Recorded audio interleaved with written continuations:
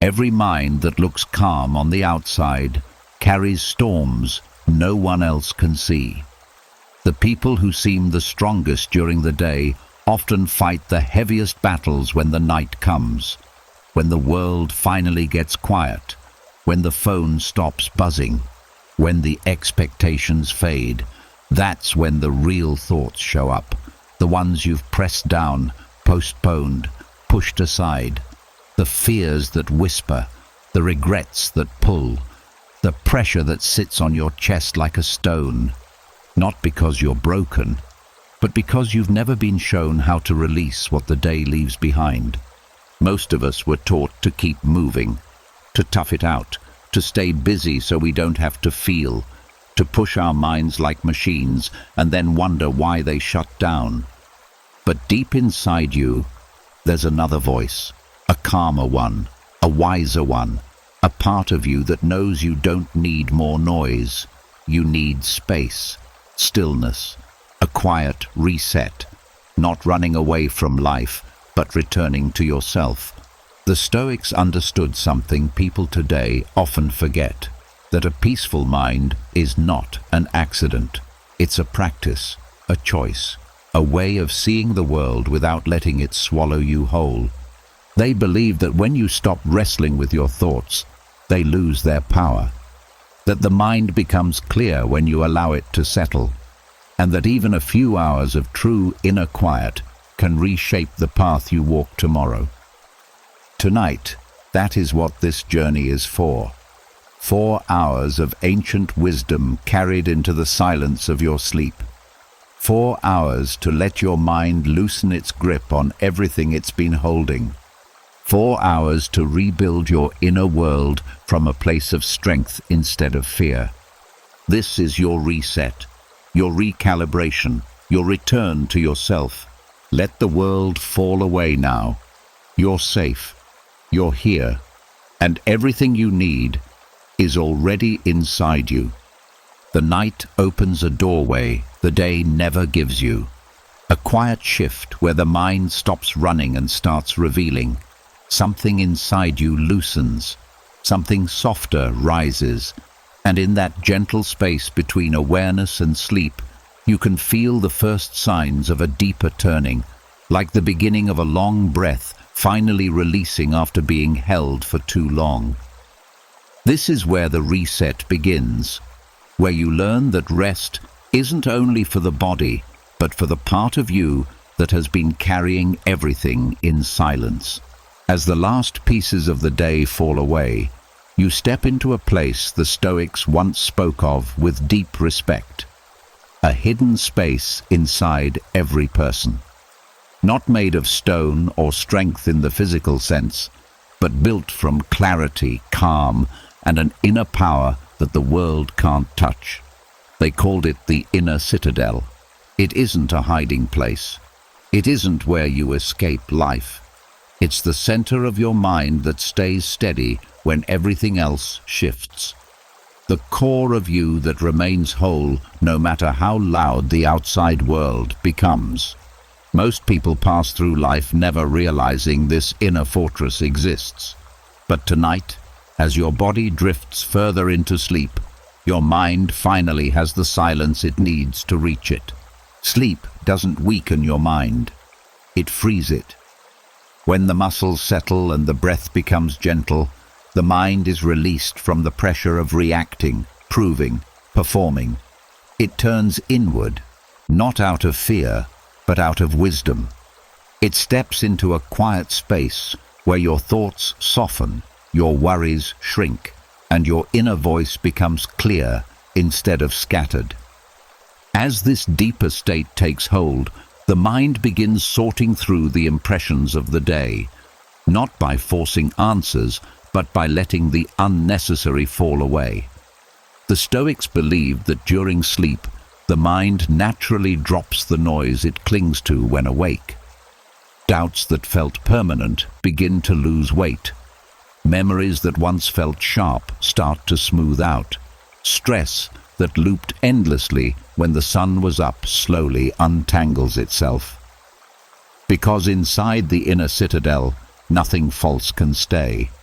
Only what is true remains. As the body enters slow wave sleep, the mind reaches its most protected phase. This is the point where the inner citadel becomes fully accessible, when the constant chatter of thought finally quiets. This is the moment when the mind repairs emotional wounds, restores balance, and reorders everything thrown out of place by the day, not through force, but through a natural kind of inner stillness. The Stoics understood that clarity grows in silence. They practiced this inner retreat during daylight hours through reflection, discipline, and self-awareness. That way, when night came, the mind didn't fall apart from exhaustion. Instead, it settled into itself with ease. But now, many people push through the day without pause, hoping sleep alone will undo everything. They fall into bed drained, but the mind remains crowded, full of unfinished thoughts, tight emotions, and worries waiting in the dark.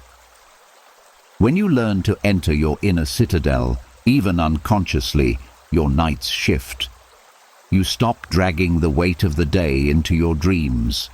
The mind releases what it never needed to hold, and the night becomes something more than rest. It becomes restoration, a rebuilding of the inner world from a place of strength instead of fear. Inside this inner fortress, your emotional system resets. Thoughts that once spiraled now fall into order. Stress signals calm. The nervous system settles into balance. The mind begins working with you instead of against you, and the part of you that felt fractured during the day slowly returns to wholeness. You don't have to demand entry into this citadel. You don't have to struggle your way in. The door opens the moment you loosen your grip on the day. The moment you give yourself permission to let go, not because you're giving up, but because you finally trust that you don't have to carry everything at once. Tonight, as sleep deepens, let your mind return to this quiet center. Let it drift away from the noise of the world and settle into the part of you that has always been steady, even when you didn't feel steady. The part that has always been strong, even when you felt worn down. The part that has always held peace, even when your outer life felt chaotic. This is your inner citadel, silent, stable, untouched by the storms of the world. And as your body rests, your mind rebuilds itself within these walls, slowly, gently, completely. You have already gone deep into that quiet strength within you, where the mind rests and rebuilds itself. But there is a doorway you pass through before you reach that depth, a thin, delicate border where your thoughts loosen their structure, where the day begins to dissolve, but sleep has not fully taken over. Most people drift through that doorway without ever noticing it. Yet this brief passage holds one of the most powerful keys to resetting the mind. There is a short span of time each night that feels almost like a dream while you are still awake. Your body is heavy, your eyes want to close, thoughts move more slowly, and strange little flashes of images or memories rise up out of nowhere. This is not full sleep and not normal waking. It is a transition the mind uses to cross from one state to another. The Stoics would have loved this moment, because it is here that you can quietly shape what sinks into your deeper mind. This early stage of drifting off is often called the hypnagogic state. In simple terms, your brain is changing gears. Fast, sharp thinking begins to slow down. Logical focus eases. The part of your mind that filters, judges, and argues starts to soften. Barriers between your conscious thoughts and your deeper patterns become thinner. That is why fragments of memories, random scenes, or brief inner voices appear and fade so quickly. Your mind is loosening its grip on the usual story of your day. This loosened state is not just a curiosity, it is highly suggestible. The beliefs, attitudes, and stories you hold close in this phase tend to sink in more deeply. They bypass some of the resistance that usually pushes back during the day. When you are fully awake, if you tell yourself, "I can respond with calm," another thought might interrupt. No, you always panic. But in this twilight phase, the inner critic is weaker. A clear, simple statement has a better chance of landing in the soil of your subconscious. This is where Stoic practice becomes especially powerful. The Stoics taught that the way you see events shapes your whole life. Not the event itself, but the story your mind attaches to it. They trained themselves to choose wiser interpretations, to see difficulty as training, loss as part of nature, criticism as information rather than a wound. The moment between awake and asleep is a perfect space for feeding these perspectives to the deeper layers of your mind. You can start by choosing one Stoic idea you want to live by more fully. Something short, steady, and kind to your future self. For example, "I control how I respond," or "What is outside my control cannot own my peace." As you feel sleep beginning to pull you, let your attention rest on this one sentence. Not with tension, not with effort, but like holding a small stone in your hand. Repeat it softly in your mind, at a pace that matches your slowing breath. The key here is not to argue with the sentence. Do not debate whether it is true or false based on your past. In this state, you are not trying to win an inner argument. You are letting the words sink in like a gentle echo. Your body is already relaxing. Let the phrase relax with it. Your nervous system begins to associate this principle with safety, with release, with the act of letting go into rest. Over time, your mind starts to nudge you toward this same line of thinking when you are awake and stressed. Another way to use this passage is to revisit one situation from the day, but through a different lens than usual. Choose a moment that stirred tension in you, a conflict, a mistake, an awkward interaction. As you drift at the edge of sleep, bring that scene to mind, but do not relive it with anger or embarrassment. Look at it the way a calm teacher would. Ask yourself simple Stoic questions like, "What part of this was up to me?" and "What can I learn from this instead of carrying it as a wound?" Do not dig deep into details. This is not a full analysis, and it is not the time to blame yourself or others. You are just adjusting the angle. You are teaching your mind, right at the doorway to sleep, to treat events as lessons instead of permanent injuries. When done gently, the emotional charge around that memory begins to soften in the days ahead. The mind stores it with a slightly different meaning, less threat, more growth. You can also use this transition to calm your emotional reflexes. If you often react with anger, fear, or shame, this is a moment to plant kinder responses.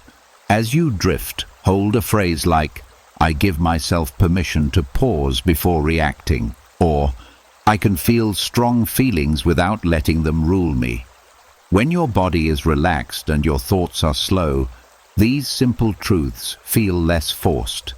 They blend with the physical sense of softness, and that pairing is what rewires responses over time.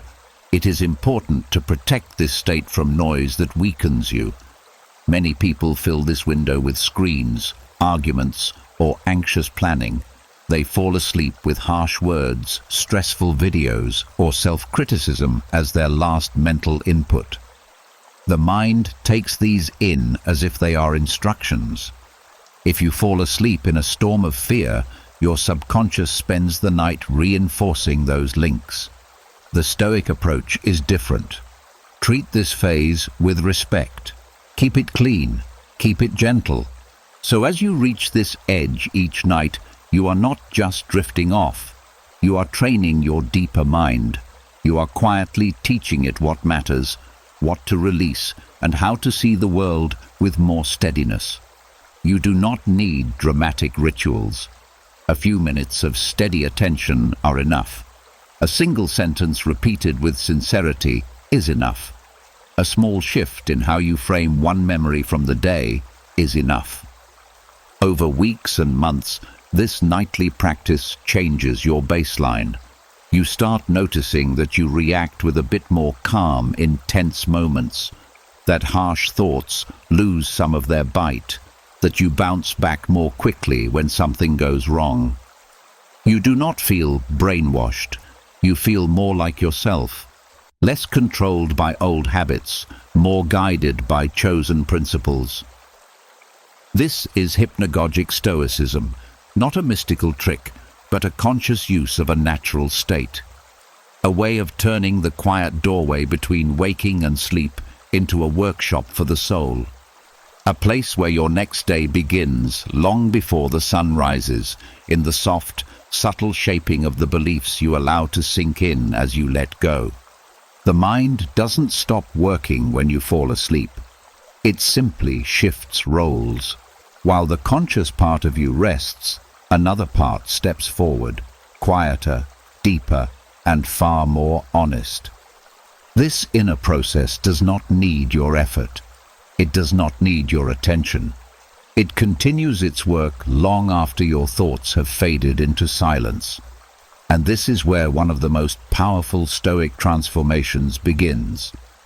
As you move into REM sleep, the mind enters a state that is both delicate and intensely active. The waking world no longer pulls at your attention. You are no longer reacting to noise, decisions, pressures, or emotions.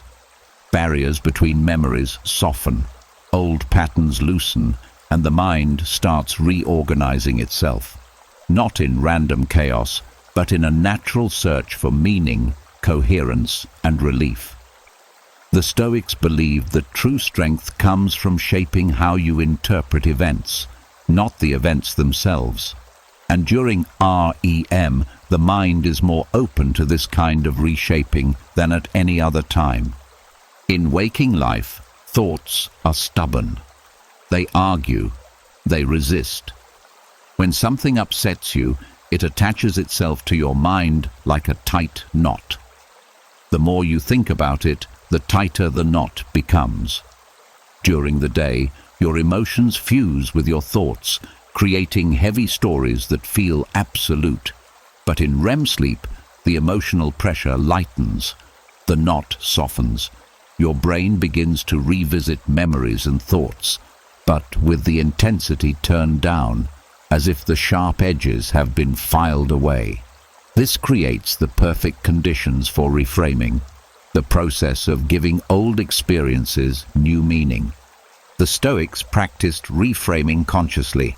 They taught themselves to question the first interpretation of any event.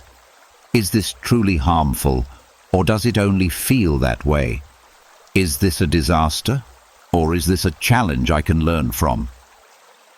Is this person's words about me, or about their own state of mind?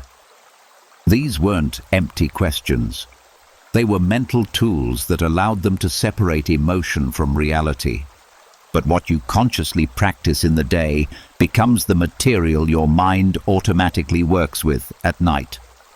During REM, the mind pulls out memories from your day, conversations, reactions, small frustrations, worries, moments of tension. But here, with the emotional volume turned down, the mind begins to test new interpretations. It sorts through these experiences without the heat of judgment.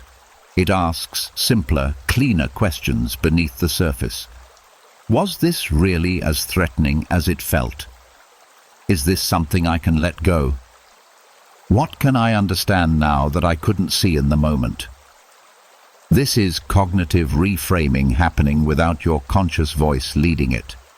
If you've practiced even a little Stoic awareness during the day, recognizing what is in your control and what is not, letting go of imagined catastrophes, questioning automatic negativity. Your sleeping mind begins to borrow those same principles. It starts applying them to memories that once triggered anxiety, irritation, or fear. The brain reorganizes the emotional weight attached to these memories, storing them with less threat and more neutrality. This is why the morning sometimes feels clearer, lighter, even when nothing in your life has changed. Your mind has been doing the work for you. REM sleep allows the brain to form new connections and dissolve old ones. It is the closest thing the mind has to an internal editor, cutting out unnecessary tension, loosening harmful beliefs, and updating old narratives.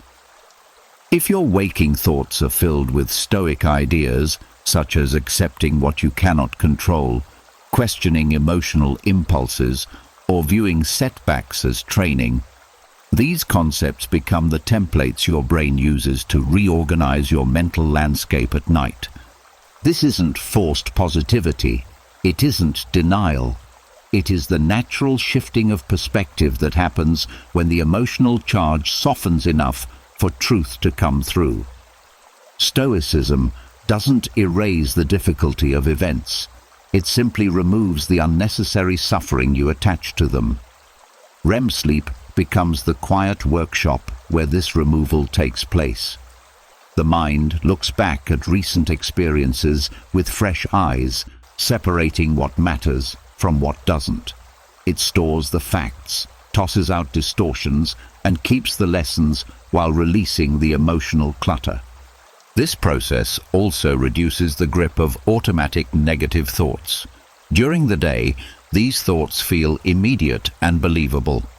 I always fail. People don't respect me. This problem will ruin everything. In REM sleep, the mind revisits these core beliefs without the emotional fog that keeps them alive. It does not defend them. It does not cling to them. It simply reviews them with less fear, and because of that, some of these beliefs begin to loosen. A small opening appears, just enough for a more balanced perspective to enter. Over time, this reframing shifts your baseline mood. You wake up with more emotional distance from yesterday's problems. Stress triggers feel less powerful. Overreactions become less frequent. Self-criticism grows softer.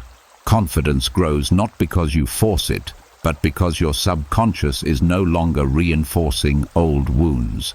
Nocturnal cognitive reframing works best when daytime choices give it material to build with. Even brief Stoic reflection before sleep, acknowledging what is within your control, releasing what is not, noticing your reactions without shame, acts as a quiet signal. It tells the mind what direction to lean into during REM. But most of the work happens without you. It is not a fight. It is not a strain. It is a gentle rebalancing done by a mind free from the noise of the day. Your thoughts reshape themselves while you rest. Your emotions settle while you dream. Your inner world reorganizes itself while you drift far from awareness.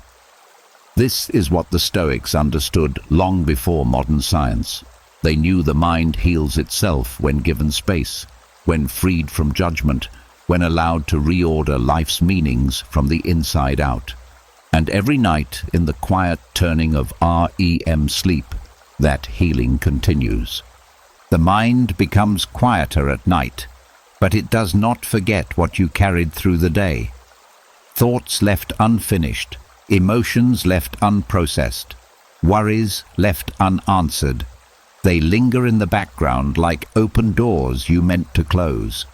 This is why some nights feel heavy, not because of the day itself, but because nothing inside you was resolved before sleep arrived. The Stoics understood this long before modern psychology did. They knew that the way you end your day decides how your mind resets during the night. And they developed methods, small, simple, intentional, to close the mental loop, so the mind can finally rest. These weren't long journaling rituals or dramatic routines. They were micro-reflections, brief moments of honest, gentle clarity that cleared emotional residue before sleep. Not judgment, not self-attack, just awareness that frees the mind from carrying unnecessary weight into the night. The Stoic way of ending a day begins with acknowledging the truth without harshness. When the world gets quiet and you are left with your own thoughts, the mind becomes more receptive to clarity. There is no need to replay your mistakes like a punishment. The purpose is not to criticize yourself, but to see your mind clearly, the same way you'd look at your reflection in calm water. A simple pause at the end of the day gives your thoughts a place to rest instead of scattering through the night. One of the core techniques was a brief mental inventory. The Stoics asked themselves 3 gentle questions. What did I do well? What could I have done better? And what can I release now? These questions were never meant to create guilt. They were meant to prevent mental clutter. The mind loves completion, even if the situation itself remains unfinished. By reviewing the day with softness, you close the loop on emotional reactions that would otherwise follow you into sleep. When you quietly acknowledge what you did well, you remind the mind that the day was not shaped only by mistakes or stress. This creates a balanced view which reduces overthinking and self-criticism. When you reflect on what could have gone better, you do it as an observer, not as a judge. You look at your reactions the way a kind teacher would, seeing the truth but offering improvement instead of shame. And when you decide what to release, you free your subconscious from chewing on thoughts all night long.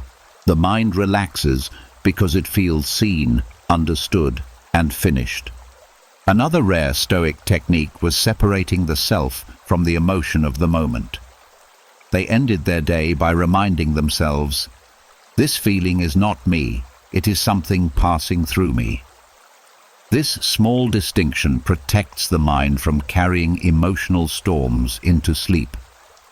When you treat your feelings as temporary visitors instead of permanent truths, you allow them to leave instead of settling into your dreams. The mind naturally softens when it stops identifying with every emotion it experiences. The Stoics also practiced a quiet internal distancing before bed, not detachment in a cold or numb way, but in a peaceful way. They would look at their day as if they were watching someone else live it. This distance removes the drama from moments that felt overwhelming at the time. It helps the mind store the day as information instead of threat. This makes the following day easier because you wake up with fewer emotional knots and fewer lingering fears. Another technique they valued was recognizing what was not in their control. This simple acknowledgement acts like a mental pressure valve. Many people fall asleep trying to mentally solve things they have no influence over, other people's reactions, past mistakes, or future possibilities that have not yet happened. When you tell yourself, "This is outside my control," you stop the mind from fighting battles it cannot win. That release allows sleep to come more naturally, and it reduces the stress that would have carried into the next morning. The final part of the Stoic daily closing was preparing the mind for rest by offering it a single, steadying thought, something that sets the tone for the night. It might be gratitude for one good moment in the day, or trust in your own ability to handle whatever comes tomorrow, or a simple phrase that softens tension, such as, "I have done what I can for today." This gives the subconscious something calm to hold as it drifts into the deeper phases of sleep. It acts like a gentle guide, steering the mind away from worry and toward rest. These micro-reflections are powerful because they respect how the mind actually works. The brain seeks closure. It seeks clarity. and when it doesn't get them, it replays stress throughout the night, leading to poor sleep, emotional heaviness, and waking up already tired. But when you give the mind just a few minutes of honest reflection, the day settles. The mind understands the story. It no longer feels unfinished, and sleep becomes deeper, cleaner, and more restorative. This Stoic ending is not a ritual of perfection. It's a ritual of release. It's a way of telling your mind, you do not need to carry everything at once. You are allowed to rest now. And when you practice this consistently, your nights stop being a battlefield. They become a place where the mind recovers, repairs, and prepares you for a better tomorrow, not through force, but through clarity. The mind can only rest when it has room to breathe. But most people carry the entire weight of their waking hours straight into the night. Unfinished thoughts, scattered worries, small irritations, old memories, future predictions, all stacked on top of one another with no sorting, no softening, no release. This clutter follows them into sleep, shaping the quality of their dreams and the tone of the next morning. The Stoics understood this long before the word anxiety even existed. They knew that what you carry into sleep becomes the soil your mind works with through the night. And so they practiced something subtle, quiet, and deeply effective: mental minimalism at bedtime. Mental minimalism didn't mean emptiness, numbness, or escape. It meant clearing space. It meant choosing what actually deserves your attention and gently letting go of what doesn't. It meant preparing the mind the same way you'd prepare a room before hosting someone important, removing what doesn't belong so there's room for what does. The Stoics believed that the mind needs this kind of clearing not just for peace, but for accurate thinking. A cluttered mind cannot see truth clearly, and sleep cannot repair what is buried under layers of noise. The first step in this practice was recognizing how much mental activity is unnecessary. Most of the thoughts that crowd your mind at night are not real problems. They're leftovers, stray impressions from earlier in the day, emotional echoes, imagined scenarios, internal conversations that never happened, fears shaped by exhaustion rather than reality. The Stoics taught that these kinds of thoughts have no value, and allowing them to take up mental space is like inviting confusion to run your inner world. The simple act of noticing them without feeding them is already a major release. Mental minimalism also involved a gentle mental sweep, an internal clearing where you ask yourself what actually needs your attention right now. Not tomorrow, not next week, not in the ideal version of your life. Only now. Very few thoughts survive that kind of examination. Most dissolve on their own because they were never truly your responsibility in the first place. This quiet reduction calms the nervous system. When the mind stops juggling 10 imaginary futures at once, the body feels safe enough to surrender to sleep. Another part of this practice was simplifying emotional reactions. The Stoics believed that strong emotions grow more chaotic when they are resisted or analyzed excessively at night. Fatigue magnifies everything. A small worry becomes a disaster. A minor mistake becomes a lifelong failure. So instead of trying to solve emotional tension before sleep, they practiced naming it briefly and then setting it aside. This is frustration. This is sadness. This is uncertainty. Naming it removes half its power. You acknowledge the feeling without letting it expand. This keeps it from following you into dreams where the mind will exaggerate it even more. One of the most powerful Stoic techniques for mental minimalism was choosing a single thought to anchor the mind. not a mantra or affirmation in the modern sense, but a stabilizing truth. Something simple enough to hold without effort and strong enough to quiet scattered thoughts. A Stoic might end the day with a line like, "I release what is not in my control," or "The day is over, and that is enough." When the mind has one clear place to rest, it stops searching for multiple directions to wander into. This reduces nighttime rumination, which is one of the biggest causes of anxiety dreams. The Stoics also minimized mental clutter by reducing self-judgment at night. They understood that night magnifies self-criticism, so instead of reviewing the day harshly, they softened their perspective. They treated mistakes as facts, not identities. They reminded themselves that a bad moment doesn't define a life. This mental gentleness creates a softer emotional landscape for sleep. When you aren't attacking yourself internally, your dreams no longer carry the tone of conflict or threat. Mental minimalism also meant removing unnecessary comparisons and imaginary narratives. The mind loves to create stories about what someone might think of you, about what might go wrong, about what you should have done. These stories create tension that follows you into sleep. The Stoics learned to stop these stories early. They replaced them with direct observations. This happened. This is how I felt. This is what I can do tomorrow. These simple truths prevent the mind from spinning into fantasy or fear. Finally, the Stoics ended their mental minimalism ritual with acceptance. Not passive resignation, but peaceful acknowledgement. Acceptance clears more mental clutter than any other practice. When you stop fighting the events of the day, the mind stops trying to rewrite them in your dreams. Acceptance resets the emotional environment you fall asleep in, reducing anxiety dreams and creating space for sleep to become restorative again. Mental minimalism is not about creating emptiness.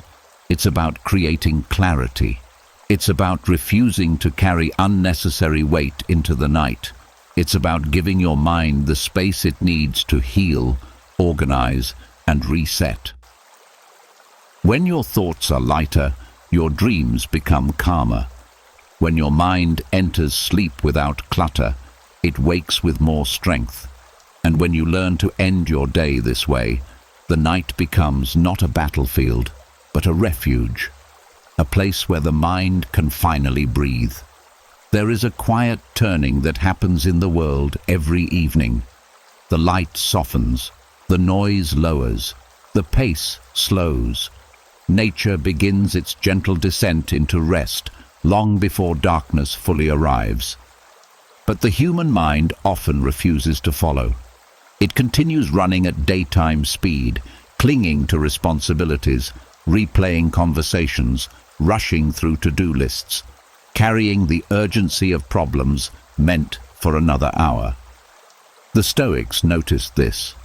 They saw that the mind needs its own version of dusk, a gradual dimming, a gentle unwinding, a slow release of pressure, so that sleep does not have to battle a restless mind. They called this process a kind of psychological dusk, not a strict ritual, not a forced practice, but a soft, intentional transition where the mind shifts from outward engagement to inward calm. Just as the world does not jump suddenly from sunlight to darkness, the mind shouldn't be expected to leap from stress to silence. It needs a fading period, a gentle slope, a slow dimming that prepares the inner world for the night's repair. Psychological dusk begins with recognizing the moment when the day is no longer in your hands. That point where doing more won't improve anything, where the body has grown tired and the mind has given enough. Many people ignore this moment. They push through it. They stay alert, long past the time their mind needed softness. But the Stoics treated this moment as sacred. It was the signal to shift from activity to reflection, from effort to release. The first part of psychological dusk is loosening attention. During the day, your focus is sharp, directed, constantly responding. But the mind cannot stay in that state without cost. As the evening begins, you gently soften your focus. You stop trying to solve everything. You let your thoughts become wider, slower, more spacious. You allow your mind to drift a little without holding on to every passing idea. This softening reduces mental tension. It tells your nervous system that the pressure is lowering. The Stoics also practiced withdrawing their energy from external demands as the day ended. This didn't mean ignoring responsibilities. It meant recognizing that not everything requires your engagement right now. They asked themselves, what can wait? Most things can. This mental boundary protects the evening hours from becoming a second shift of emotional labor. When you stop feeding every problem with attention, your mind naturally quiets. Internal pressure dissolves simply because you stop pushing. Another part of psychological dusk was stepping out of emotional intensity. The Stoics knew that strong feelings at night create strong dreams, and strong dreams create restless sleep. So they used the evening to lower emotional activation. Instead of replaying conflicts or frustrations, they shifted to calmer perspectives. They reminded themselves that most of today's emotions will look different tomorrow. They allowed themselves to release the urgency around them. Emotional dimming is just as important as mental dimming. It reduces the inner heat that keeps the mind restless at night. Physical cues also played a role in this Stoic transition. The body and mind are tightly connected. When the body slows down, breathing deepens, and movement becomes gentler, the mind follows. Even simple choices, speaking more softly, walking more slowly, lowering the volume of your environment, signal to the brain that it's time to descend. The Stoics were masters of using the body to calm the mind. They knew that evening behavior teaches the brain what to expect next. Psychological dusk also meant reducing stimulation. The Stoics valued quiet evenings because silence allows thoughts to settle rather than multiply. Today, constant stimulation, screens, conversations, information, keeps the mind in daylight mode long after sunset. To practice psychological dusk, you gradually lower stimulation instead of dropping it suddenly. A softer environment leads to a softer mind, and a softer mind enters sleep without resistance. Another element of this practice was perspective. As evening approached, Stoics zoomed out mentally. They looked at the day not through the lens of stress, but through the lens of life's larger pattern. They reminded themselves that most daily troubles are temporary, that perfection is impossible, that rest is necessary. This wider view reduces the feeling of urgency. When the mind sees the day as one small part of a much larger whole, it stops gripping every detail. Perspective is a form of dimming. Bright problems fade into manageable shapes. The final stage of psychological dusk was acceptance. As the night deepens, the Stoics accepted that the day is over, that whatever was done is done, that whatever is unfinished can wait. Acceptance lowers the mental light in the most powerful way. It signals that the mind no longer needs to fight, strive, or carry the weight of the world into sleep. Acceptance is the emotional exhale that allows the night to begin its work. Psychological dusk is not a ritual of perfection. It is a gentle shift in how you hold the world as the day closes. It respects the natural rhythm of the mind, It protects the night from becoming another battlefield. And when practiced consistently, it turns evening into a bridge, a slow, steady path that guides your mind away from tension and toward rest. When the mind learns to dim gradually instead of collapsing from exhaustion, sleep becomes deeper. Dreams become calmer. Mornings become lighter. And the night becomes not an escape from the world, but a return to inner balance. As the mind softens into evening and psychological dusk settles over your inner world, something else begins to awaken, a quiet form of inner vigilance the Stoics understood deeply. They knew that peace is not only created by silence, but also protected by awareness. Even in sleep, the mind can fall into old patterns, intrusive thoughts, and emotional echoes that disrupt rest. So they developed an internal stance, a kind of night watch, that keeps guard over the mind as it drifts into sleep. This night watch isn't about tension or resistance. It is not a battle or a forceful blocking of thoughts. It is a gentle readiness, a trained awareness that knows how to notice disturbances without letting them grow. It is the inner sentinel that stands at the entrance of your subconscious, allowing only what is harmless to pass through. The Stoics understood that if the subconscious is left unguarded, old fears, regrets, or imagined threats can slip through unnoticed and shape your dreams, your mood, and your emotional baseline for the next day. The Stoic night watch begins long before sleep fully arrives. It starts in the moments when the mind is loosening, when thoughts drift in unpredictable patterns, when the border between conscious thinking and subconscious activity becomes thin. This is where intrusive thoughts often slip in, tiny fragments of worry, sudden self-criticism, or old memories that rise with uncomfortable sharpness. Most people react to these thoughts with tension. They try to fight them, or chase them away, or fall into the trap of believing them. But the Stoic approach is different. Instead of gripping or resisting, the night watch observes. Observation is the first duty of the sentinel. A thought appears. You notice it. You don't feed it. You don't argue with it. You don't follow it down a path of fear or analysis. You simply see it for what it is, a flicker of mental activity, not a truth. Intrusive thoughts lose most of their power when they are seen without reaction. The subconscious learns over time that your peace cannot be stolen by every passing idea. This quiet noticing creates a protective layer between you and the thoughts that would otherwise take root. The Stoics taught that intrusive thoughts are not personal failures. They are natural phenomena, like a gust of wind or a passing cloud. Training your subconscious to guard your peace means teaching it to treat thoughts this way. Instead of evaluating every thought, the night watch categorizes it: helpful, neutral, or unhelpful.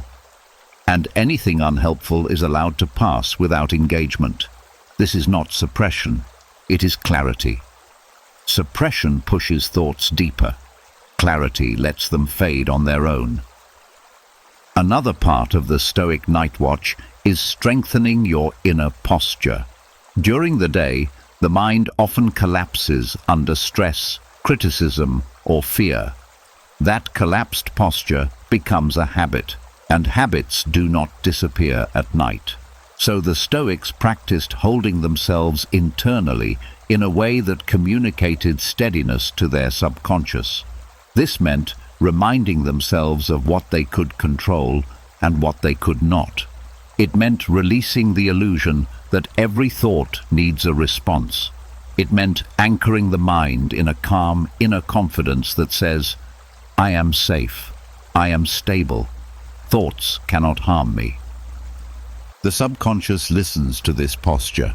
It registers this stance as the default.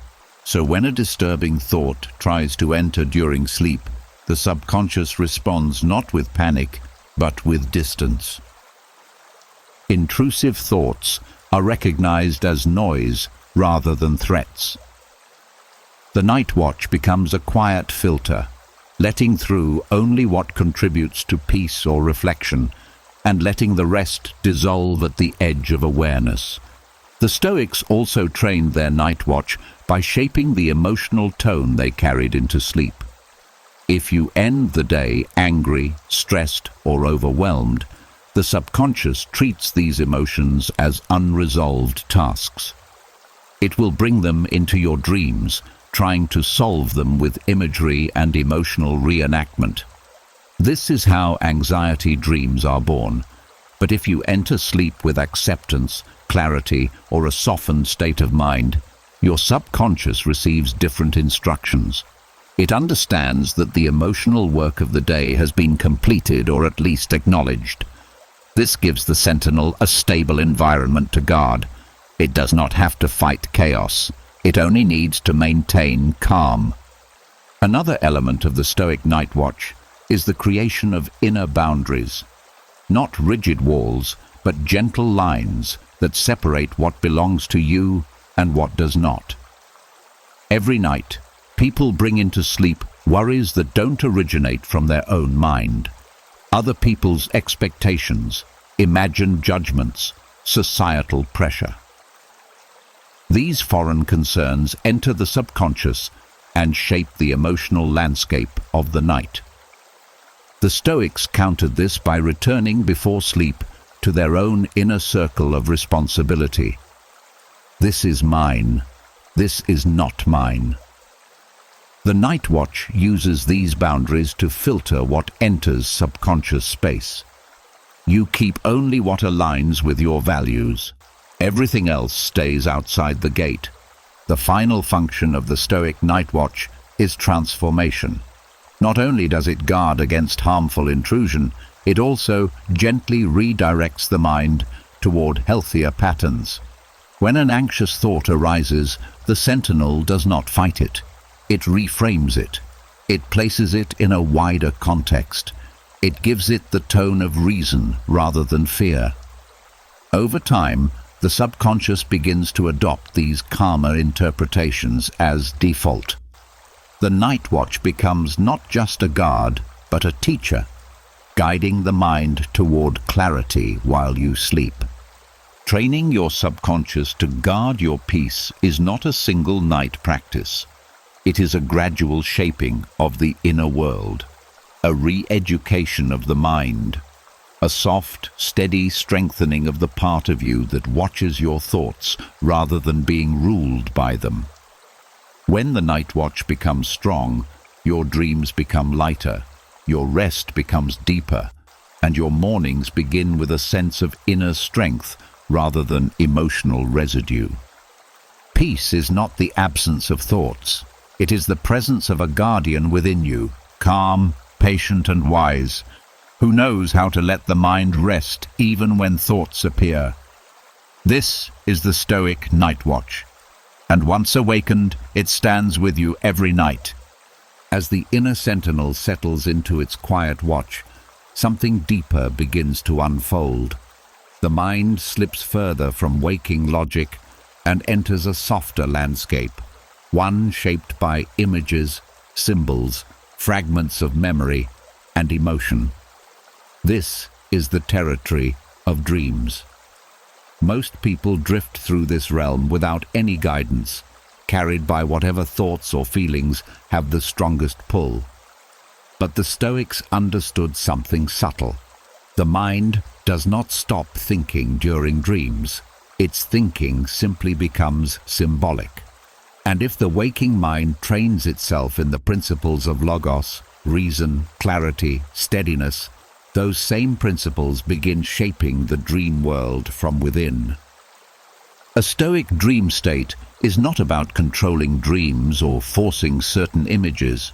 It is about preparing your inner dialogue, the quiet voice that travels with you into sleep. Dreams reflect the stories you hold beneath consciousness. They echo your beliefs, your interpretations, your fears, and your deepest understandings. When those inner stories are shaped by logos, by grounded reasoning, by acceptance, by clarity, your dream content becomes calmer, more organized, less chaotic.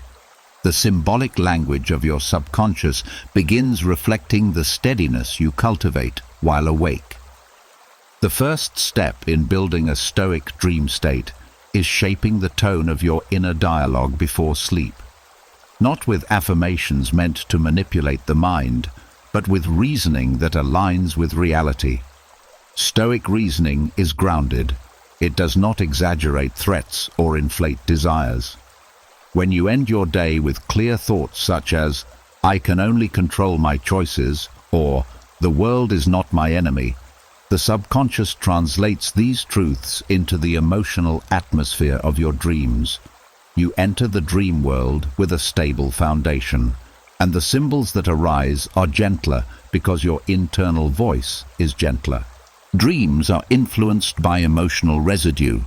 If your thoughts are frantic, the dream symbols become frantic.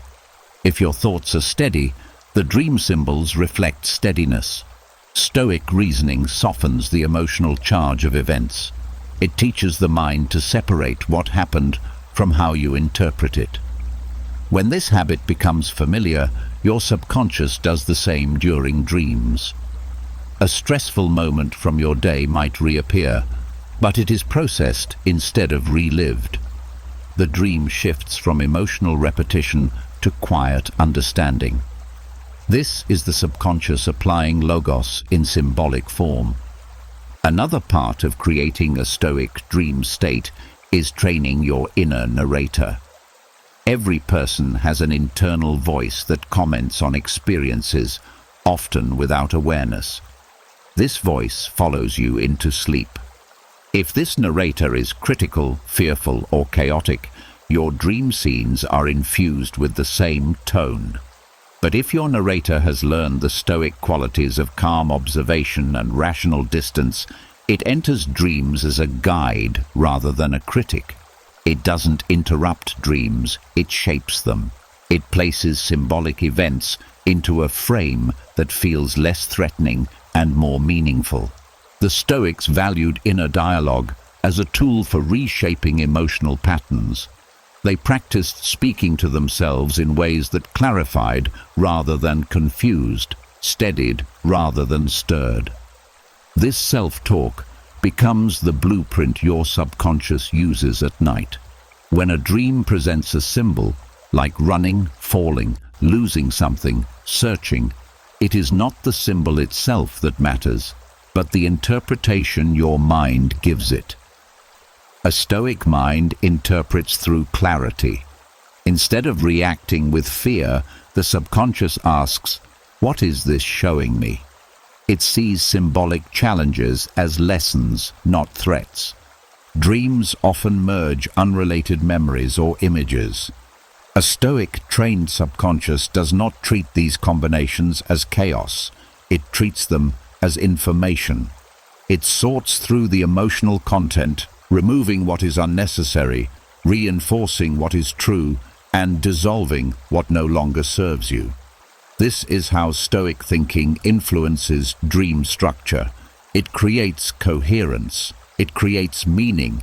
It creates emotional softness, even when the symbols are intense. Another aspect of a Stoic dream state is the absence of catastrophizing. In waking life, your mind may jump to the worst-case scenario, but Stoic reasoning teaches you to face reality without adding imagined fear. When this becomes a habit, your dreams carry less catastrophic imagery. Instead of running from threats, your dream self may walk through difficulties with calmness. Instead of drowning in emotional waves, you may float or move through them. The symbols remain, but the reaction changes, and the reaction is what determines how the dream shapes your emotional state for the coming day. A Stoic dream state is also influenced by the value the Stoics placed on acceptance. When dreams present discomfort or unresolved emotions, the Stoic subconscious meets them without resistance. This reduces nightmares, softens anxiety dreams, and increases the number of dreams where problems are processed instead of magnified. Acceptance in waking life becomes acceptance in dream life, and acceptance in dream life becomes emotional resilience when you wake. Finally, building a Stoic dream state means teaching the subconscious to seek clarity rather than confusion. Stoic reasoning values truth, actual truth, not imagined stories. When the mind is trained to look for what is real during the day, it begins doing the same at night. Dreams become places where the mind works through symbolic patterns to find resolution. They stop replaying stress and start reorganizing meaning. Your inner dialogues, even inside dreams, move toward understanding instead of fear. The goal is not to control your dreams. It is to prepare your inner world so that when dreams arise, they reflect strength rather than chaos. Stoic principles seep into the subconscious through repetition, awareness, and gentle self-guidance. And once the subconscious adopts these principles, your dreams become an extension of your own inner peace, symbolic, mysterious, but steady, helping you heal and align with the calmness you are cultivating while awake. As the mind drifts deeper into the night and the dream world begins shaping itself from your inner dialogue, there is one weight that disrupts sleep more than almost anything else: guilt. Not always the dramatic kind. Often, it's subtle. Small regrets, moments you replay, words you wish you'd softened, things you wish you'd done differently. These linger like a quiet pressure behind the mind, slipping into dreams, tightening the body, narrowing the breath. The Stoics understood this hidden burden. They knew that guilt, when carried into sleep, turns the night into a place of self-punishment instead of restoration. And so they practiced something rare and powerful: daily self-pardon. Self-pardon is not about excusing harmful behavior or pretending mistakes never happened. It's about recognizing your humanity and releasing the emotional residue that keeps the mind trapped in loops of self-judgment. The Stoics believed that no one benefits from carrying guilt into tomorrow. Not the world, not the people you care about, and certainly not you. What truly matters is learning, not suffering. And learning requires clarity, not the fog of shame. The ritual of self-pardon begins with an honest acknowledgement of your imperfections, not with harshness or criticism, but with neutrality. You look gently at the moments in your day where you could have acted with more patience, more courage, more kindness. The key here is gentleness. The Stoics were not interested in self-attacks. They saw those as emotional noise, not moral progress. Instead, they approached their own errors the way a wise mentor would, seeing clearly but holding compassion. When you look at your day this way, you create space between who you are and what you did. Actions can be improved, character can evolve, but shame glues you to the past and prevents growth. The Stoics refused to let a mistake become an identity. That is the heart of self-pardon, the refusal to define yourself by your worst moments. After acknowledgement comes understanding. This is where you reflect, not to punish yourself, but to see the roots of your behavior. What state of mind were you in? What fear or stress influenced you? What expectation were you trying to meet? When you understand your behavior, guilt loosens. You realize the moment did not come from malice, but from human limits. This makes it easier to correct the pattern tomorrow without carrying the emotional weight into the night. Next comes the release itself. This step is simple in action, but profound in effect.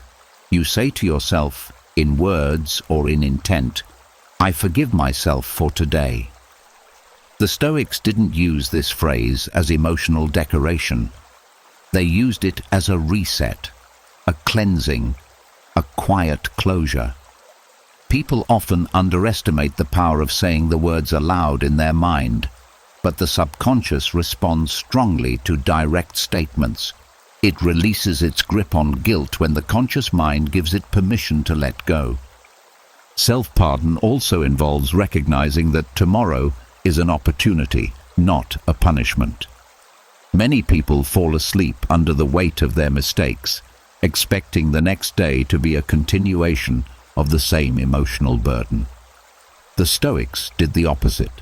They saw each day as a clean slate, regardless of what happened before. This mindset frees the subconscious. It allows sleep to perform its natural task: repair, reorganize, restore, without dragging yesterday's guilt into the process. Another part of this ritual is separating responsibility from suffering. Responsibility means learning from your actions. Suffering means punishing yourself endlessly. The Stoics embraced responsibility but rejected unnecessary suffering. When you carry guilt into sleep, your subconscious keeps replaying scenarios, crafting anxiety dreams, tightening your muscles, and disturbing emotional balance. The Stoic ritual interrupts this cycle.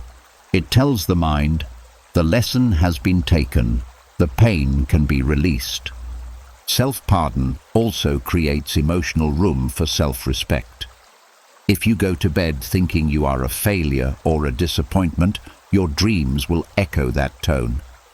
But if you go to bed acknowledging your mistakes while still holding your worth, your dreams become supportive instead of punishing. The subconscious builds imagery around your potential for growth rather than your fear of inadequacy. This shift alone can change the quality of your sleep dramatically. The final part of the Stoic ritual is gratitude, not in the sense of forcing positivity, but in recognizing that you are trying, you are learning, you are evolving. The Stoics believed that effort matters deeply. Even the smallest attempt to live wisely is worth acknowledging. When you end your day with a quiet gratitude for your own resilience, you soften the emotional terrain of your subconscious. You enter sleep with openness instead of heaviness. Daily self-pardon is not indulgence. It is maintenance. It protects your mind from carrying shadows into the night. It allows your subconscious to work with clarity instead of confusion. And it preserves your emotional health far more effectively than shame ever could. When you fall asleep after forgiving yourself, the mind resets. It reorganizes beliefs from a place of dignity, not self-loathing. Dreams become lighter, rest becomes deeper, and you wake with a sense of renewal that guilt can never give you. This is the Stoic way: learning without punishment, correcting without shame, moving forward without dragging yesterday into tomorrow. Through this nightly act of self-pardon, you teach your mind that peace is something you deserve, not something you must earn through suffering. There is a moment, right after you release guilt and soften the emotional weight of the day, when the mind becomes open to something even deeper.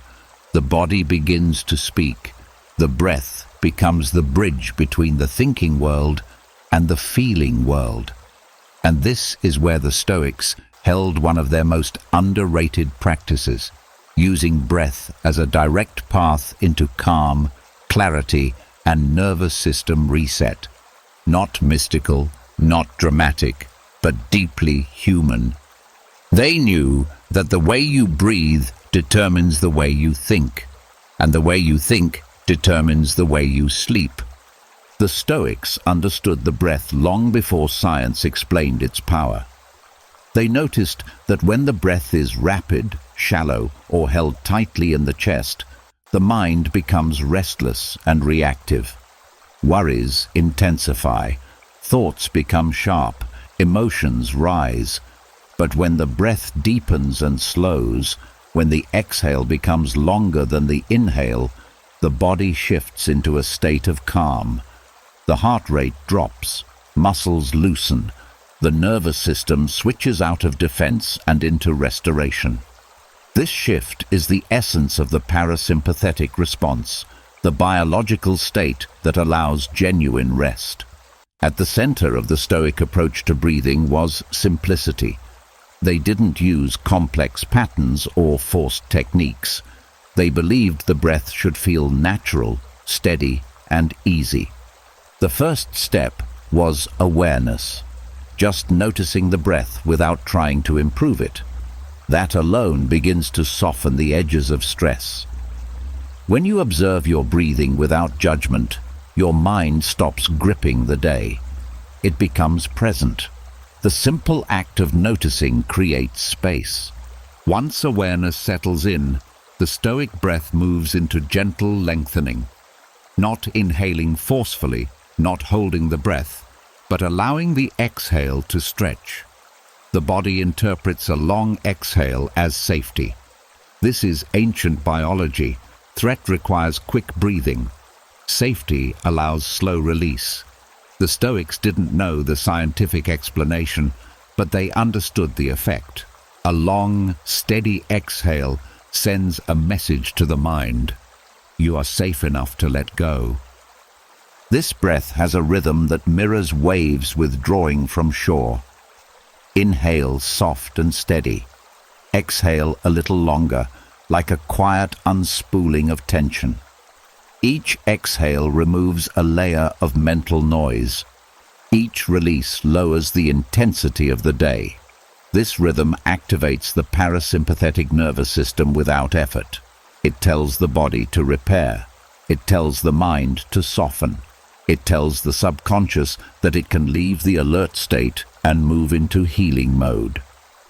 Another part of Stoic breathing is grounding. They believed that when the breath drops lower, into the belly rather than the chest, the mind becomes anchored. High, fast chest breathing keeps you in a state of alertness. Low breathing brings the system back into balance. The belly expands slightly. The diaphragm moves freely.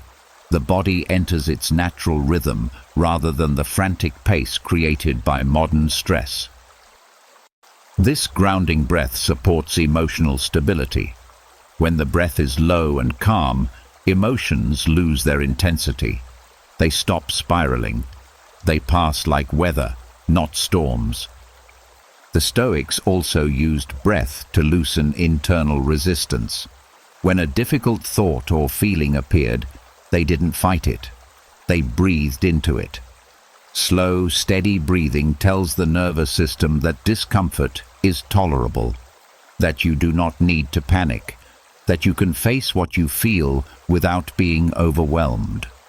Over time, this rewires your emotional responses. You begin to respond with reason instead of reactivity. You gain control not through suppression, but through softness. This ancient breath also has a clearing effect.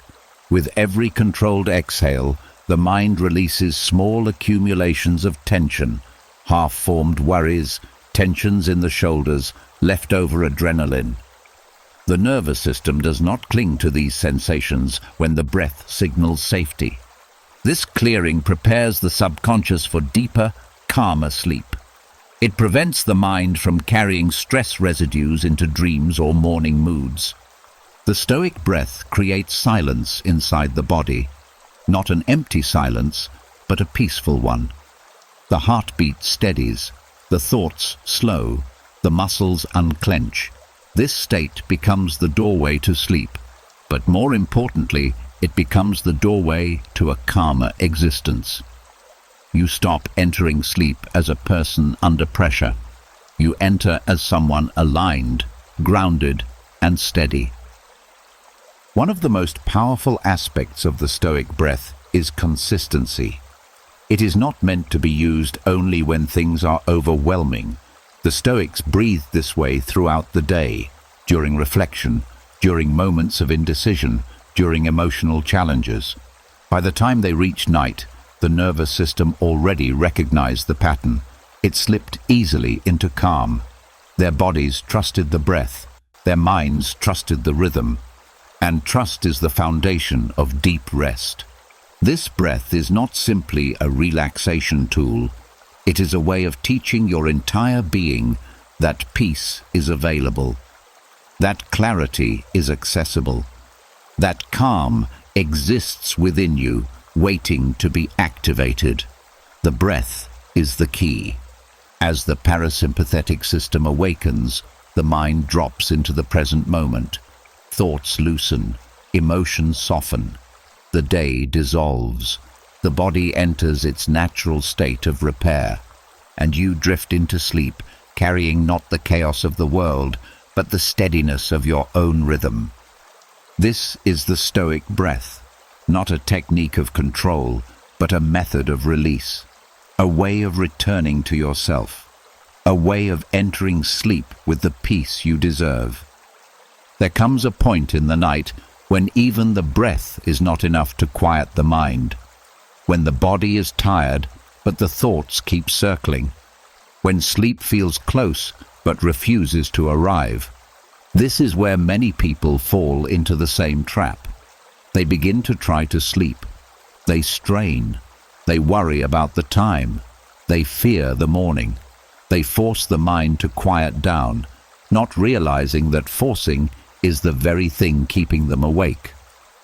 The Stoics understood this paradox centuries ago.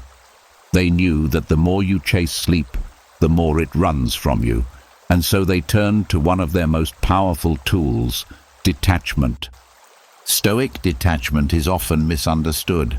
It is not emotional numbness. It is not pretending not to care.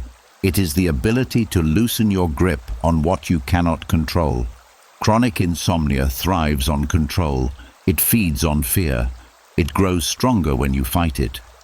Every thought of "I need to sleep now," "What if I can't sleep again?" or "Tomorrow will be ruined," activates the threat system in your brain. Your body enters alertness even though you are lying still. Stoic detachment interrupts this cycle by teaching the mind a different relationship with sleep. The first step is releasing the need to force an outcome. The Stoics practiced recognizing what is within their control and what is not. Sleep belongs to the second category. You cannot command it. You cannot micromanage it. You can only create the conditions for it and let the body take over. When you accept this truth, a mental shift happens. The pressure drops. The nervous system stops receiving signals of urgency. The mind stops clinging to the idea that sleep must happen immediately. This alone can soften the grip of insomnia. Stoic detachment also involves letting go of the story your mind tells about sleeplessness. Insomnia often becomes a narrative. I never sleep well. My mind doesn't shut off. There is something wrong with me. These stories create fear, and fear is the enemy of rest. The Stoics trained themselves to separate facts from narratives. The fact may be, you are awake right now. The narrative is everything your fear adds to that fact. When you detach from the story and return to the simple moment, just lying here, just breathing, the emotional tension begins to fade. Another aspect of Stoic detachment is observing thoughts without identifying with them. People with chronic insomnia often fuse with their thoughts. A restless thought appears, and suddenly it becomes your thought, your problem, your identity. The Stoics saw thoughts as passing impressions, temporary, neutral, not inherently meaningful. When you adopt this perspective, the thoughts that keep you awake lose their authority. You learn to watch them drift in and out without engaging. Insomnia thrives on engagement. Detachment starves it. Stoic detachment also reduces the emotional charge around sleeplessness. Fear of not sleeping is more harmful than not sleeping itself. The body can adapt to temporary lack of rest. What it cannot adapt to is constant stress. So instead of worrying about the consequences of insomnia, the Stoics redirected their attention to what they could influence, relaxing the body, slowing the breath, loosening internal resistance. This sends a powerful message to the nervous system. I am safe. I do not need to be on high alert. And safety is the foundation of sleep. Another part of this practice is embracing wakefulness without panic. The Stoics believed that resisting reality creates suffering. If you are awake, you are awake. Fighting it makes your body think something is wrong. Acceptance tells your system that there is no danger in being awake. Paradoxically, the moment you stop trying to sleep is often the moment when sleep finally arrives. Not because you forced it, but because you removed the pressure that was blocking it. Stoic detachment also encourages shifting focus from the problem to the present. Chronic insomnia pulls your mind into the future. How will I function tomorrow?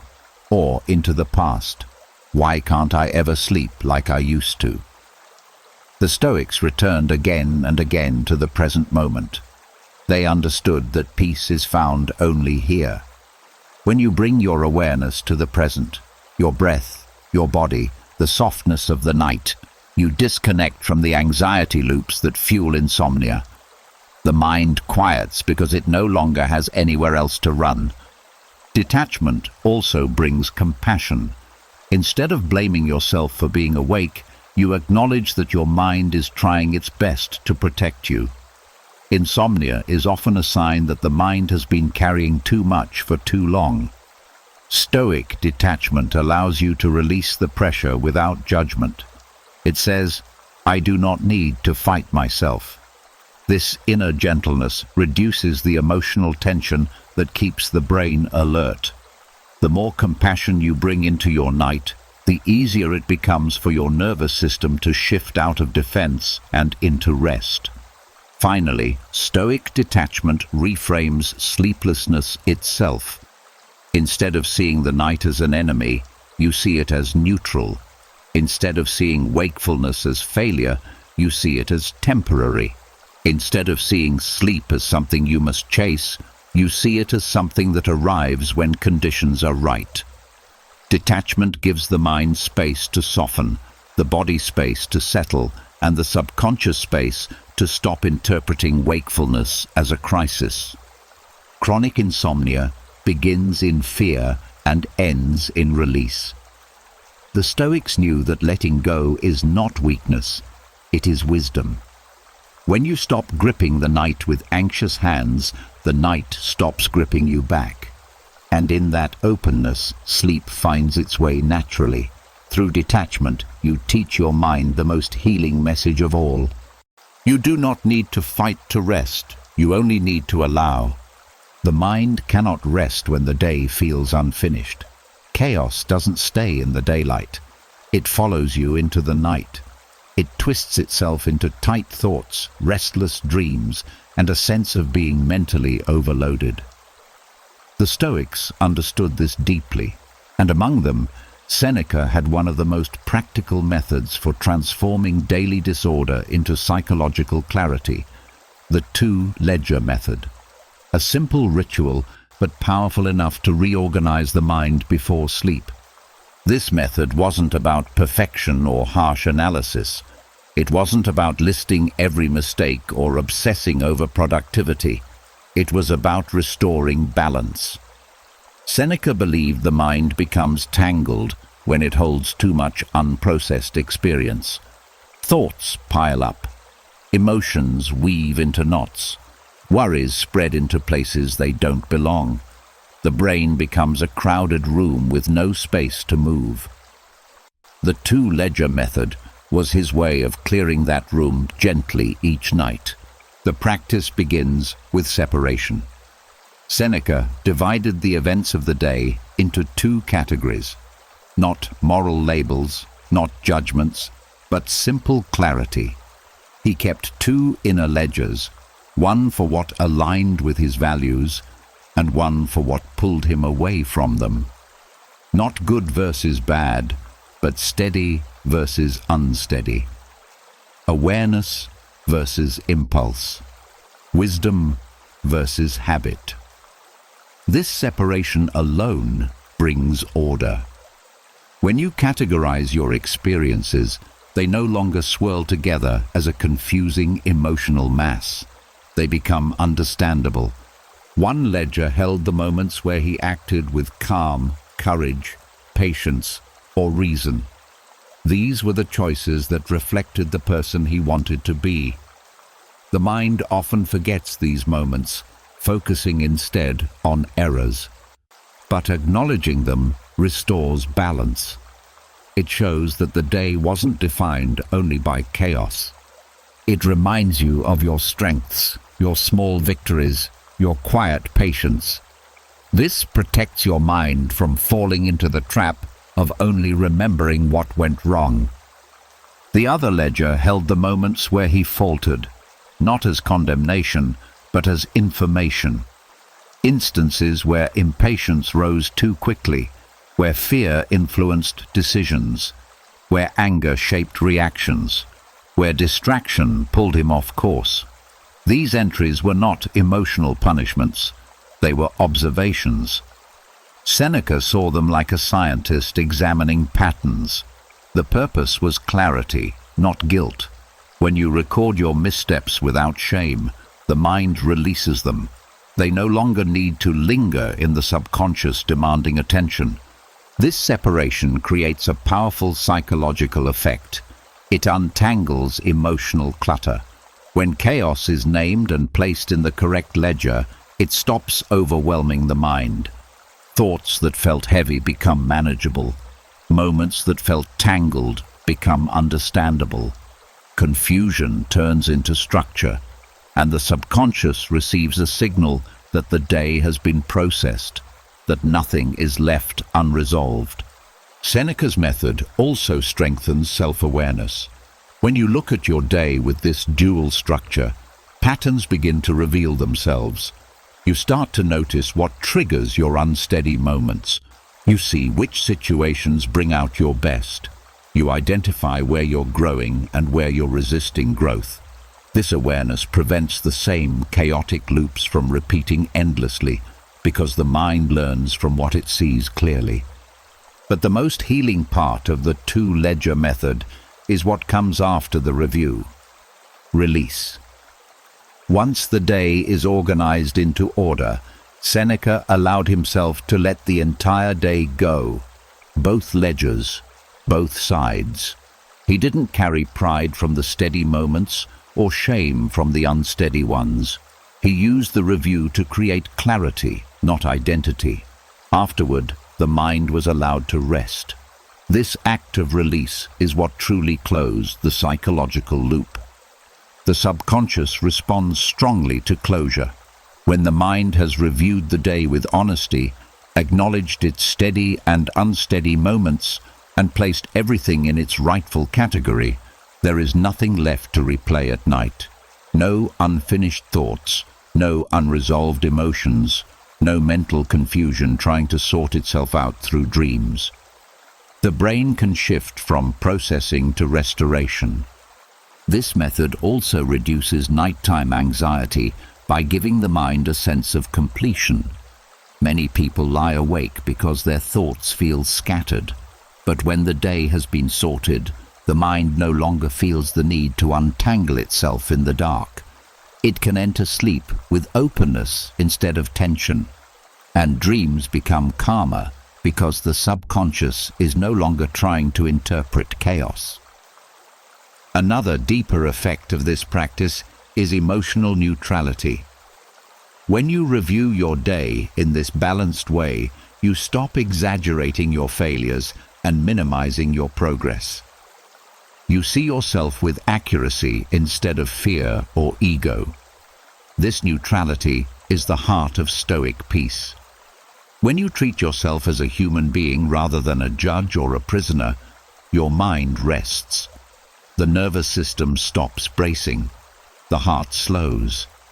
The breath softens. Seneca's two-ledger method is not about fixing the day, it's about understanding it. Not about attaching meaning, but about clearing space. Not about judgment, but about clarity. And clarity is what the mind needs most before sleep. When you end your day this way, chaos doesn't follow you into the night. The mind doesn't need to replay arguments, regrets, or fears. You have already seen them. You have already placed them. You have already let them go. The result is a kind of inner order that stays with you, not just at night, but into the next day. You wake with more confidence, more steadiness, and more self-understanding. The world feels less chaotic because your inner world is no longer carrying yesterday's mess.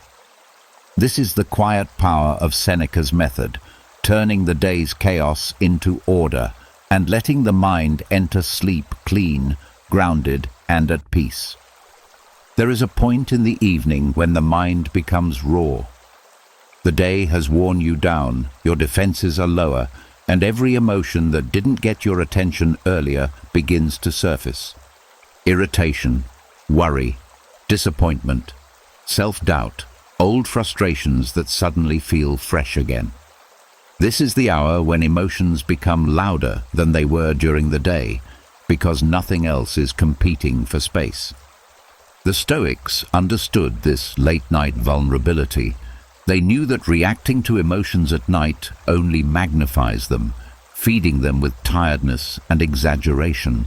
And so they practiced something subtle but transformative: emotional fasting. Emotional fasting isn't suppression. It isn't denial. It's the conscious choice to abstain from reacting to emotions at night when the mind is too tired to respond wisely.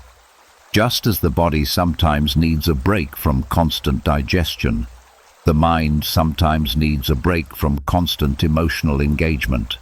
The Stoics recognized that nighttime emotions lie. They distort. They take small worries and make them feel catastrophic. They take minor tensions and inflate them into crises. When you are tired, every feeling feels more true than it is. The purpose of emotional fasting is to prevent this distortion from becoming part of your inner world. The practice begins with noticing the emotional rise without feeding it. A worry appears. A memory stings. A regret surfaces. Instead of diving into the feeling or answering it with thoughts, you pause. You say to yourself, "Not tonight." Not as rejection, but as protection. You recognize that the mind, like the body, has limits. When you're tired, you're more vulnerable to exaggeration and emotional impulsivity. The Stoics saw nighttime as a time for rest, not reaction. Emotional fasting teaches the subconscious that not every feeling requires a response. This is crucial for emotional healing. Most people respond to every emotion as if it demands action. They replay conversations. They imagine worst-case scenarios. They criticize themselves. They defend themselves from things no one is actually saying. The Stoics saw this as needless suffering. Emotional fasting breaks this pattern by refusing to amplify emotions at the hour they are least reliable.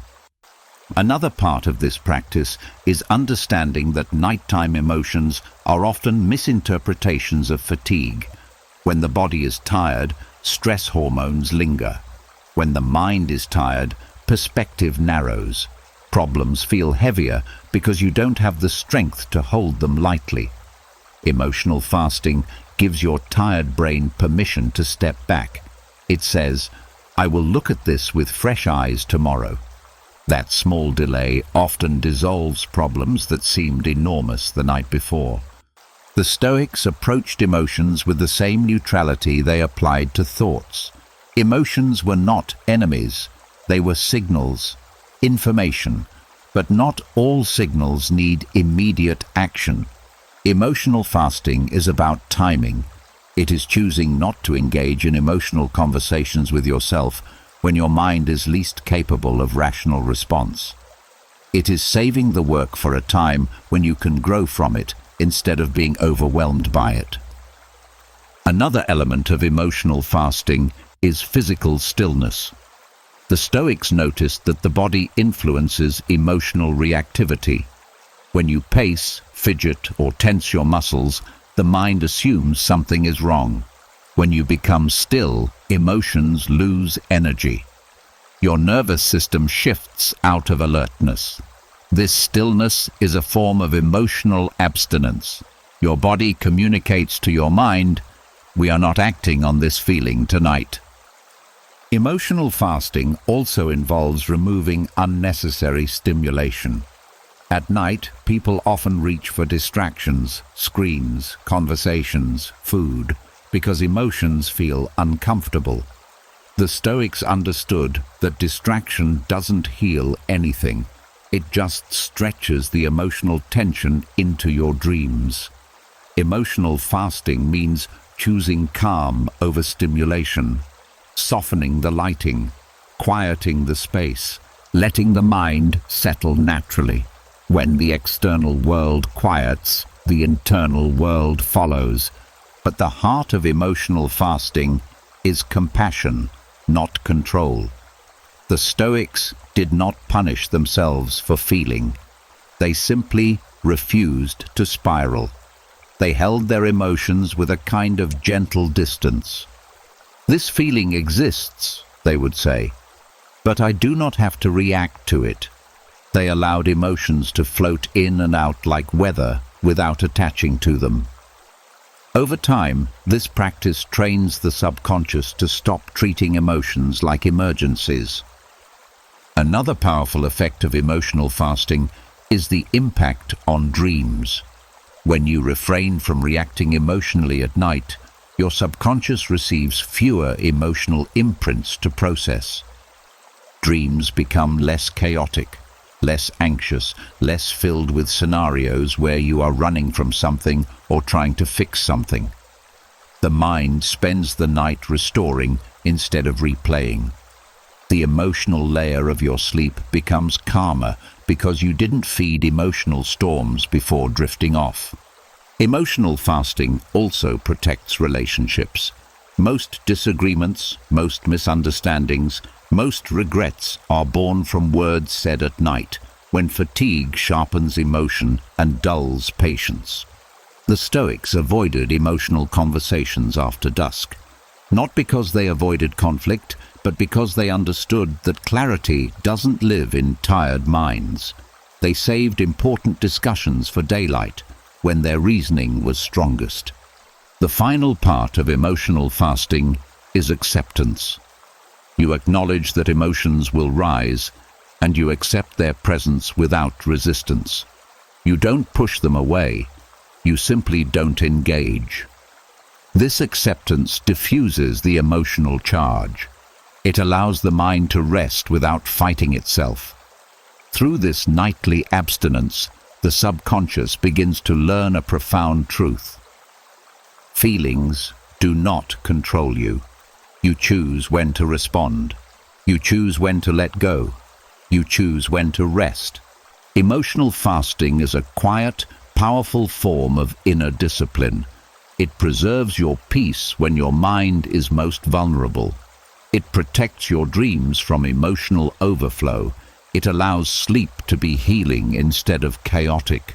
And over time, it shapes a calmer, more resilient emotional life, one that responds with wisdom, not exhaustion. There is a moment each night when the mind begins reaching ahead. Even as your body slows and your breath grows softer, your thoughts start drifting into tomorrow. What needs to be done? What might go wrong? What you fear you won't have the energy to face. The mind rushes into the future as if tomorrow is waiting outside your bedroom door, demanding answers before you can sleep. This is where anxiety loops begin. This is where rest becomes difficult. And this is where the Stoics practiced one of their most essential skills, non-attachment to tomorrow's problems. Non-attachment does not mean apathy. It does not mean ignoring responsibilities or pretending the future doesn't exist. It means refusing to let tomorrow borrow your peace tonight. The Stoics understood that anxiety is often nothing more than the mind trying to live a day that hasn't arrived yet. When you project yourself into the future while your body is still in the present, your nervous system reacts as if those imagined problems are happening now. Heart rate increases, muscles tense, thoughts accelerate. Sleep becomes unreachable because the body thinks it's preparing for battle. The art of non-attachment begins with recognizing this pattern. When the mind darts into tomorrow, your role is not to wrestle it into silence, but to guide it back gently. Stoics called this returning to the present moment, not as a spiritual exercise, but as a practical one. The present moment is the only place where rest is possible, the only place where tomorrow's problems lose their power. One of the Stoic insights is that the mind creates stories about the future far more often than it creates solutions. Worry is not preparation. Fear is not planning.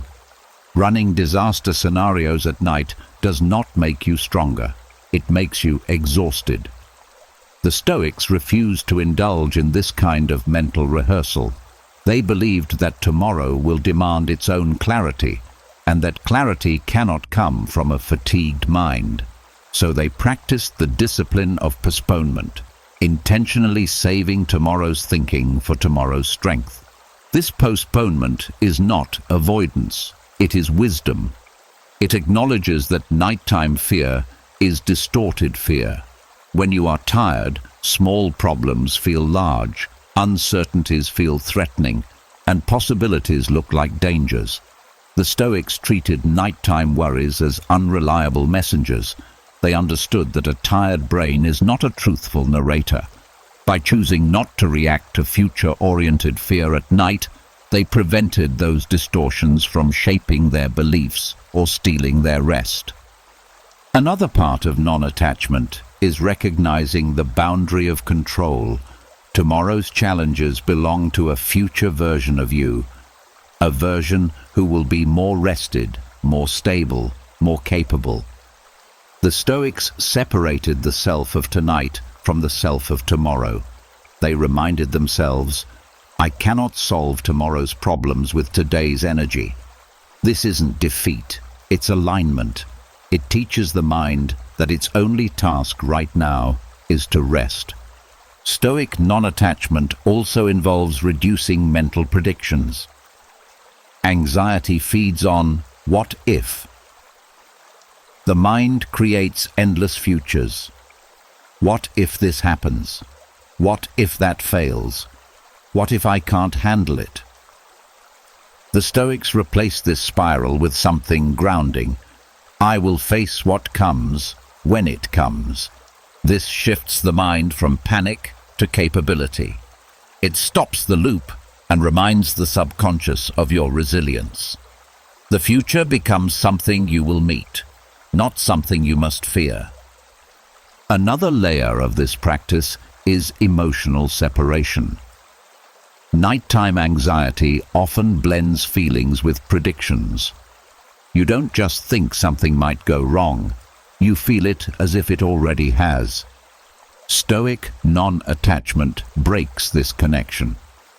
When a feeling of dread rises about tomorrow, you label it for what it is, a sensation, not a prophecy, a wave, not the ocean.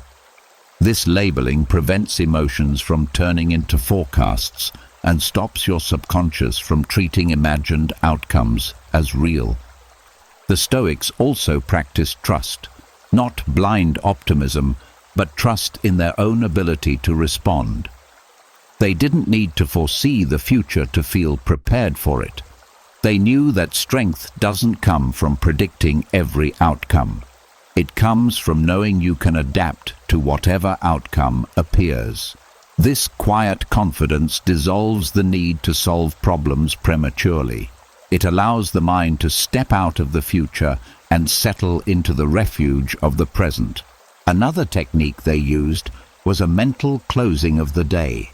They reminded themselves that the day had reached its natural endpoint. Whatever was left undone belonged to tomorrow. This boundary creates psychological safety.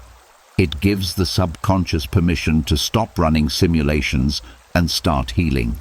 Without this closure, the mind keeps cycling through future possibilities, trying to prevent imagined danger.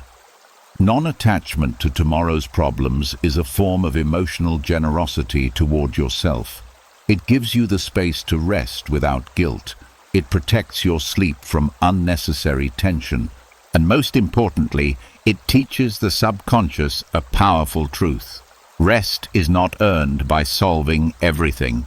Rest is a right given to every person, especially those trying their best. When you disconnect your mind from the future, you reclaim the night. The nervous system calms. The breath returns to its natural rhythm. The thoughts lose their urgency. Sleep becomes possible again. Not because the future disappeared, but because you stop trying to live it early. This is the Stoic art, letting tomorrow take care of itself while you take care of your peace.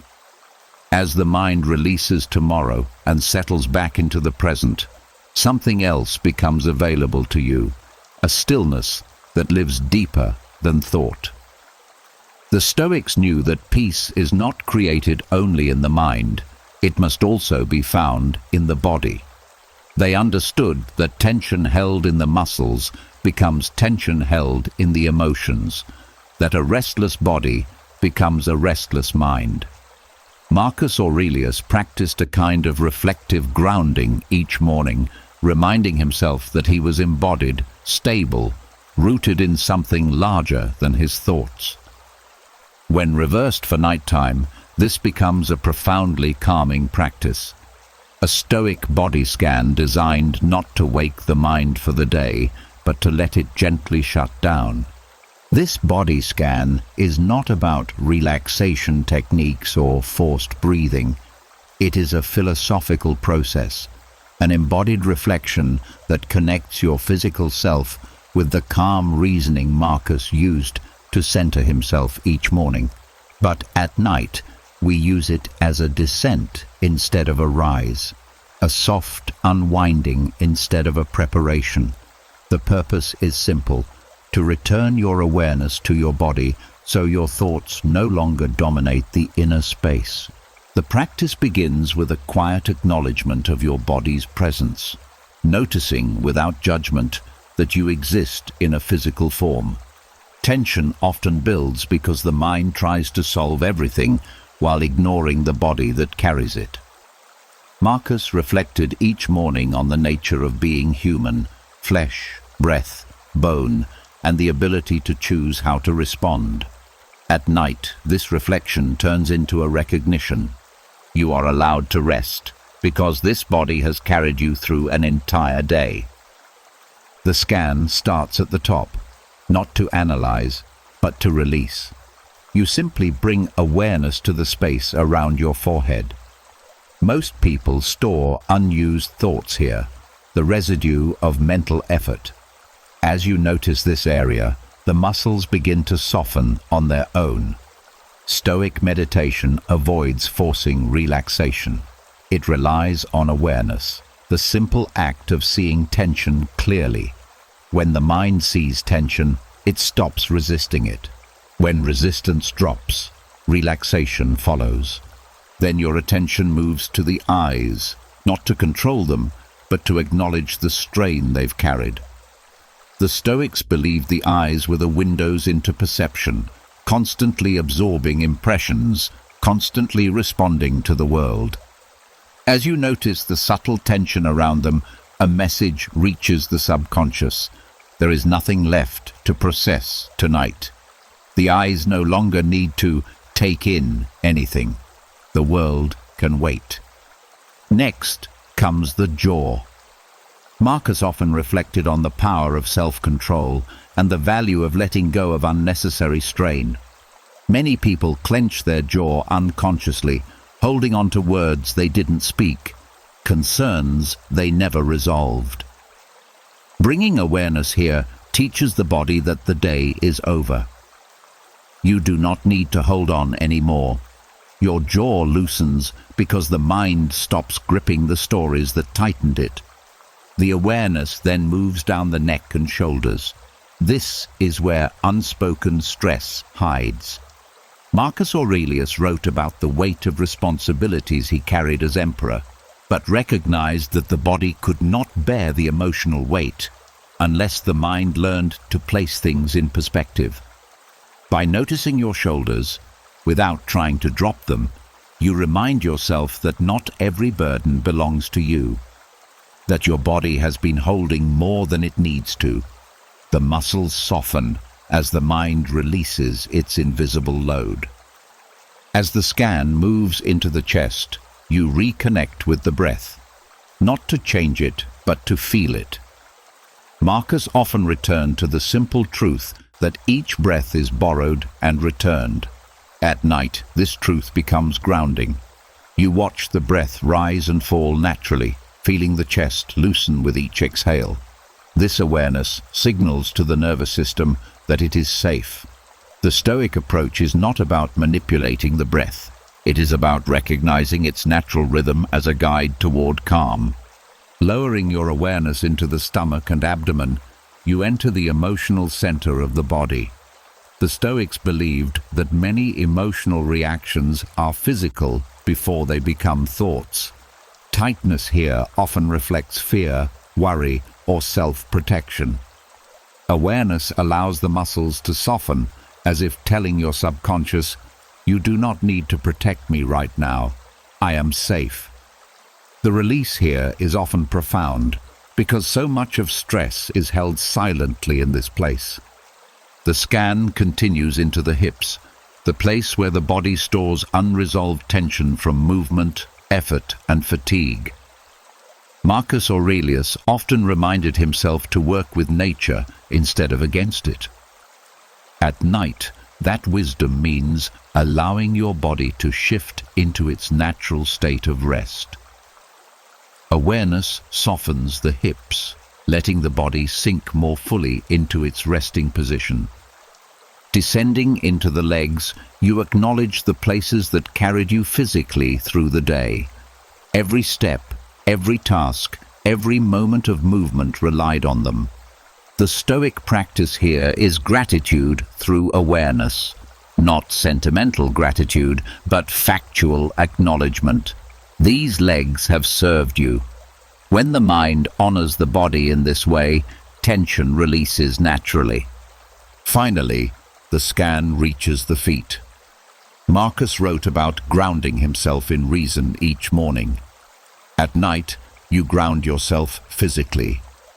You feel the weight of your feet, the contact with the bed, the stillness of being held by the earth. This final awareness signals to the subconscious that the scan is complete. The body is seen. The mind can rest. A Stoic body scan is not relaxation. It is recognition. It is the mind coming home to the body after spending the entire day outside of it. It is a soft descent into presence, where tension dissolves because there is no longer anything to resist. And as the body settles, the mind follows. Thoughts thin out, emotions quiet. The inner noise fades. Sleep becomes not something you must achieve, but something that naturally arrives once the body and mind reunite. There is a point in the night when the mind becomes small without realizing it. When your world shrinks to the size of a single worry, a single regret, a single mistake, a single expectation you didn't meet. You begin to feel as if everything depends on you, your choices, your performance, your image, your success, your usefulness. This is the ego tightening its grip. And nothing keeps a mind awake longer than the feeling that the entire weight of life sits on its shoulders. The Stoics understood this human tendency. They saw how easily the ego makes every problem feel personal, every inconvenience feel targeted, every responsibility feel enormous. They knew the mind becomes restless when it thinks it must control everything. So they practiced something powerful at the end of each day, a shift in scale, a widening of perspective, a return to their place within the vastness of existence. This is the practice of cosmic perspective. Cosmic perspective is not meant to make you feel insignificant. It is meant to free you. It helps you see the truth your ego forgets, that the universe is wide, time is long, and your struggles are small ripples in a vast ocean. Not to diminish your worth, but to lighten your burden.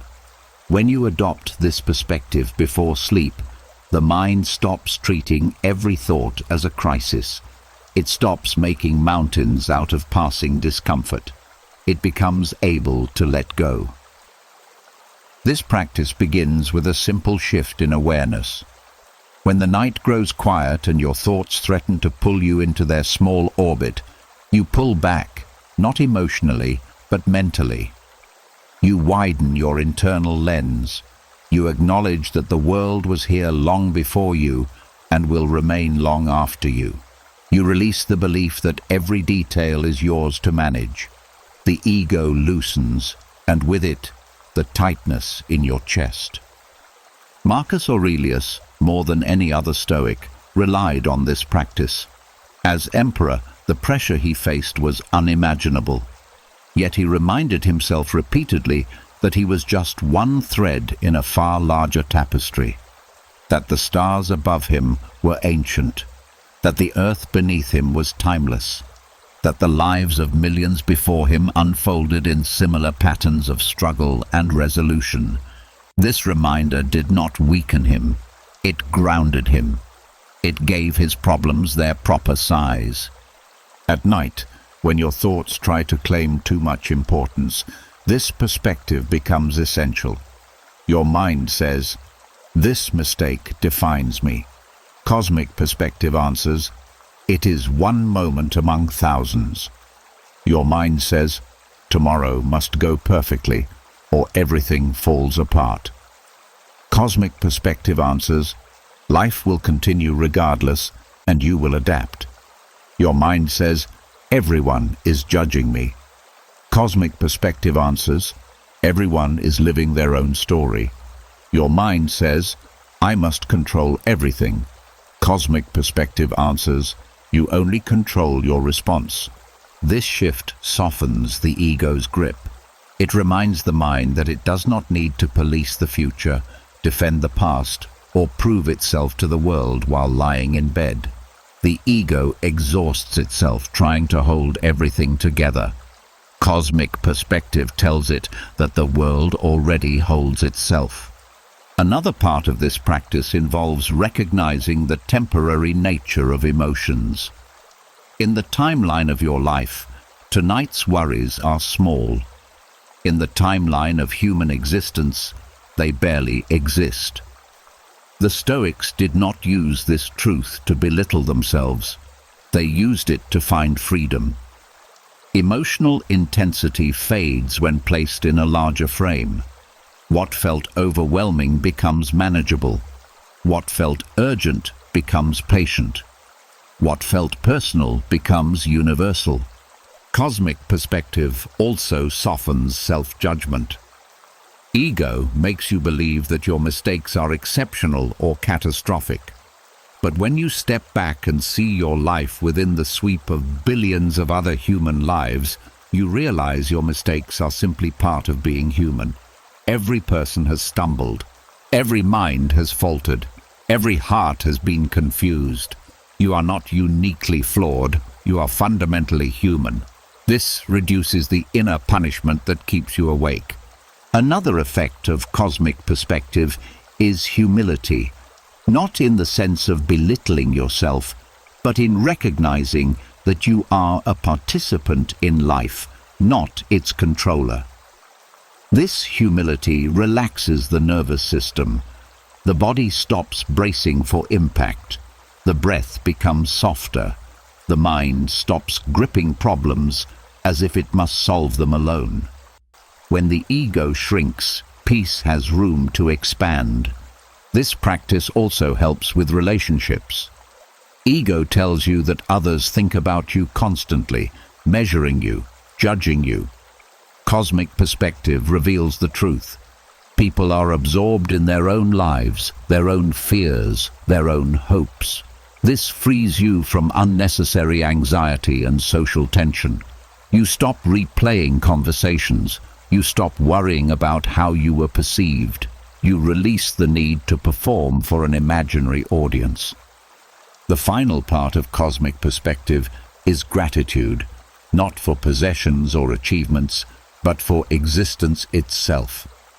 The Stoics often reflected on the miracle of simply being alive, being conscious, being aware enough to experience the night, the breath, the quiet. Gratitude on this scale dissolves ego. It shifts the mind from strain to awe, from anxiety to stillness. And as you drift with this awareness, the mind begins to rest in a much larger truth. You are small enough to release the world and meaningful enough to be part of it. You are not the center of everything, and you do not need to be. The ego's grip loosens. The mind unclenches. Sleep arrives gently, like a tide returning to shore.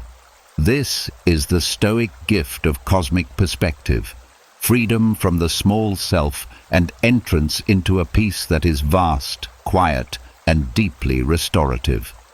There are nights when calm feels impossible, nights when the mind replays the day in sharp fragments, nights when stress clings to you as if it has roots, nights when exhaustion isn't enough to quiet your thoughts. The Stoics understood this familiar struggle. They knew that peace cannot always be created in the moment you need it. So they developed a powerful inner habit, building reservoirs of equanimity, deep wells of tranquility stored during the day so they could be drawn upon when the night became difficult. This concept is simple but profound. Just as the body stores physical energy, the mind can store emotional steadiness. Equanimity does not appear only at bedtime. It is cultivated quietly over time, through choices, reflections, and small daily shifts. And when the night grows heavy, these reservoirs become your internal supply, a reserve of calm that does not depend on circumstances or mood. The first part of this Stoic practice is understanding that tranquility must be collected intentionally. When you experience moments of inner stillness during the day, a quiet walk, a gentle pause between tasks, a breath that feels grounded, the mind recognizes these moments. They leave traces. They become memories of peace.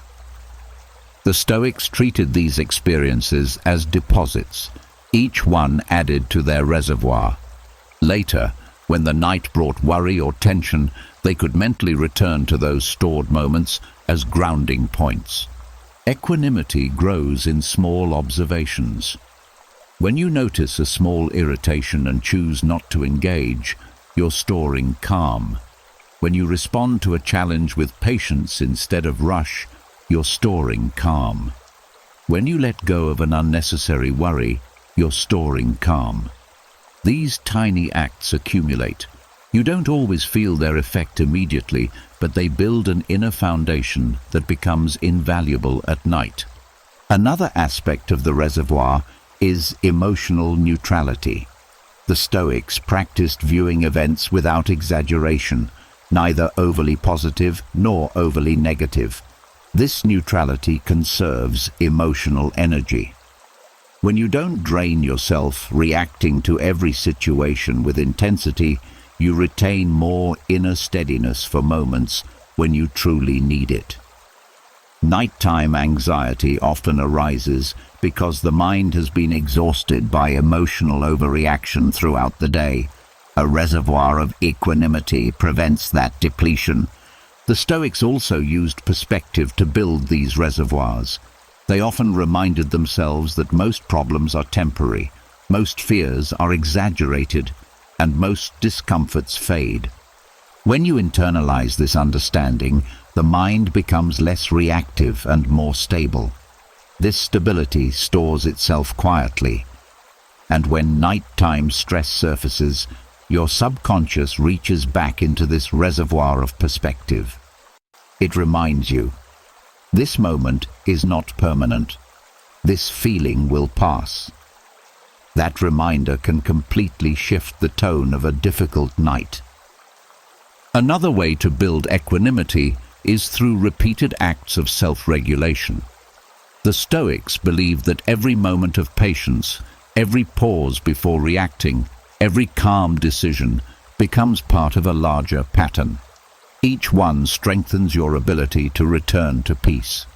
The mind learns that it knows how to be calm. It remembers the path. When nighttime worries rise, the path back to tranquility is already familiar. You have walked it during the day. Stoic reservoirs are also built through reflection. When you take a moment to review your day with softness rather than harshness, you store calm. This reflective gentleness reduces internal conflict. It keeps your emotions from simmering beneath the surface. And when you lie down at night, your subconscious draws from that clarity instead of carrying unresolved tension. The reservoir also grows through acceptance. The Stoics practiced accepting what they could not control, not as resignation, but as wisdom. Each act of acceptance, however small, stores steadiness. When you accept a difficult moment instead of fighting it, you strengthen your inner equilibrium. And when nighttime anxiety arises, your subconscious pulls from this learned acceptance, helping you meet discomfort without collapse. Another important part of this concept is mental spaciousness. The Stoics made room within themselves, room for uncertainty, room for imperfection, room for life to unfold without constant resistance. This spaciousness becomes part of your reservoir. On nights when thoughts pile up and pressure builds, the mind that has practiced spaciousness does not suffocate. It remembers that it can breathe even when emotions feel tight. The reservoir also stores compassion for yourself and for others. The Stoics were often misunderstood as emotionless, but in reality, they practiced deep compassion. They understood human fallibility. They forgave quickly. They released grudges. Each act of compassion stores tranquility. When nighttime self-criticism strikes, this reservoir softens the blow. It reminds you to be gentle with yourself. It reminds you that you are human. What makes these reservoirs powerful is that they work silently. You do not have to consciously draw from them. When the mind is stressed, overwhelmed, or anxious at night, the subconscious automatically reaches for what it knows. If your days are filled with moments of reactive emotion, the night will return those same patterns. But if your days contain small, steady acts of calm, acceptance, and clarity, the night returns that instead.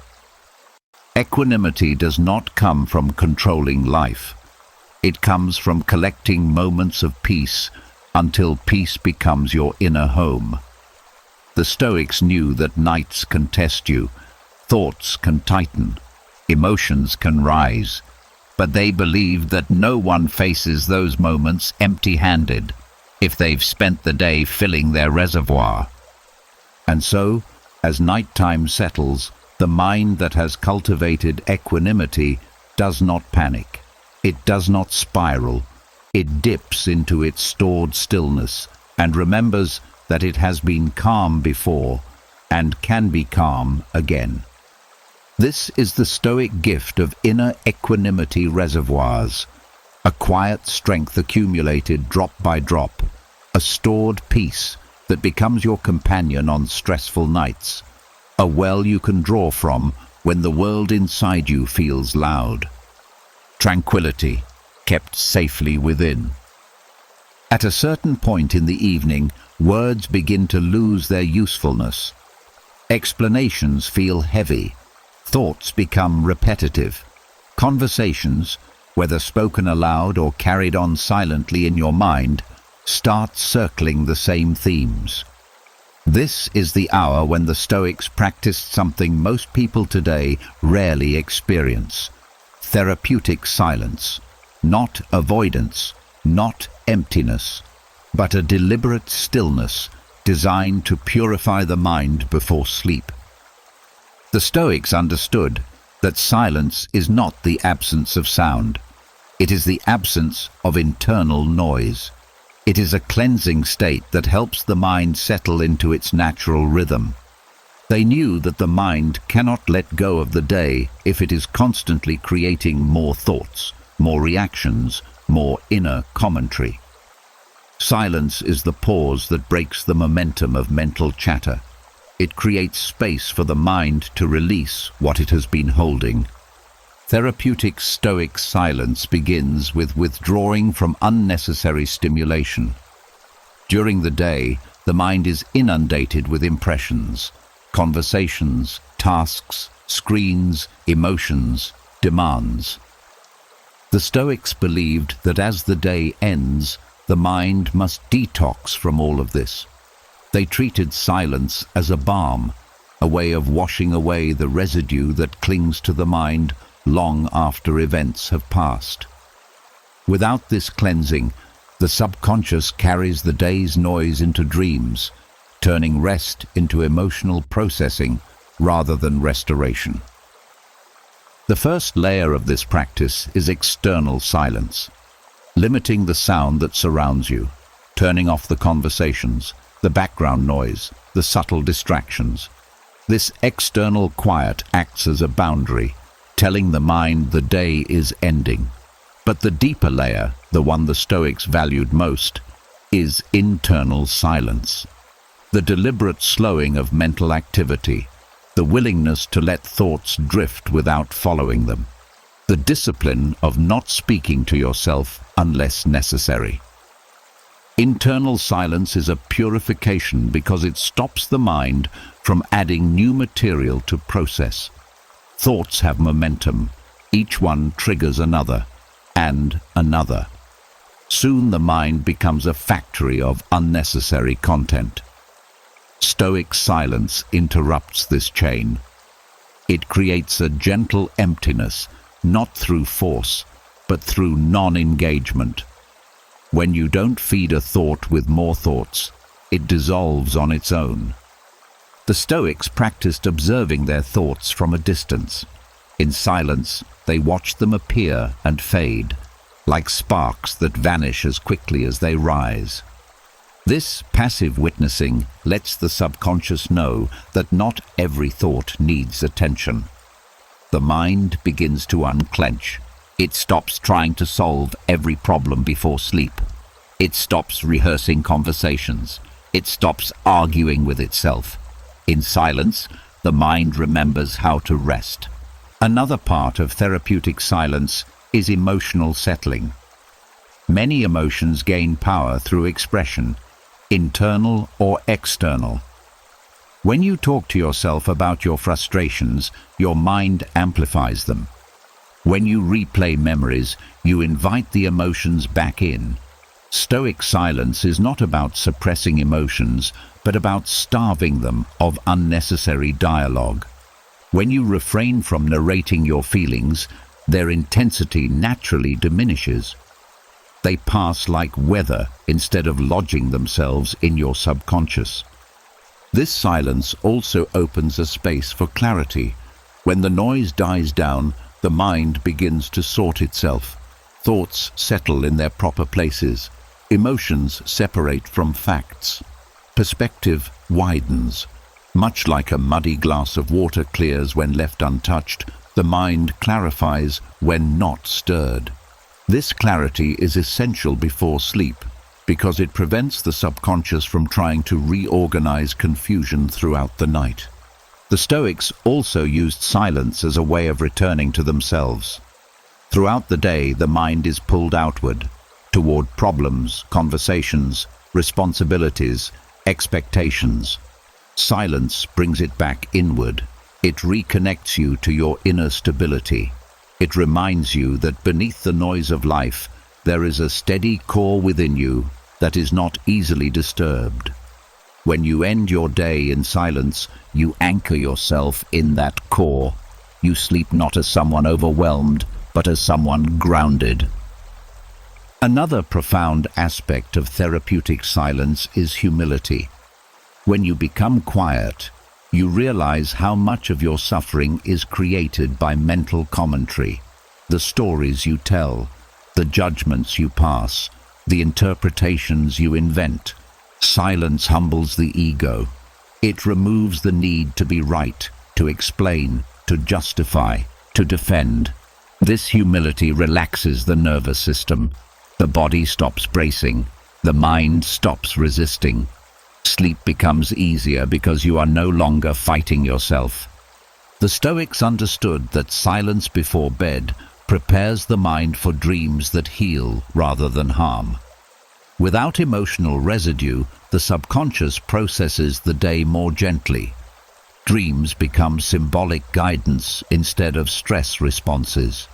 You wake with a clearer head, a lighter heart, and a calmer nervous system. The final layer of therapeutic silence is acceptance. It is the quiet recognition that nothing more needs to be said, solved, or processed tonight. Silence becomes a surrender, not to defeat, but to peace. You give the mind permission to rest. You give the body permission to release. You give the unconscious permission to mend itself without interference. When practiced consistently, therapeutic silence becomes one of the most powerful sleep rituals imaginable. It purifies the mind. It dissolves emotional clutter. It softens the ego. It calms the nervous system, and it prepares the subconscious for a night of deep repair. In silence, you do not lose yourself. You return to yourself. You do not weaken. You release. And in that release, sleep arrives naturally, as a companion to the quiet you've created. There comes a point each night when the mind has done enough, when thinking one more thought adds nothing, when replaying one more moment only tightens the tension, when carrying the day any further becomes unnecessary weight. Most people never recognize this threshold. They push past it. They keep analyzing, worrying, remembering, predicting. The day clings to them long after it is over, and so their sleep suffers, not because the body is tired, but because the mind refuses to stop. The Stoics had a method for this exact moment, a rare and powerful mental reset they used to release the day in an instant. They called it, in essence, dropping the day. This technique is not about forgetting what happened or pretending nothing mattered. It is about fully recognizing that the day is complete, that the mind does not need to dig its fingers into every detail, that you are allowed to lay down everything you've been holding without abandoning responsibility. There is a difference between letting go and neglecting.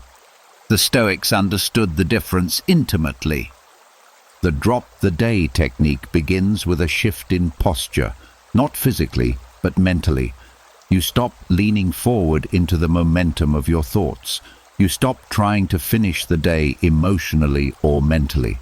Instead, you let your mind fall back into the present moment, like stepping out of a crowded room and closing the door behind you. To drop the day, you acknowledge one simple truth. The day is no longer happening. Only this moment is. This awareness cuts the emotional connection to everything that came before. The mind stops arguing with events that no longer exist. The nervous system stops reacting as if you're still living through them. The emotional loops lose their fuel. The Stoics practiced this by treating the end of the day like a boundary. They believed that each day was a container, self-contained, finite, completed when night arrives. The mind often refuses to accept this natural endpoint. It drags unfinished tasks, conversations, and emotions into the hours meant for rest. But when you consciously mark the day as closed, you release your mind from the unspoken obligation to continue thinking. The next part of the technique is detaching from identity-based thinking. Many nighttime spirals begin with statements like, "I should have," "Why am I like this?" "I always mess up." These thoughts tie your entire identity to isolated moments of the day. Dropping the day means dropping the identity you used to navigate its challenges. You remind yourself that the person who lived the day is not the person lying in bed now. That version of you was responding to specific circumstances, energy levels, emotions, and needs. Tonight, you are a new version, one allowed to rest. Another element of this method is releasing the emotional residue that clings to unresolved experiences. The Stoics knew you cannot reason with emotions that arise from fatigue. When the mind is tired, feelings become exaggerated. So instead of sorting them, they used a simple internal statement. "I release this for tonight." Not forever, not denying it, simply postponing emotional processing until morning, when clarity is stronger. This gentle postponement protects you from the distorted thinking that arises after dark. The drop-the-day technique also involves letting go of the mind's need to justify, explain, or perfect what happened. Many people lie awake rehearsing arguments, defending themselves in imaginary conversations, or dissecting their mistakes.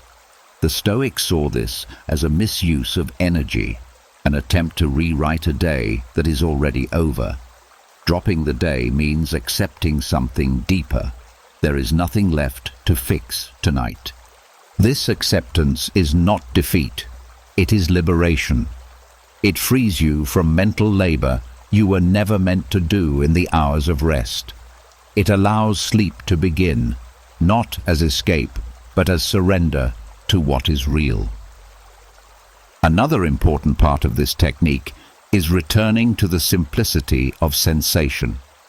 The Stoics believed that when thoughts become tangled, the body becomes the anchor. Dropping the day often meant redirecting attention to what is happening in the present. The weight of your body, the softness of the bed, the rhythm of your breath. This breaks the cycle of mental time travel. When you inhabit the body, the mind stops clinging to the past or rehearsing the future. The final stage of this technique is a quiet internal closing, a decision to mentally step out of the day as if stepping out of a room. You tell yourself, "The day ends here." This statement seals the boundary. The subconscious receives it like a signal. And because the subconscious thrives on clear endings, it begins shifting from active mode into restorative mode. When practiced regularly, the drop-the-day technique becomes instantaneous. The mind learns the pattern, the body follows, the emotional grip loosens. You stop dragging the weight of the day into the night. You enter sleep empty of everything except the present moment. This is not forgetting. It is not avoidance. It is permission. Permission to stop carrying what is no longer happening. The Stoics knew that peace is not something you find at the end of the day. It is something you choose by releasing the day itself. That is the art of dropping the day. There is a quiet transformation that begins the moment your mind stops gripping the day. When you drop the noise, the worries, the roles you performed, and the thoughts you replayed, something unexpected opens inside you. a space untouched by the demands of the day. The Stoics understood this space well. They believed that sleep is not only a physical reset, but an ethical reset, a chance to rebuild the self, a chance to shape identity at the deepest level, where habits, beliefs, and character slowly take form. This is where Stoic role ethics enters the night. Role ethics is the Stoic idea that each person has multiple roles in life: child, parent, friend, worker, neighbor, citizen, human, and that identity is formed by how you choose to embody these roles with virtue. Not perfection, not performance. Virtue. But here is what most people overlook. You are not limited to one identity, and you are not trapped in yesterday's version of yourself. The Stoics believed identity is fluid, always under construction, always capable of being refined. Nighttime is one of the most powerful moments for this reconstruction. When the conscious mind sleeps, the subconscious reorganizes everything you experienced. It examines your actions, your tone of voice, your impulses, your choices, your reactions. It tries to make sense of who you are becoming. Most people sleep without directing this process, so their identity is formed accidentally, shaped by stress, habit, or unresolved emotions. But the Stoics understood that you can guide this reconstruction. You can feed your subconscious the blueprint of the person you want to be, and during sleep, the mind will build toward it. This process begins with a simple reflection before bed, not on what you did today, but on who you were today. The Stoics did not judge themselves harshly. They examined themselves honestly. They asked, "Did I behave according to the role I aspire to?" Not the role society demands, but the role chosen by their values. Tonight, that question becomes your foundation. As you lie down, you let go of the identity shaped by stress. You loosen the grip of the rushed version of you, the reactive version, the tired version. You recognize that the you who lived the day was influenced by circumstances, fatigue, emotion, pressure, unexpected events. The you who enters sleep, however, has the freedom to choose again. This is the first layer of identity reconstruction, acknowledging that the self you were today is not fixed. The next layer is choosing your roles consciously. The Stoics believed you could select the character you wish to embody: steady parent, fair leader, kind partner, patient friend, disciplined individual, courageous human. These are not fantasies. They are roles you already hold, but perhaps not always with full awareness. Before sleep, you quietly reaffirm the roles that matter to you, not in a self-critical way, but in a grounding way. You offer your subconscious a direction. Your subconscious listens closely in the minutes before sleep. It absorbs tone, intent, and values. When you reflect on the roles you want to fulfill with virtue, not perfection, it stores that intention.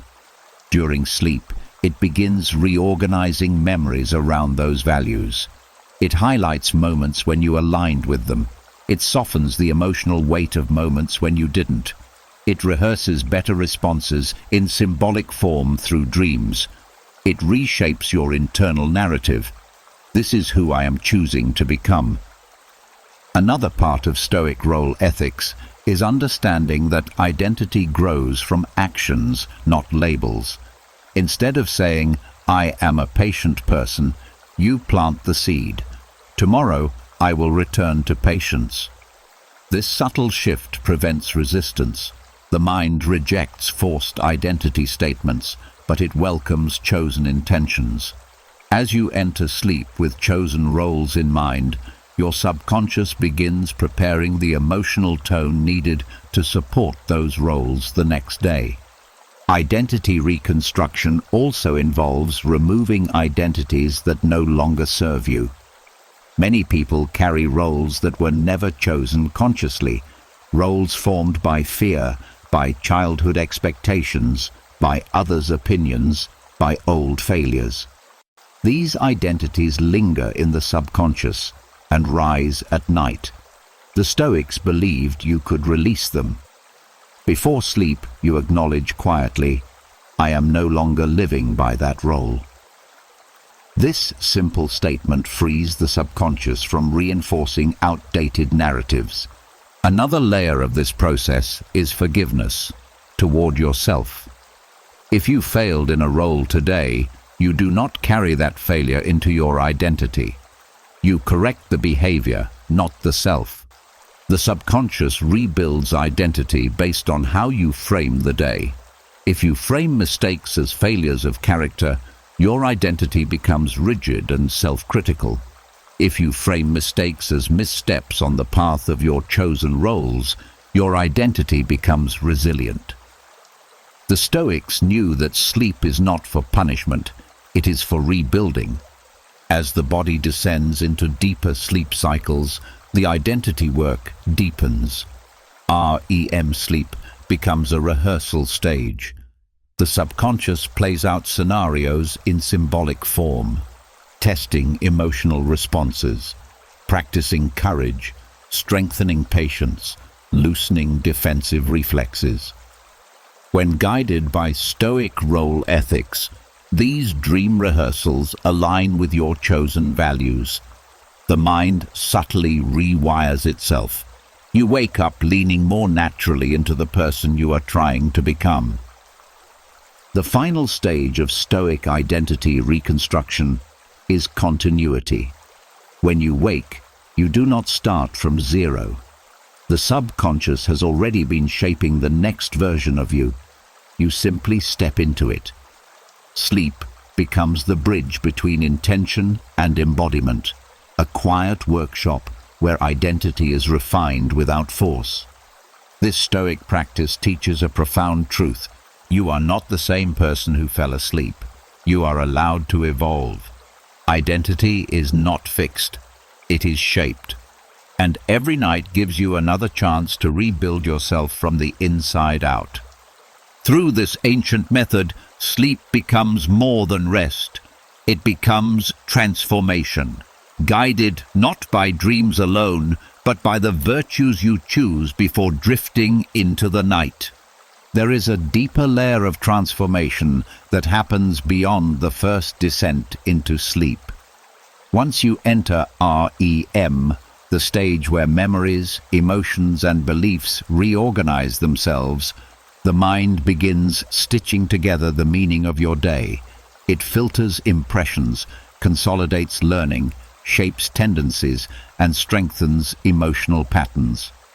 Most people go through this process unconsciously, letting old habits, unresolved fears, and automatic desires guide their mental rewiring. But the Stoics saw this differently.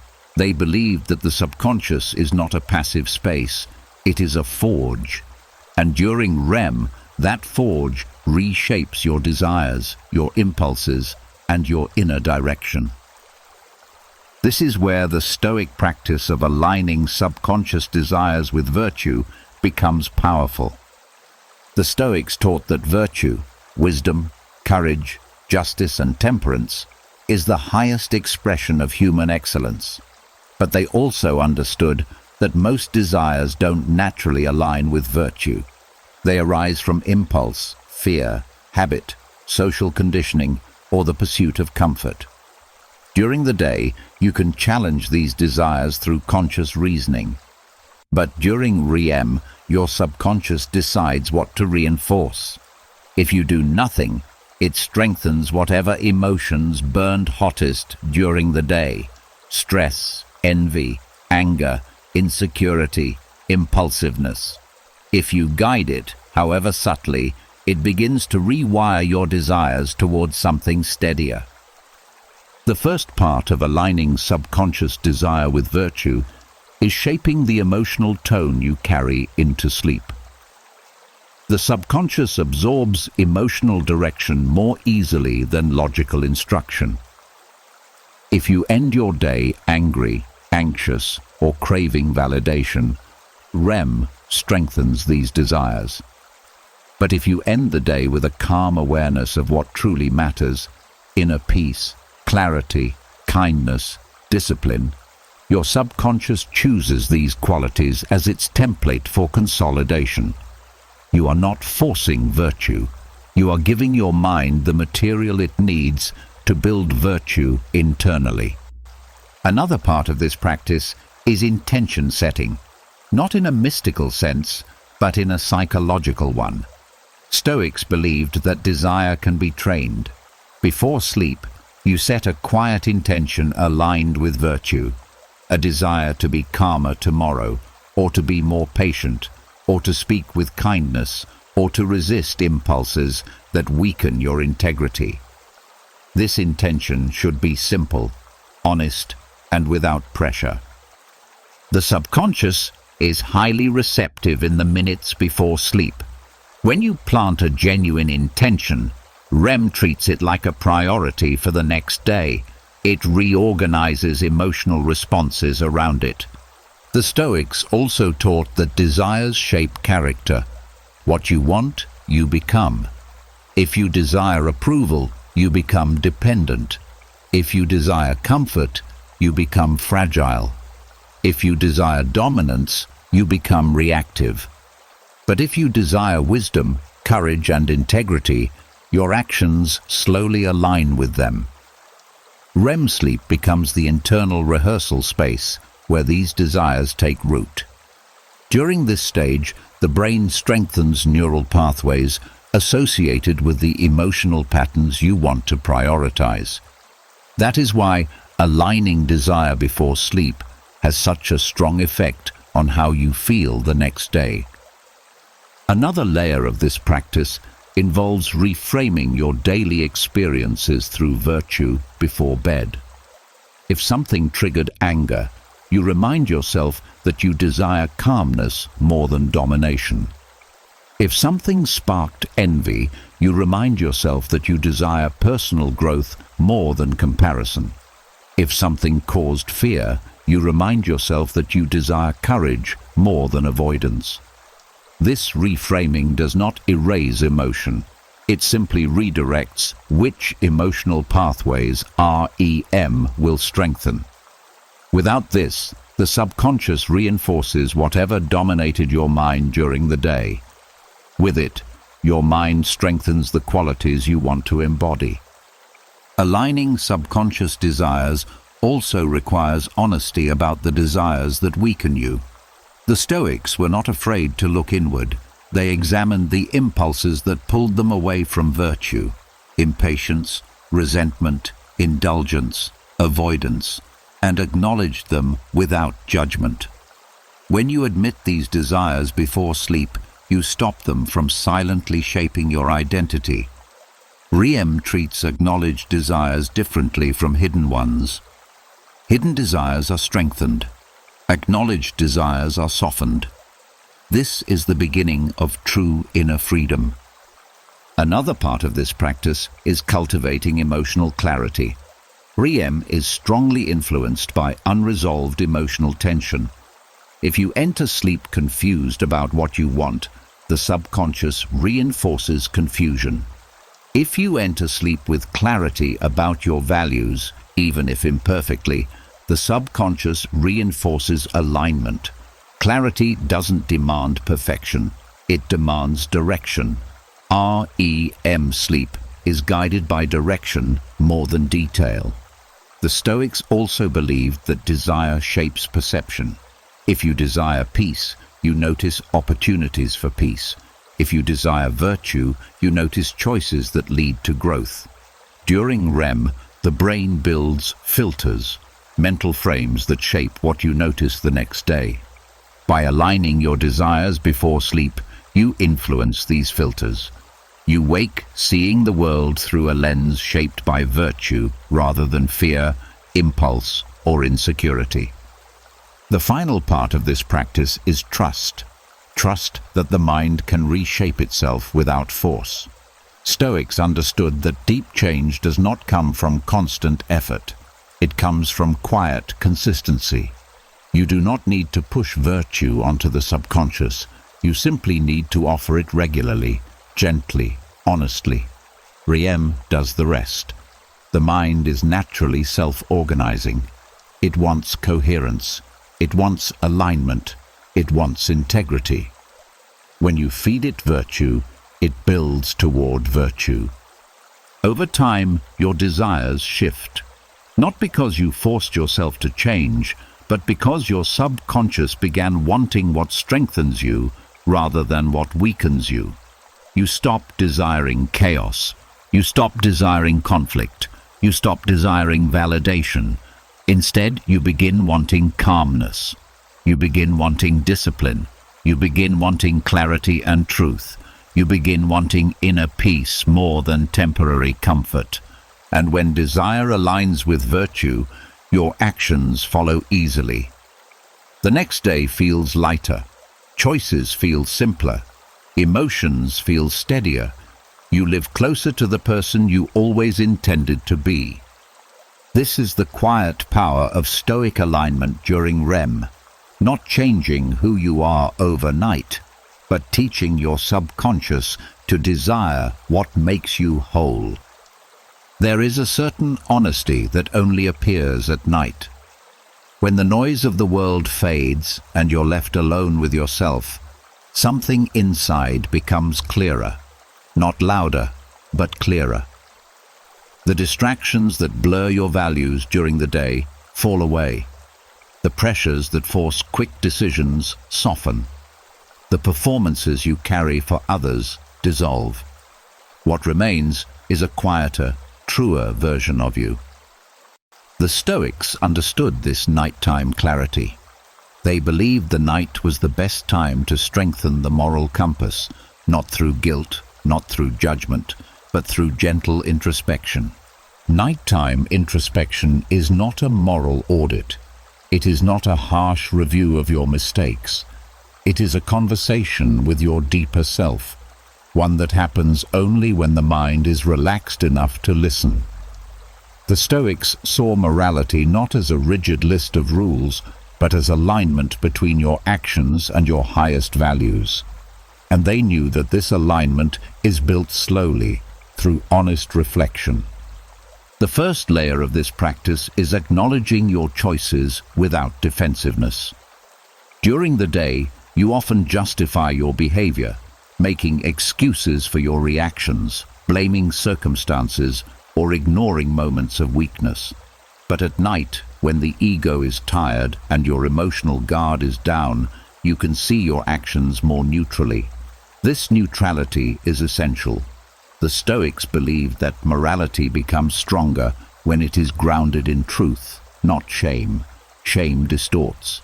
Honesty clarifies. As you settle into bed, you quietly review your day, not to punish yourself, but to understand your moral trajectory. You ask yourself, not with harshness, but with curiosity, did I act in a way that matches the person I want to be? This question turns morality from an abstract ideal into a lived experience. You begin to see where you drifted from your values and where you stayed aligned. The mind responds to this gentle clarity by adjusting your internal compass. Another part of nighttime introspection is recognizing the motivations behind your choices. Stoics believe that morality isn't about perfection, it's about intention. You look at moments of impatience or dishonesty or avoidance, not to condemn yourself, but to understand what drove them. Was it fear? Was it insecurity? Was it stress? When you identify the root, the behavior loses its power. The subconscious stops storing it as a part of your identity and instead stores it as something you can change. This introspection also strengthens moral courage. Many people know what they value but struggle to act on it when it matters. The Stoics believed that courage is trained when you replay your choices at night with honesty. You revisit moments where you stayed silent but wish you'd spoken up. Moments where you acted impulsively but wish you'd paused. Moments where you chose comfort instead of integrity. You do not shame yourself for these moments. You simply acknowledge them. This acknowledgement creates an inner readiness. It primes the subconscious to act differently next time. Nighttime introspection serves another purpose: extracting lessons from discomfort. When something weighs on you at night, a conversation that bothered you, a decision that didn't feel right, a reaction you regret, that discomfort is not punishment. It is guidance. The Stoics saw discomfort as a teacher, pointing directly at the places where growth is needed. Instead of pushing it away, they listened. They asked, "What value did I betray?" Or, "What virtue was I neglecting here?" The subconscious processes this question during sleep, strengthening the moral pathways that guide your behavior. Another key part of this practice is separating actions from identity. The Stoics believed that moral failure does not make you a failed person. It makes you a person capable of improvement. When you reflect without labeling yourself, when you say, "That action was unaligned with my values," instead of "I am unaligned," you strengthen your moral compass instead of breaking it. You teach your mind that values are goals you can return to, not standards you fall from. Nighttime introspection also cultivates humility. In the silence of the evening, you see your flaws clearly, but without fear. You realize you are capable of more kindness, more patience, more courage. This humility doesn't weaken you, it strengthens you. It softens the ego and opens the heart. Humility is the soil in which moral growth takes root. Another layer of this practice is reinforcing the virtues you did embody during the day. Many people focus only on mistakes, forgetting that their day was filled with small acts of integrity, moments where they were honest, patient, fair, or compassionate. When you acknowledge these moments, you feed your subconscious proof that you are already moving toward virtue. This positive reinforcement builds moral confidence. It tells the mind, "You can choose this again." The final part of nighttime introspection is setting a quiet intention for tomorrow. Not a demand, not a promise, but a direction. Something as simple as, "Tomorrow I will be more patient," or "Tomorrow I will listen more carefully," or "Tomorrow I will act from courage, not fear." When you plant this intention before sleep, REM consolidates it. The mind rehearses it. The subconscious prepares for it. You wake with a moral compass slightly more aligned than the day before. This is how the Stoics strengthened their ethics, not through force, but through reflection, not through self-criticism, but through clarity, not through perfection, but through consistency. Nighttime introspection becomes a quiet, moral workshop, a place where you understand yourself without fear, a place where your values become more than ideas. They become internal direction, and over time, your moral compass stops wobbling.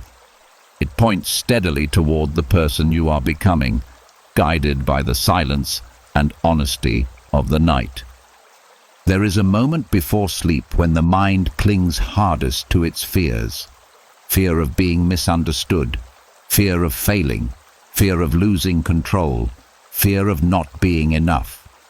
These fears tighten the ego. They make small problems feel like threats, and ordinary challenges feel like catastrophes.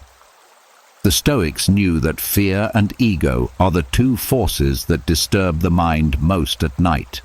They also knew that if you dissolve these forces, even briefly, you enter sleep with a freedom that transforms both your rest and your waking life.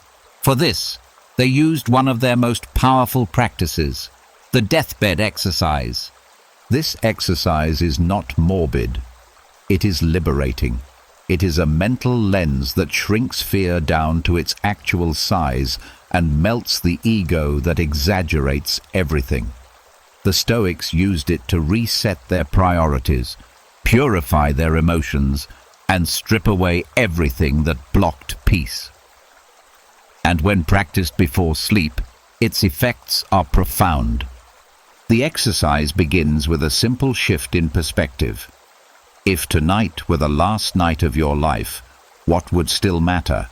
This question cuts through ego instantly. Suddenly, the arguments you replay lose their meaning. The small mistakes that feel enormous fall away.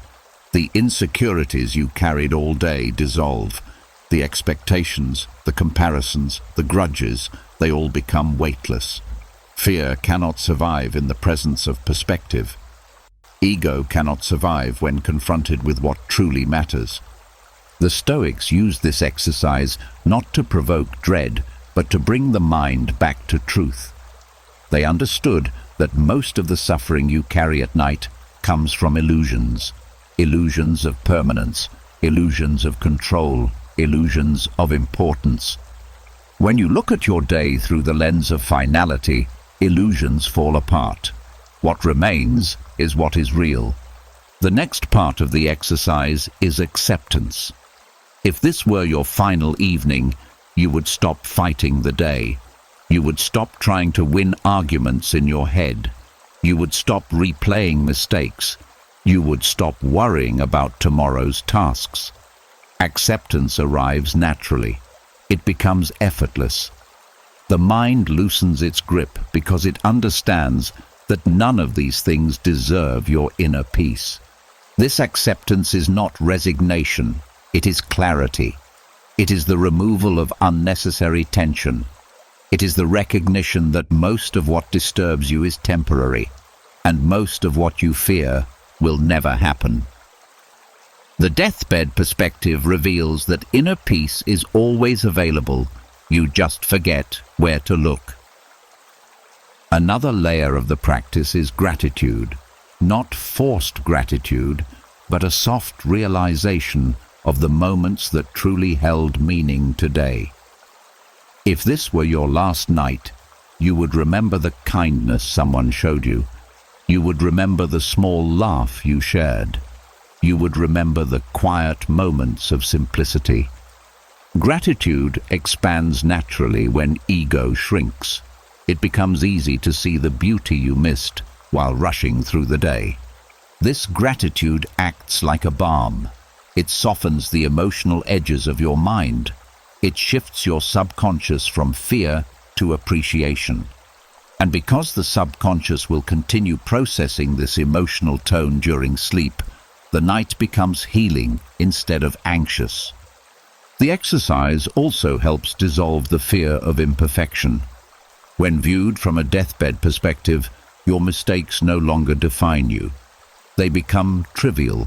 You see that your life was never measured by flawless action, but by genuine intention. This reframing removes the weight of self-judgment that keeps many people awake at night. The Stoics believed that fear of imperfection is one of the greatest thieves of peace. This exercise neutralizes it.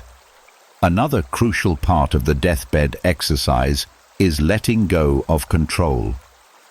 When you imagine the end of your life, you clearly see the limits of your influence. You cannot control how others think of you. You cannot control the past. You cannot control outcomes. This realization is profoundly freeing. It pulls you out of the future, out of the past, and back into the present moment, the only place where peace exists. Letting go calms the body. Muscles relax. Breath deepens. The nervous system shifts from tension to openness.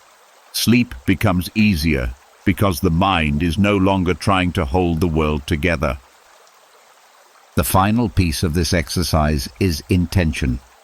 If this were your last night, you would ask yourself, not with fear, but with clarity, how do I want to be remembered? The answer is never about accomplishments, status, or image. It is always about character, about kindness, about courage, about love, about sincerity. These answers reveal what matters most to you beneath all the noise. And when you identify these qualities before sleep, the subconscious strengthens them during the night. The deathbed exercise strips away everything false. It leaves only what is real.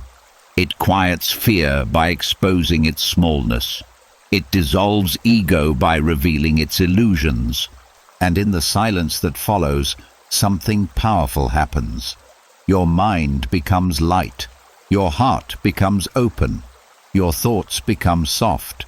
You drift into sleep not as someone burdened, but as someone free. This Stoic practice does not prepare you for death. It prepares you for life, by returning you to what matters before you close your eyes each night. There is a moment each night, often just as you start to drift, when regret slips through the cracks. A memory appears, sharp, inconvenient, uninvited, something you said, something you didn't say, a chance you missed, a reaction you wish you could take back. Regret is the mind's way of telling you there is something unresolved, something still shaping you from beneath the surface. Most people either run from regret or drown in it. The Stoics did neither. They practiced something far more powerful, the reverse view, a kind of retrospective thinking that transforms regret from emotional weight into clear wisdom. This practice is not about reliving pain. It's about extracting meaning from it, so your subconscious can reorganize the memory during sleep in a way that strengthens you rather than punishes you. Retrospective thinking starts with courage, the courage to look at the past without flinching. Regret grows in the dark when memories are avoided or hidden. But when you face a regret with calm awareness, the emotional charge begins to soften. Stoics understood that regret is rarely about the event itself. It's about the story you attach to it. The reverse view changes the story. The first part of this practice is stepping outside the memory. Instead of reliving it from inside your own eyes, you view it as if you are watching it from a distance, like watching two actors in a scene. This shift immediately reduces emotional heat. You are no longer inside the regret, you are observing it. Observation is the beginning of wisdom. It creates space between you and the feeling, and in that space, clarity grows. Once you've created that distance, the Stoic reverse view asks you to explore the memory from multiple angles, not to confuse yourself, but to reveal truths you could not see in the moment. You ask quietly, what was I feeling then? What pressure was I under? What did I not understand yet? What options did I believe I had? Suddenly, the memory becomes less like a moral failure and more like a snapshot of who you were at that time, someone doing their best with the understanding they had. This realization dissolves shame. Regret softens into insight. The Stoics believed that each regret contains a hidden instruction, a lesson, a principle, a shift. But the lesson cannot be seen when you're stuck in emotional self-judgment. Retrospective thinking gently lifts the emotion out of the memory, leaving room for understanding. The question becomes, what does this experience want to teach me? Wisdom emerges not from reliving pain, but from extracting patterns. Maybe the regret teaches you to speak sooner next time, or to pause before reacting, or to listen more closely, or to walk away sooner, or to trust yourself more. When you identify the lesson, the memory stops harming you. It starts guiding you. Another part of this Stoic practice is reassigning responsibility, not in a way that blames others, but in a way that recognizes the truth. Regret often exaggerates your role. You take responsibility for things that were never fully in your control. Someone else's mood, someone else's reaction, someone else's choices. The reverse view reminds you that others also played a part, that circumstances shaped the moment, that you could not have predicted every outcome. This softens the edges of regret and brings emotional fairness back into the story. The Stoics also used retrospective thinking to update their identity. A regret is not a failure of character. It is evidence that your character has grown. You regret actions only when your current values no longer align with your past behavior. That means regret is a sign of evolution, not brokenness. When you view the memory through this lens, the subconscious begins consolidating the experience as growth rather than self-doubt. This reinterpretation has a powerful effect during sleep. Instead of replaying the regret as a wound, the subconscious files it as wisdom. Instead of reinforcing shame, it reinforces maturity. Instead of magnifying fear, it magnifies understanding. REM becomes the stage where your past mistakes are transformed into future guidance. Another element of the Stoic reverse view is forgiveness, not the dramatic kind, but the quiet kind, the forgiveness that says, "I was learning. I didn't know then what I know now." This simple truth releases the subconscious from its cycle of self-punishment. You cannot change the past, but you can change the meaning you assign to it. When you do, the mind releases its emotional grip. Finally, retrospective thinking ends with integration. You ask yourself, how will this wisdom change the way I live tomorrow? Not in a forced way, not through guilt, but through direction. Once the lesson is named, the subconscious begins shaping new behavioral patterns that reflect it. You wake with a different instinct, a quieter mind, and a sense that the past no longer has a hold on you. This is how the Stoics transmuted regret into wisdom, not by burying their mistakes or drowning in them, but by shining the clear light of understanding onto them. Nighttime becomes not a place where regret torments you, but where wisdom quietly forms. You go to sleep lighter. You wake up more aligned. Regret becomes not a chain, but a stepping stone, not a wound, but a map, not something that holds you back, but something that teaches you how to move forward with clarity and strength. There comes a moment at night when the mind stands at a crossroads, one path filled with resistance, the other with release. Most people unknowingly choose the first. They lie in bed fighting the day, arguing with memories, trying to control what hasn't happened yet, clinging to outcomes they cannot influence. The mind becomes a closed fist, tightening itself into exhaustion. This is why sleep feels impossible. This is why peace feels distant. The Stoics offered a different path, structured surrender, a conscious, intentional letting go of what lies outside your control as you fall asleep. Not passive surrender, not hopeless surrender, structured surrender, a deliberate acceptance that frees your mind from the weight it cannot carry. This principle rests on a simple but transformative truth. Most of what keeps you awake has nothing to do with the present moment. It is memory, it is anticipation, it is fear, it is imagination. It is your mind trying to rewrite the past or pre-solve the future. The Stoics understood that peace is impossible when your mind tries to dominate what is not yours to command. So they practiced a nightly ritual of acceptance, not giving up, but letting go of the impossible.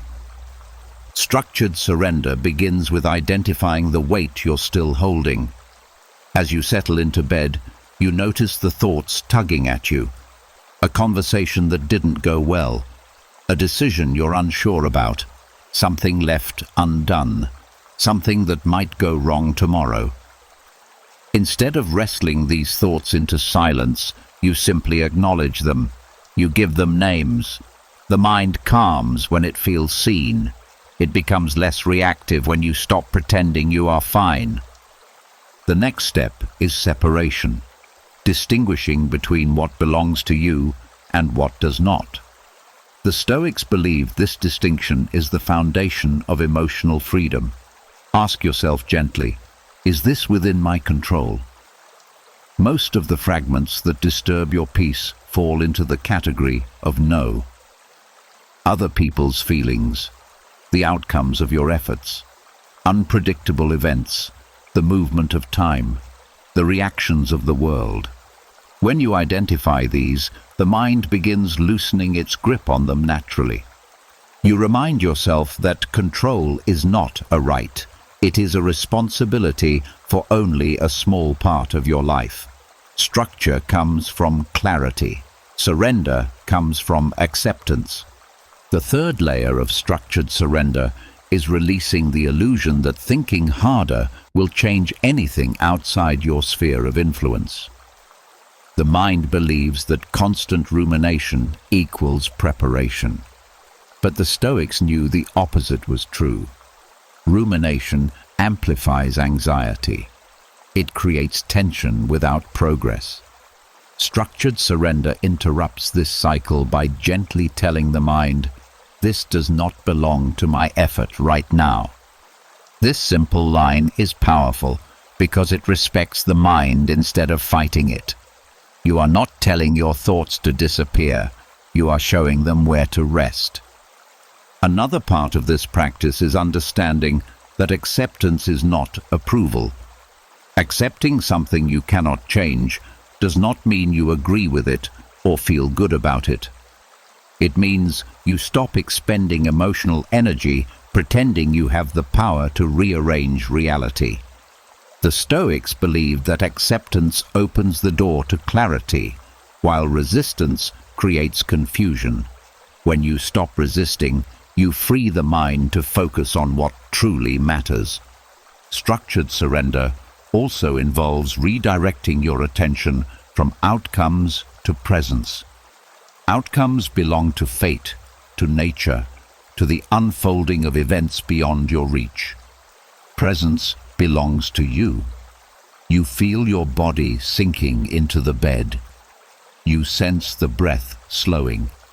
You notice the softness of the night. In presence, the mind stops grasping. It stops tightening. It stops clinging to tomorrow. Sleep can only enter through presence, never through force. Another layer of this practice is emotional humility. You admit that you do not control life, only your response to it. This humility is not weakness, it is strength. It dissolves fear. It calms the ego. It releases the internal tension created by the belief that everything depends on you. When humility replaces control, the nervous system shifts from vigilance to safety, one of the core conditions for falling asleep. Structured surrender also allows you to release internal deadlines, the belief that you must fix everything now, understand everything now, be perfect now. The Stoics believed that urgency is often a form of self-inflicted suffering. At night, urgency becomes poison. Surrender removes the deadlines. It tells the mind that nothing needs to be solved before sleep, that the world will continue turning without your constant monitoring. The final stage of structured surrender is trust. Not blind trust in the world, but trust in yourself. Trust that you will handle tomorrow when tomorrow arrives. Trust that you have the strength you need when the moment comes. Trust that the challenges ahead are within your capacity.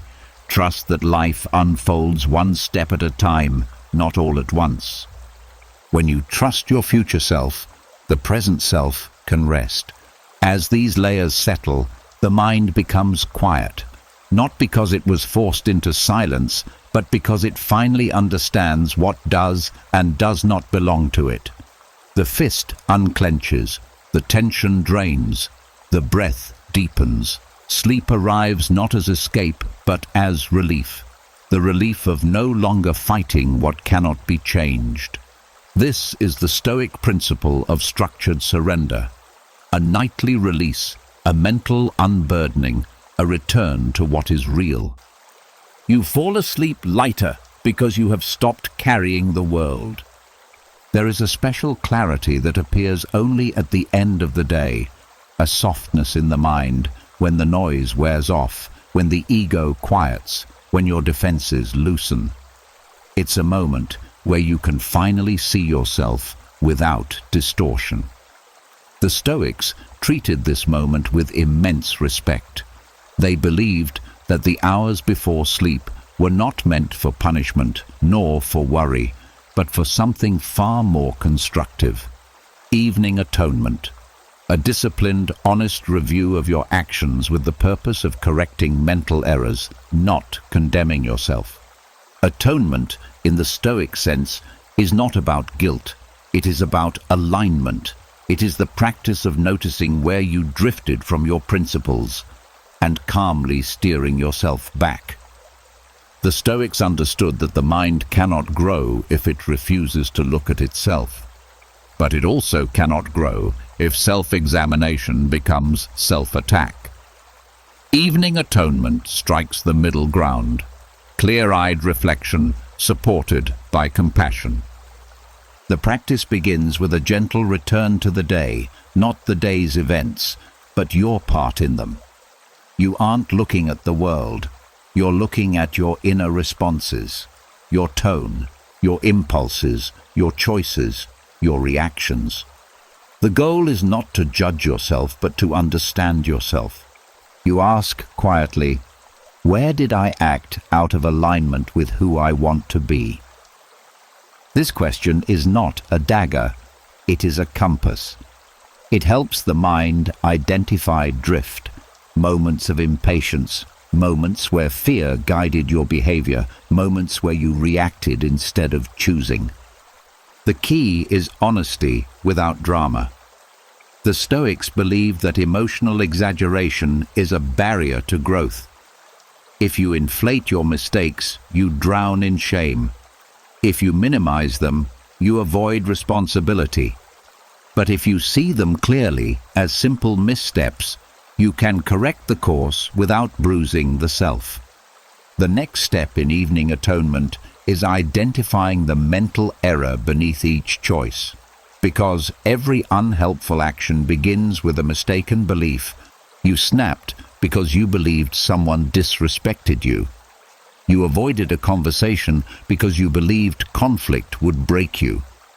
You hesitated to speak your truth because you believed your worth depended on approval. The Stoics didn't try to change the action first. They changed the belief behind the action. When you name the false thought that guided your behavior, the emotional grip loosens. The mind learns the pattern. This is where growth happens. Evening atonement also involves acknowledging what you did well. The Stoics were not blind to their own successes. They believed that recognizing moments of wisdom reinforces them. When you say, "I handled that gently," or "I was patient today," your subconscious stores it. It becomes part of your identity.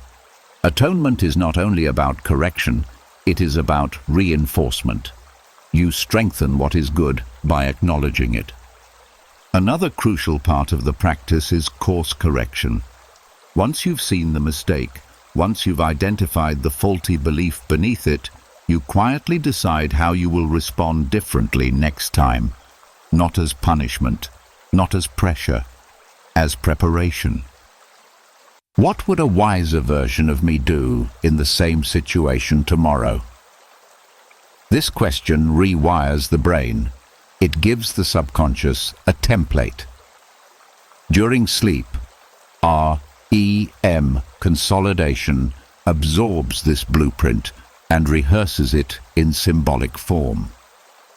You wake up already leaning toward the improved behavior, as if an invisible shift has taken place. That is the magic of nighttime atonement. It's not about fixing the past, it's about preparing the future. Another layer of this discipline is emotional neutrality. The Stoics refuse to carry emotional residue into sleep. If a memory still stings, they acknowledged the sting, understood its cause, and then released it. They didn't deny emotions, they purified them. Evening atonement acts as a mental cleansing. Regret becomes understanding. Anger becomes insight.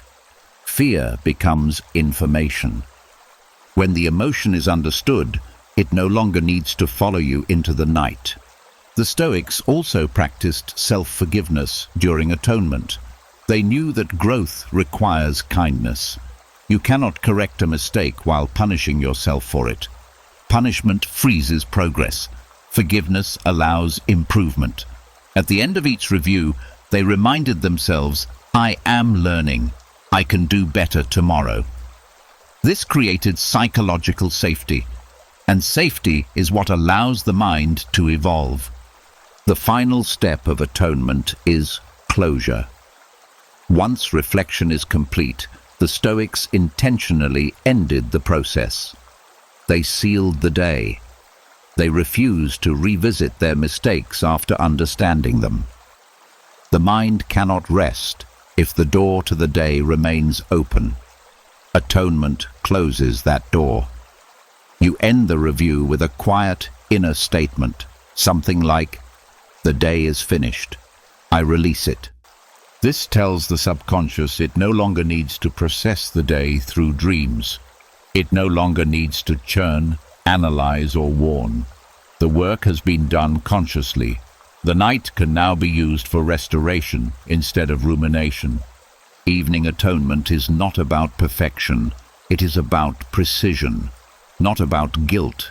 It is about growth. Not about dwelling. It is about directing.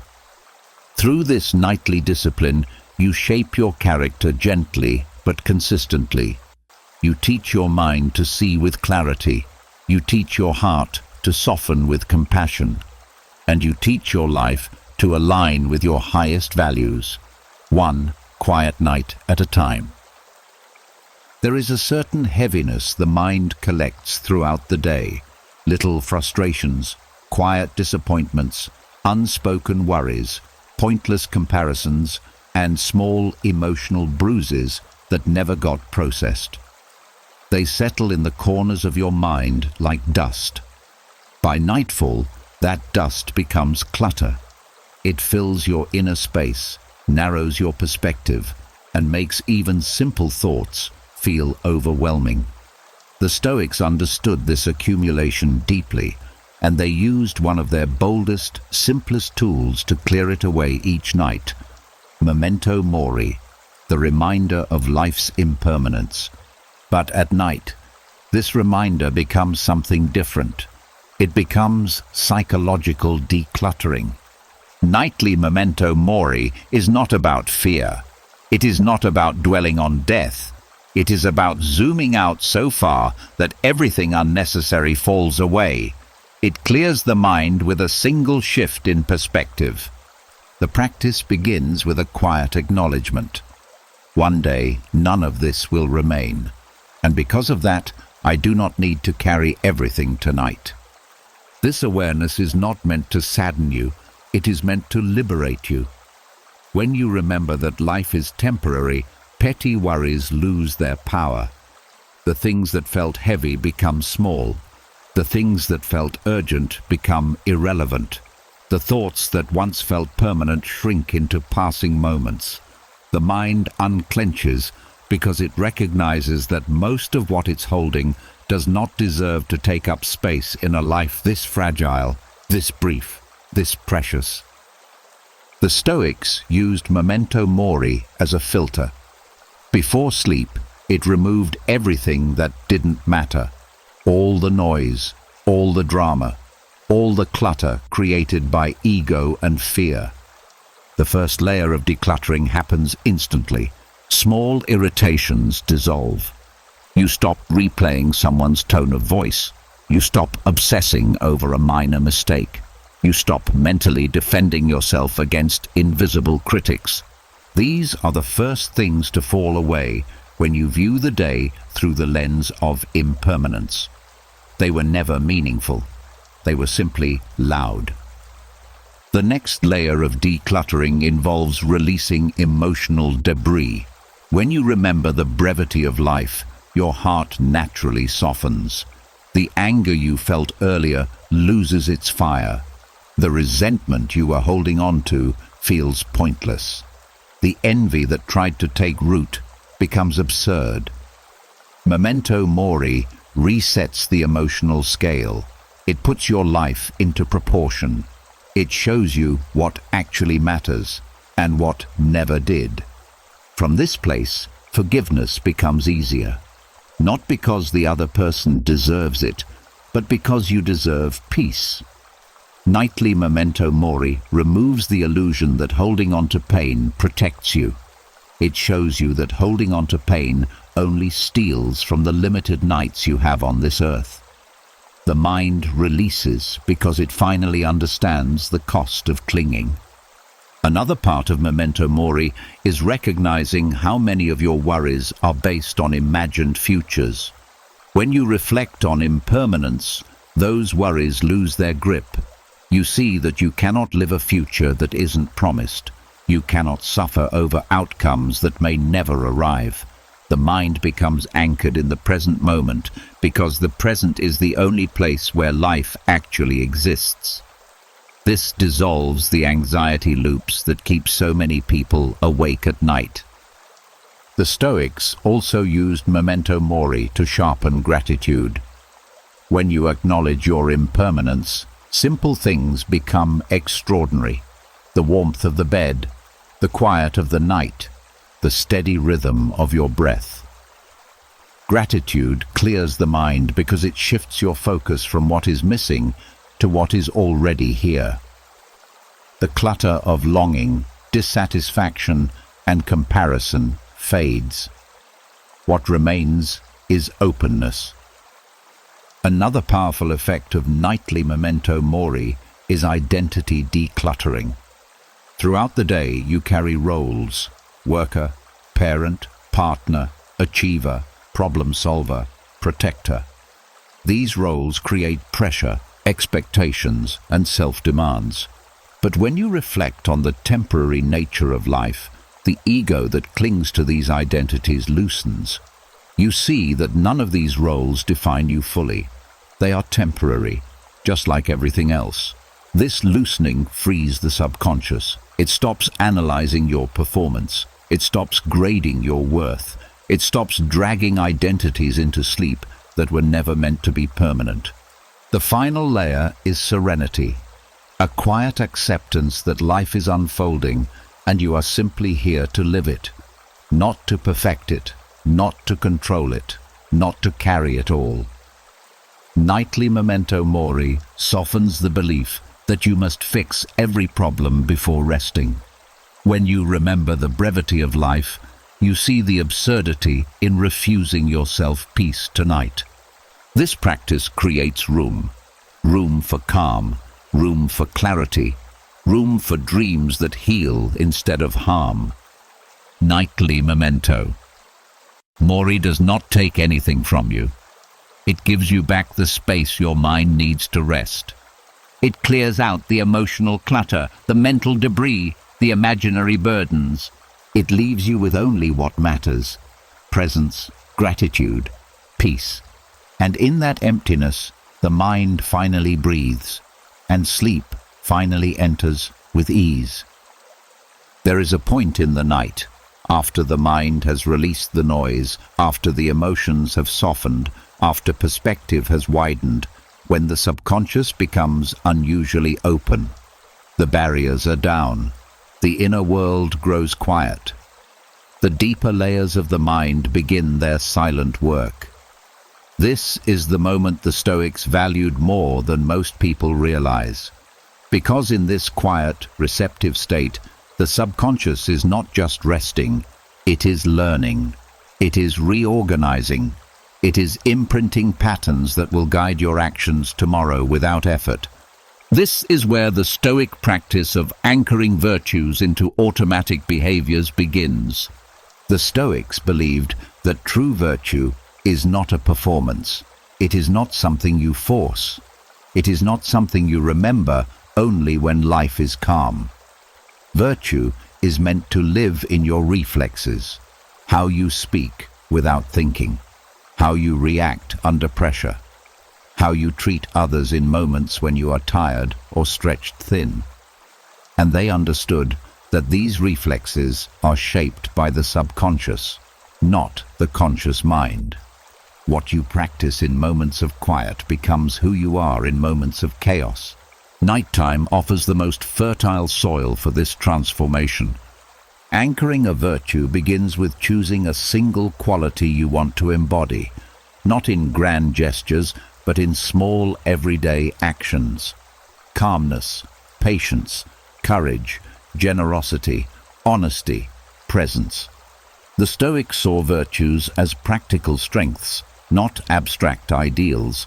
If you try to anchor too many at once, the subconscious treats them as noise. But when you choose one and reinforce it gently, the mind begins to weave that virtue into the structure of your impulses. The process starts before sleep, when your thoughts are slower and quieter. You reflect on the virtue you wish to strengthen, not by judging where you failed, but by remembering where you aligned with it. If you want to cultivate patience, you revisit the moment you held your tongue instead of reacting. If you want to strengthen courage, you recall the moment you took a small step into discomfort. These memories are seeds. The subconscious treats them as evidence. Evidence becomes identity. And when you fall asleep with these memories in mind, REM, consolidation, strengthens the emotional pathways connected to those small acts. Your mind begins storing these behaviors as natural, not effortful. Over time, the subconscious starts offering these reactions automatically. This is how virtues become reflexes. Another part of anchoring involves emotional association. The subconscious learns largely through emotion, not logic. When you tie a virtue to a feeling, peace, relief, pride, sincerity, it becomes easier for the subconscious to adopt it. For example, if acting with honesty brought you a sense of inner calm today, your mind stores honesty as a pathway to peace. During sleep, that connection deepens. Tomorrow, in a moment when honesty feels uncomfortable, the subconscious will remember the calm associated with it and guide you toward it. This is the quiet shaping of character. The Stoics also used visualization, not dramatic fantasy, but subtle rehearsal. Before sleep, they spent a few breaths imagining how they would act in a challenge, how they would respond with patience, how they would speak with calm, how they would behave with integrity. They did not imagine perfect scenarios. They imagined real, small moments, a conversation, a decision, a reaction. The subconscious watches these mental rehearsals and treats them like actual practice. And during REM, it strengthens the neural pathways associated with those imagined behaviors. Dreams become part of this process as well. The subconscious often uses symbolic scenarios to test emotional responses. If you anchored a virtue before sleep, the mind may rehearse it symbolically during dreams. A stressful dream becomes a stage for courage. A confusing dream becomes training for patience. A social dream becomes practice for kindness. These rehearsals are not random. They are directed by the emotional tone you fall asleep with. Another layer of this practice is identity shifting. The Stoics believed that you become what you repeatedly tell yourself you are becoming, not through forced affirmations, but through quiet truths. Before sleep, you might say, I am learning patience. I am strengthening my courage. I am becoming more grounded.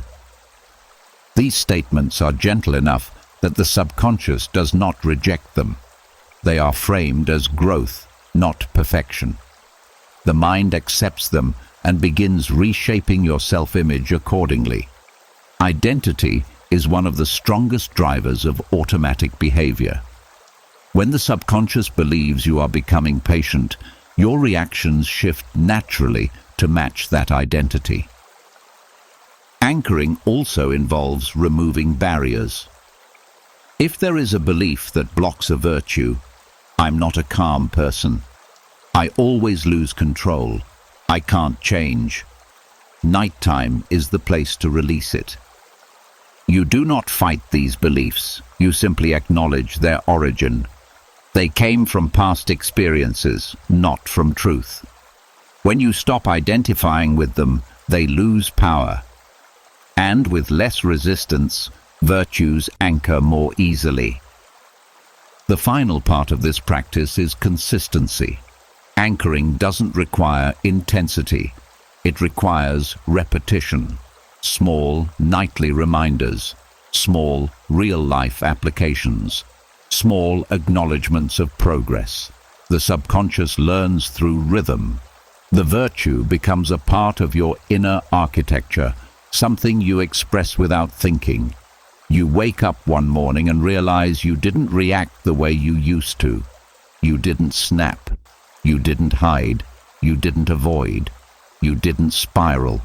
You simply responded with the virtue you seeded in the quiet of the night. This is how Stoics shaped their character.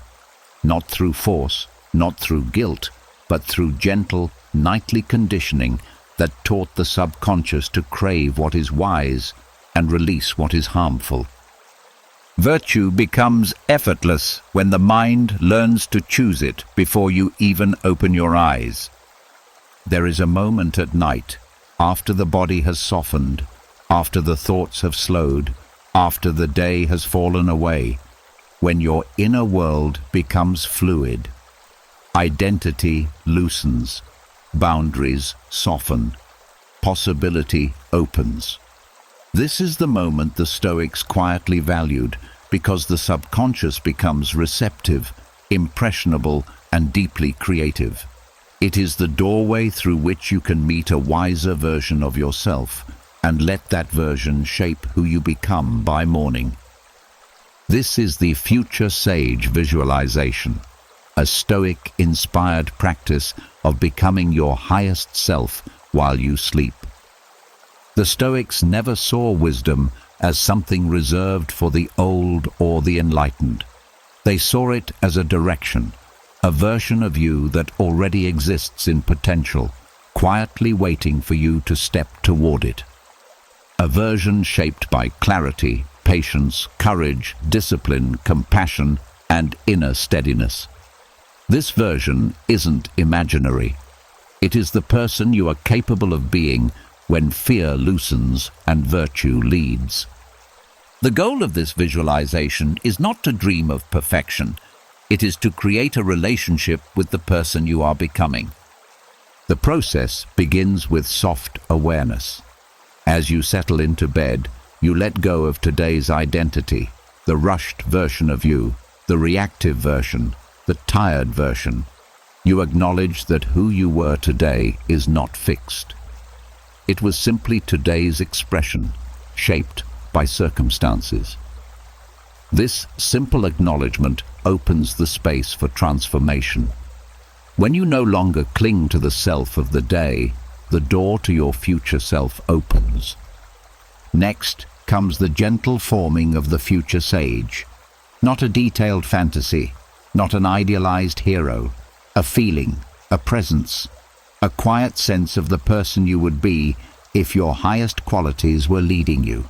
You picture, not with effort, but with softness, the way this wiser version of you carries themselves, how they breathe, how they speak, how they respond when challenged, how they treat others, how they treat themselves. There is no pressure to get it right. You are not creating something, you are discovering something. The subconscious already knows this future version. You are simply inviting it forward. As this presence becomes clear, something powerful happens. Your emotional state shifts. You begin to feel the calm of this version of you, the groundedness, the maturity, the steadiness that does not rise and fall with external events. You are not imagining a character, you are borrowing an emotional template. And the subconscious records emotional templates far more deeply than logical ones. This is where the transformation truly begins. You then allow this future sage to guide you, not through conversation or instructions, but through resonance. You ask quietly within yourself, how would this version of me live tomorrow? How would they handle the challenges ahead? How would they show up in the world? The answers do not come as detailed plans. They come as subtle shifts, a clearer posture, a calmer heartbeat, a more open breath, a softer inner voice. Your body begins to mirror the future identity even before sleep arrives. The subconscious is already activating new patterns. The next step is merging. You allow this wiser version of you to come closer, not as something separate, but as something familiar. You feel their steadiness blending into you, their clarity aligning with your own thoughts, their emotional balance settling into your nervous system. The subconscious responds with remarkable openness because nighttime is when identity becomes malleable. You are teaching it a new shape, not by force, but by presence. This visualization is not about becoming someone else. It is about removing everything that blocks you from being who you truly are. As you drift towards sleep, you hold a single sense, not a picture, not a phrase, just a feeling of the future sage in you, a quiet confidence, a deep-rooted calm, a trust in your own resilience, a gentleness that is not weakness, and a strength that is not harshness. The subconscious takes this feeling and carries it into REM. During this stage, it begins weaving new emotional habits, new thought patterns, new behavioral tendencies based on this wisdom-infused template. Your dreams may reflect this transformation. You may find yourself responding differently in dream scenarios, more boldly, more patiently, more compassionately. This is not random. It is rehearsal. The subconscious is practicing the identity you offered it. And because REM sleep consolidates emotional and behavioral patterns, the shifts that occur here seep quietly into your waking mind. By morning, you feel subtly different. Not dramatically transformed, but recalibrated, mentally aligned, emotionally steadier. You wake with a sense that something inside has strengthened, not through effort, but through quiet alignment with your future self. Over time, this nightly practice reshapes your identity.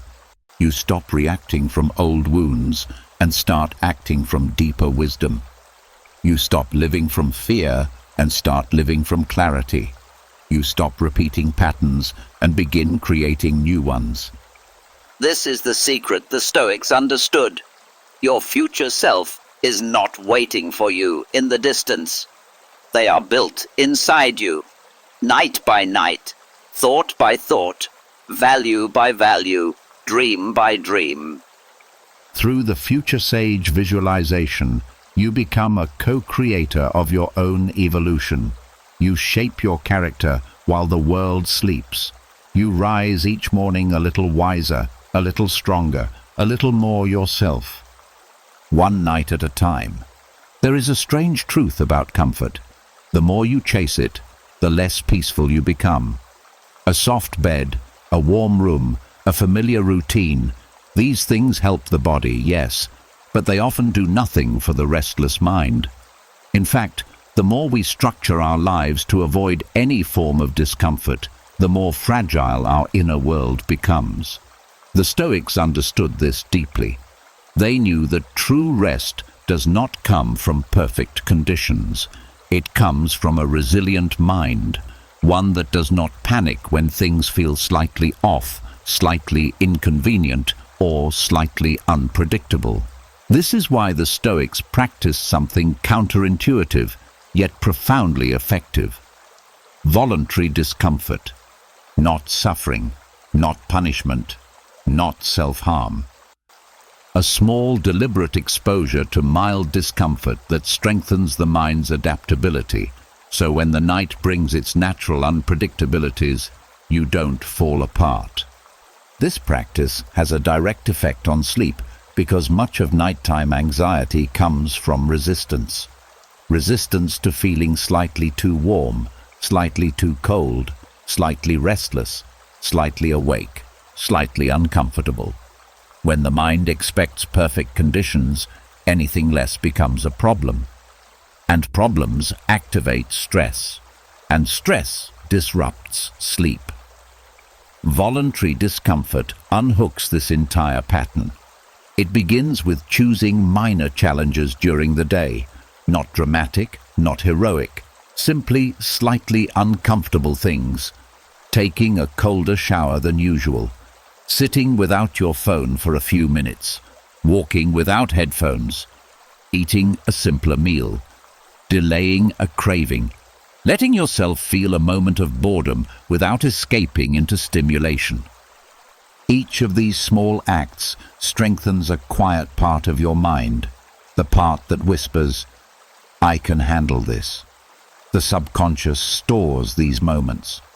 And later, when you cannot fall asleep instantly, or when your mind resists the stillness of night, that same whisper returns. The mind becomes less reactive, less threatened by discomfort, less panicked by imperfection. This is the essence of the practice, teaching your nervous system that discomfort is not danger. The Stoics believed that discomfort reveals your true relationship with yourself. When you deliberately choose small inconveniences, you gain control over the inner voice that usually controls you. You learn to separate "I am uncomfortable" from "I am unsafe." This separation is crucial for sleep, because so much nighttime restlessness is misinterpreted by the body as threat, when it's really nothing more than harmless discomfort. Another part of voluntary discomfort is humility. When you choose discomfort intentionally, you become less entitled to constant ease. You stop assuming everything should feel perfect. This humility loosens the ego that demands ideal conditions. And when ego loosens, sleep no longer depends on everything going exactly right. You become flexible, adaptable, calm in the face of small disturbances. This practice also reduces the fear of sensation. Many people lie awake panicking about the feeling of wakefulness, the feeling of restlessness, the sensation of their own heartbeat, or the heaviness in their chest. These sensations are harmless, but because they are unfamiliar, the mind interprets them as danger. Voluntary discomfort breaks that association. The mind learns that sensations, even unpleasant ones, are simply sensations. Nothing more. The Stoics also used discomfort to strengthen discipline. When you choose slightly challenging actions during the day, you build the mental muscle needed to stay calm when the night tests you. You stop catastrophizing. You stop spiraling.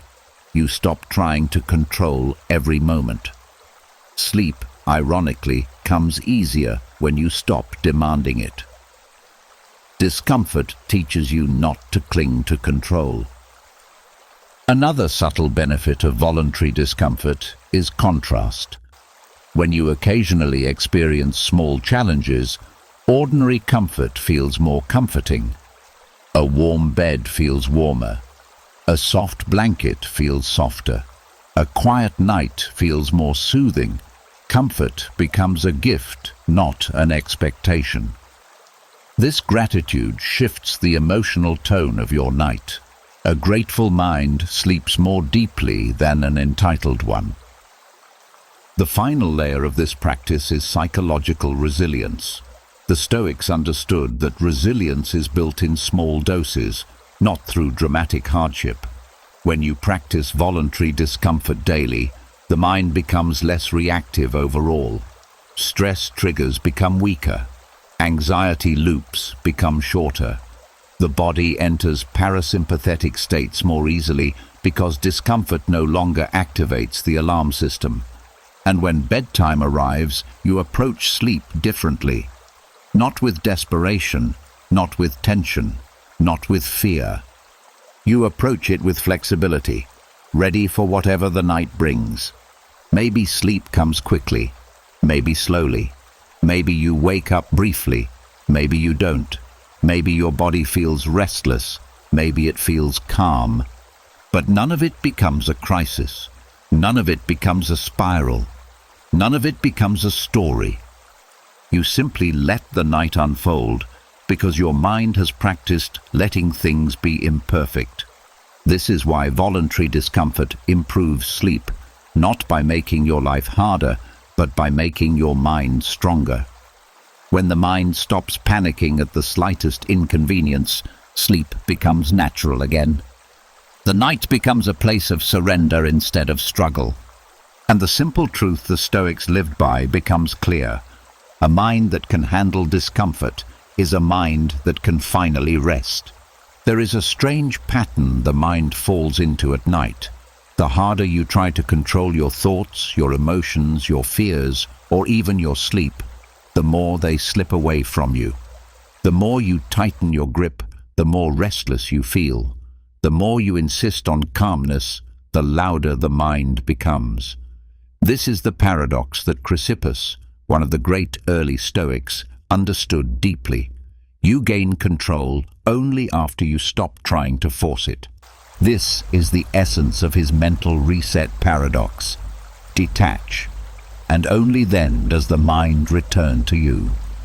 At night, this paradox becomes especially powerful because the subconscious responds poorly to pressure. When you try to command your mind into silence, it treats your effort as a threat. When you try to force peace, you create tension. When you try to think your way into calmness, your thoughts multiply. Chrysippus saw this centuries before neuroscience could explain it. The mind is not tamed by control, it is tamed by release. The paradox begins with recognizing the difference between direction and domination. Most people attempt domination. I need to sleep now. I must stop thinking. I can't feel this way. These demands activate the same internal alarm system that keeps you awake. Chrysippus offered the opposite approach. Step back. Loosen your grip. Stop trying to fix your thoughts. The moment you stop forcing the mind to behave, it stops resisting you. The mind was never the enemy, your struggle with it was. This detachment is not numbness, it is not apathy, it is a shift in posture. You move from "I must control this" to "I don't need to", from "I must calm down" to "I can allow what is", from "I must stop thinking" to "thoughts can come and go". As soon as the pressure dissolves, the mind begins to reorganize itself naturally. The first layer of this paradox is allowing your thoughts to exist without interference. Chrysippus taught that thoughts are not commands, they are appearances. They pass through the mind the way shadows pass over water. It is your reaction that gives them power. Detachment means saying quietly, "Let the thought be here." You neither fight it nor follow it. You neither analyze it nor suppress it. You let it rise and fall on its own. And because you stop gripping it, the thought naturally loses energy. The mind resets itself simply because you stopped pushing. Another part of this paradox is releasing the illusion that emotional control requires effort. Chrysippus argued that most emotions escalate only when we resist them. Fear grows when you fear fear. Worry grows when you worry about worrying. Restlessness grows when you resist restlessness. Detachment interrupts this spiral. When you let the emotion be present without amplifying it, the emotional intensity weakens. You're not feeding the fire anymore. This is why nighttime detachment is so powerful. Your emotions stop multiplying, your thoughts stop circling, and your nervous system shifts out of defense and into calmness.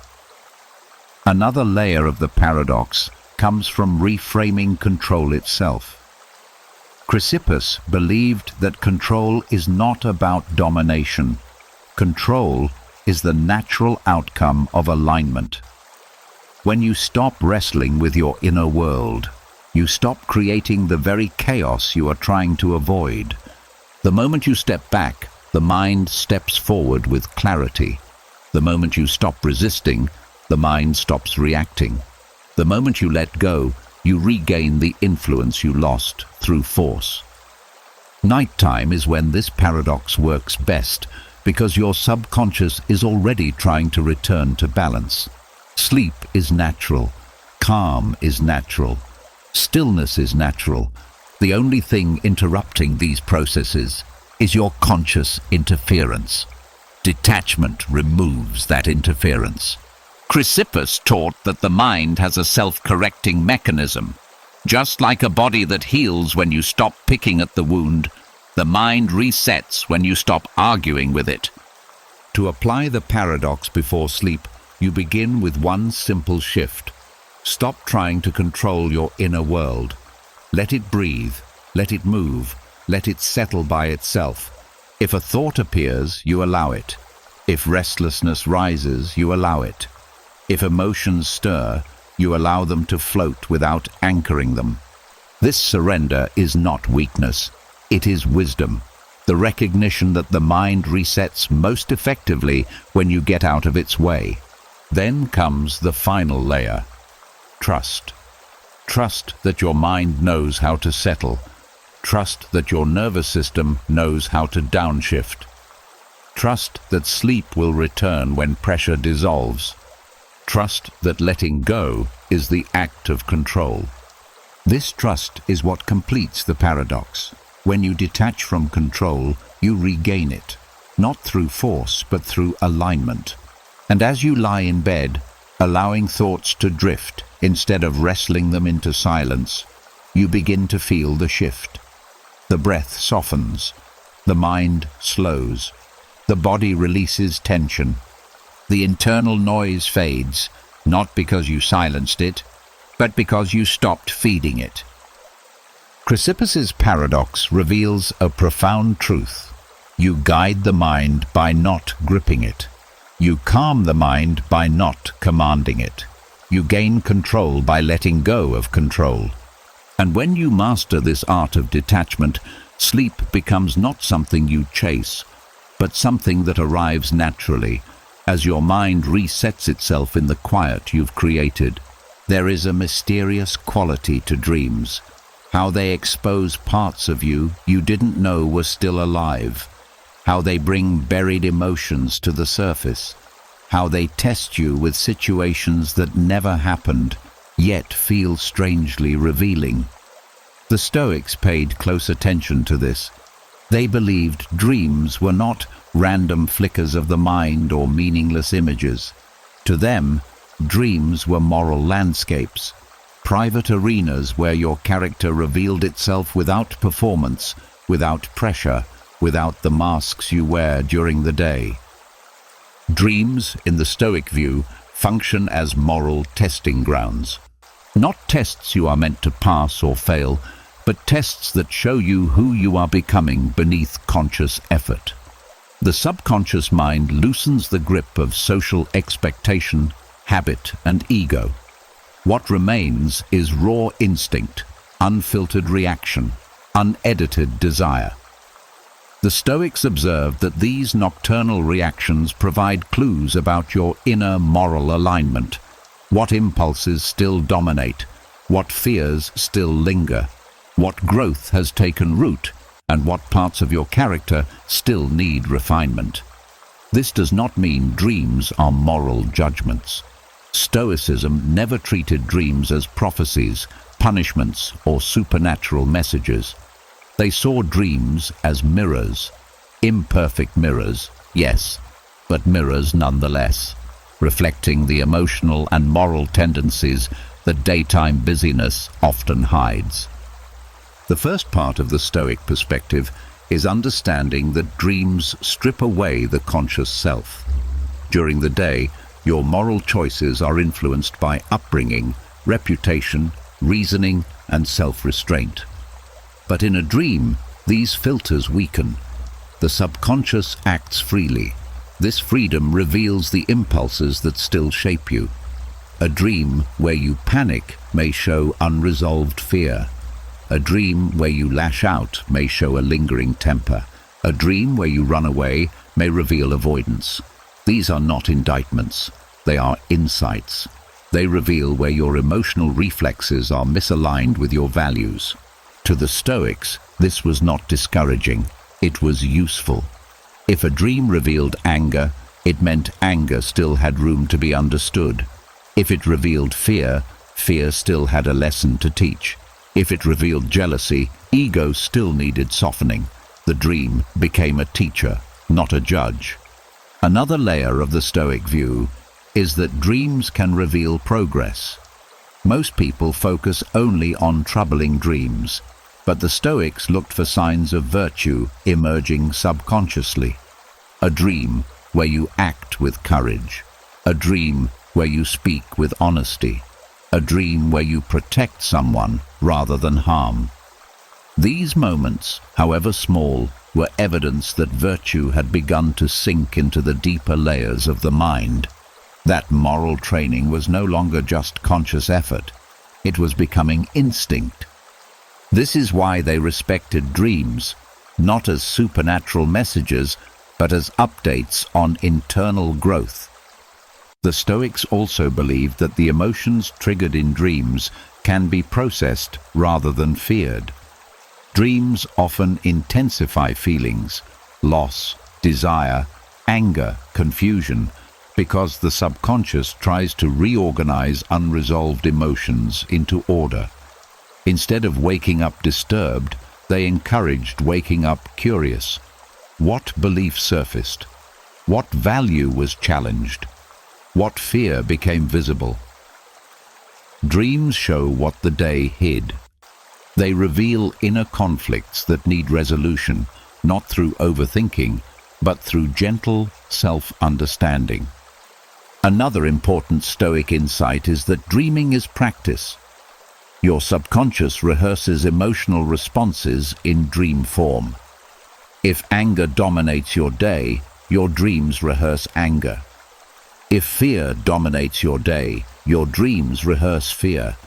If patience dominates your day, dreams rehearse patience.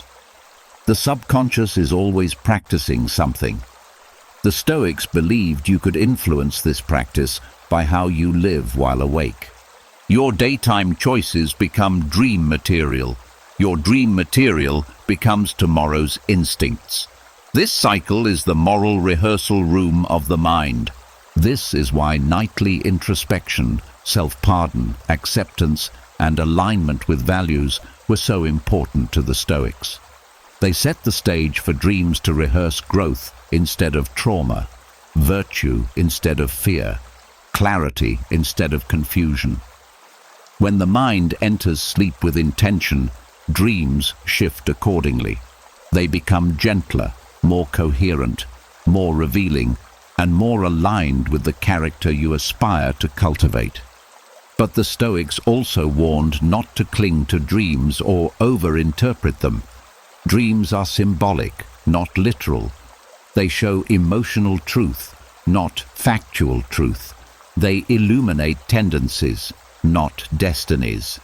The goal is not to decode dreams with precision, but to use them as subtle guidance, an internal compass pointing toward areas of refinement. The final aspect of the Stoic view is tranquility. No matter what dreams arise, pleasant, frightening, confusing, the Stoic response upon waking is calm acknowledgement. Yes, this is what my mind is working through. No fear, no shame, no attachment. This calm acknowledgement prevents nighttime imagery from shaping identity or waking anxiety. It clears emotional residue. It allows dreams to serve their purpose without disturbing the day. In the Stoic worldview, dreams are not distractions. They are invitations. Invitations to see yourself honestly.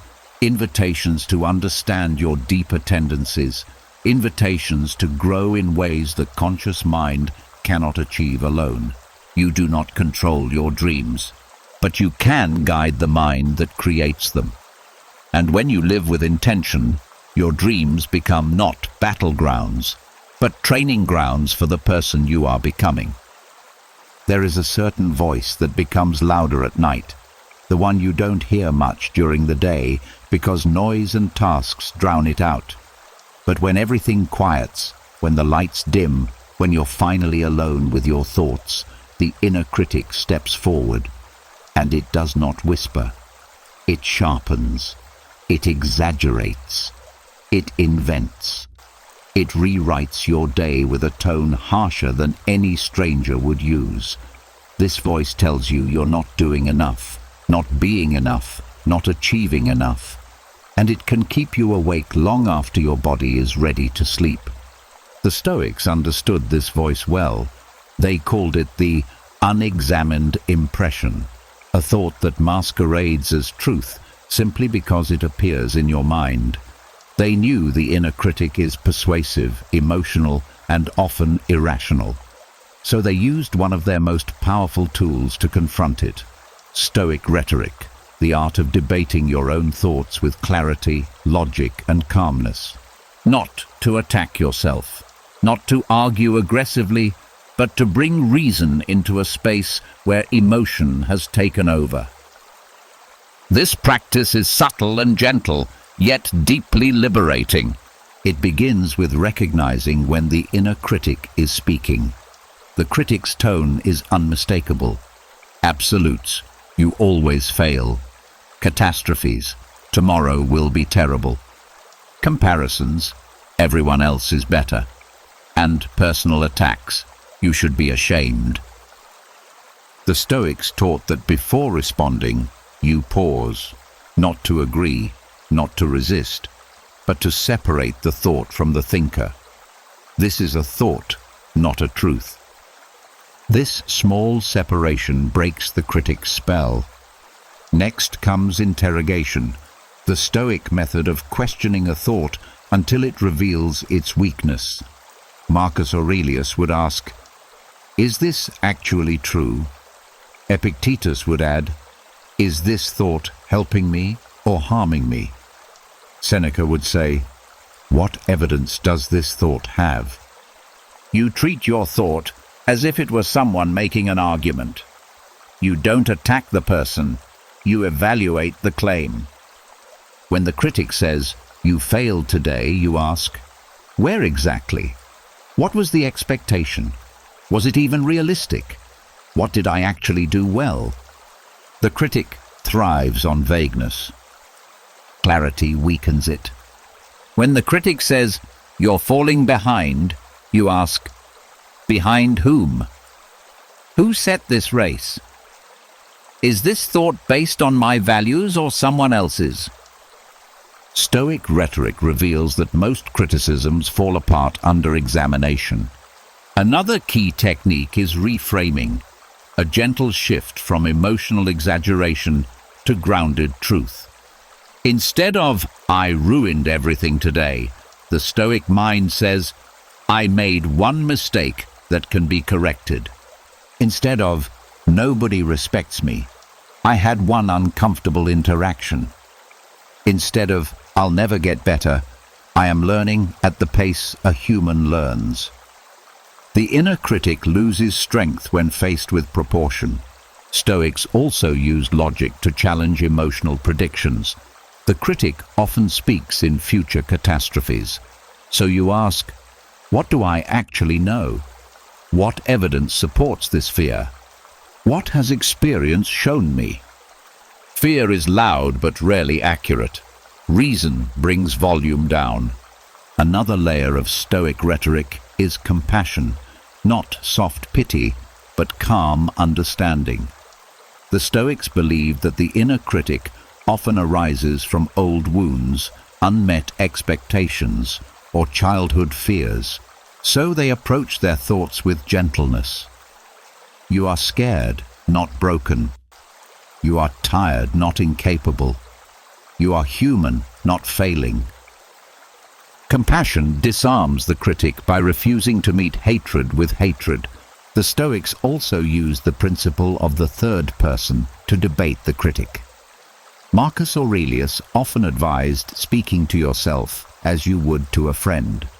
If your friend came to you saying, "I'm worthless," would you agree? Would you attack them? Or would you offer perspective, reason, kindness? Direct that same fairness inward. The next step is replacement.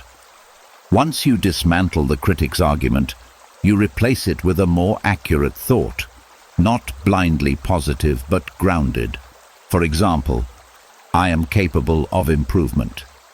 I survived today and learned from it. I handled what I could. I am growing, even if slowly. This replacement gives the subconscious something stable to hold on to as you fall asleep. Finally, Stoic rhetoric ends with dismissal. Once the thought is questioned, reframed, understood, and replaced, you release it. You tell your mind, gently, this thought has been answered. It no longer needs attention. The subconscious listens. It stops replaying the critic's voice in dreams. It stops storing those criticisms as truth. It stops keeping you awake with spirals of self-doubt. The Stoic debate with your inner critic is not a fight.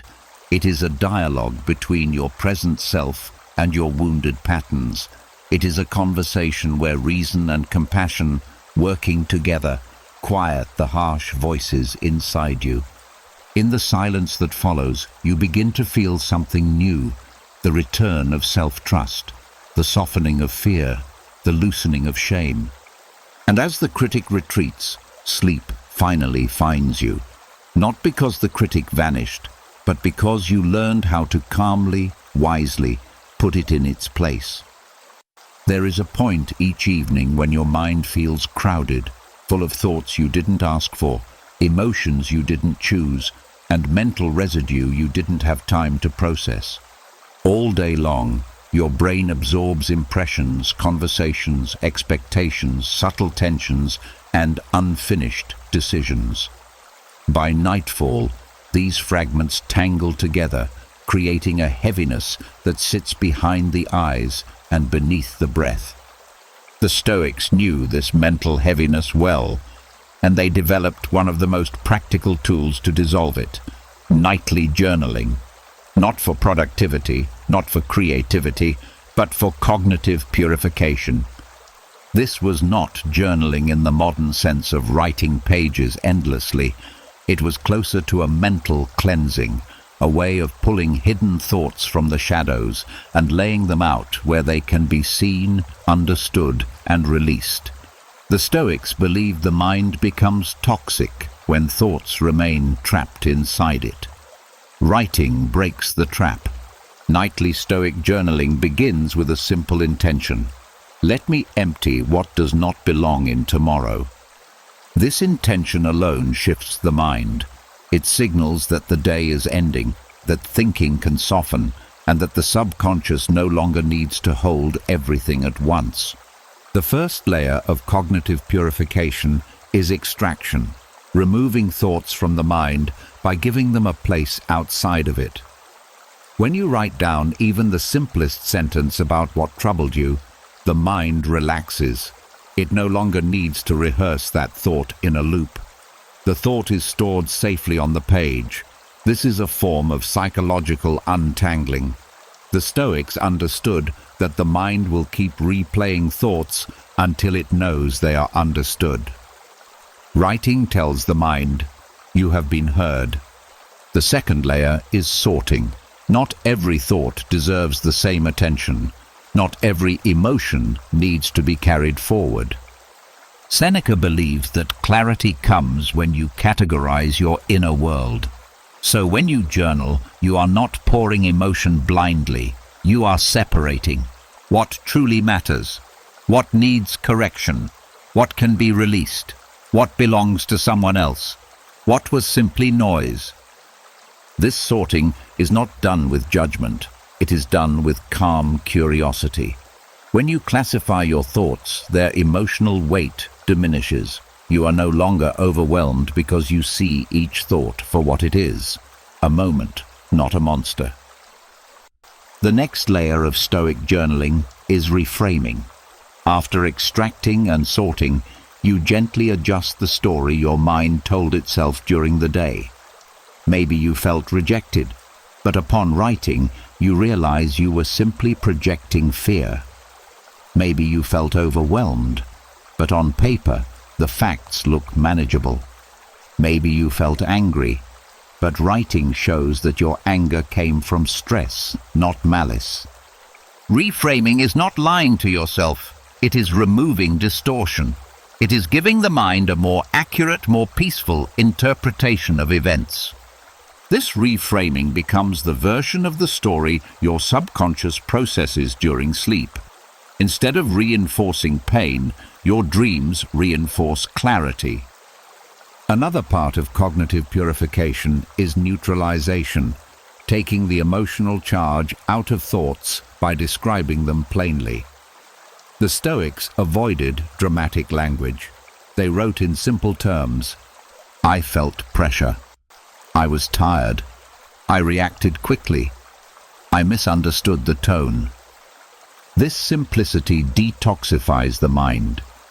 Emotional exaggeration dissolves. Problems shrink back to their actual size.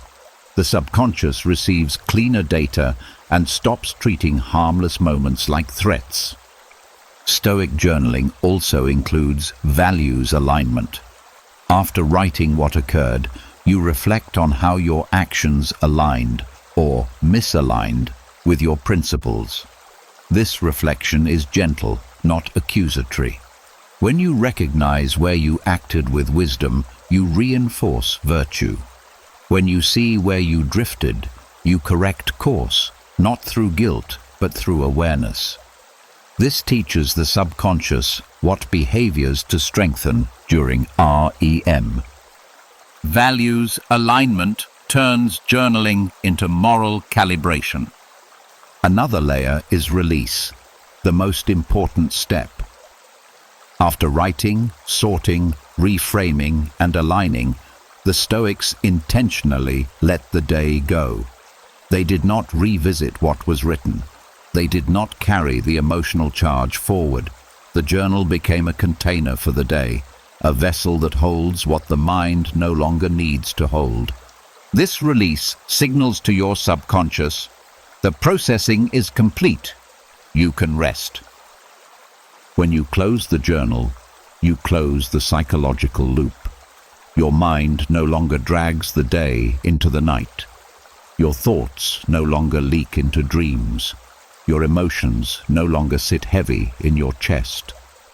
Journaling becomes a psychological cleansing, removing the toxins of unprocessed thoughts, clearing the mental clutter, leaving the mind open, light, and ready for sleep.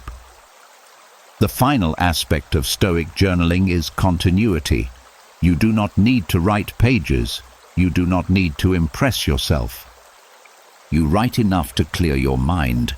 A few lines can purify your entire inner world. Over time, cognitive purification becomes a habit.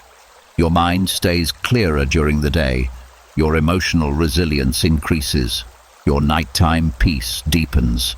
Your dreams become gentler, more symbolic, and less chaotic, because every night you are giving your mind a place to lay down what it should never have been carrying. This is the Stoic gift of journaling, not writing to remember, but writing to release. Not recording your life, but cleansing your mind. Not analyzing, but clearing. A quiet reset, performed with a pen, finished with a breath, sealed with peace. Chaos has a way of slipping into your life long after the day ends. It lingers in your nervous system, embedded in the tension of your shoulders, woven into the speed of your thoughts. Even when the world around you becomes quiet, the inside of you can remain loud, buzzing with the leftover pace of the day, overwhelmed by what happened, unsettled by what you couldn't control. The Stoics understood this better than anyone. They knew that serenity isn't something you find by escaping chaos. It's something you learn to carry within it. This is the principle of adaptive serenity, the ability to remain internally steady, even when the external world refuses to calm down, and it becomes especially important at night. Most people try to create peace by rearranging their environment. They dim the lights, close the door, silence their phone. But chaos doesn't respect boundaries. It sneaks into your mind through memories, stress, unfinished tasks, and emotional residue. Stoic serenity was never dependent on conditions. It was a trained resilience, an inner posture that could withstand whatever the day brought without dragging it into the night. Adaptive serenity begins with a shift in perception.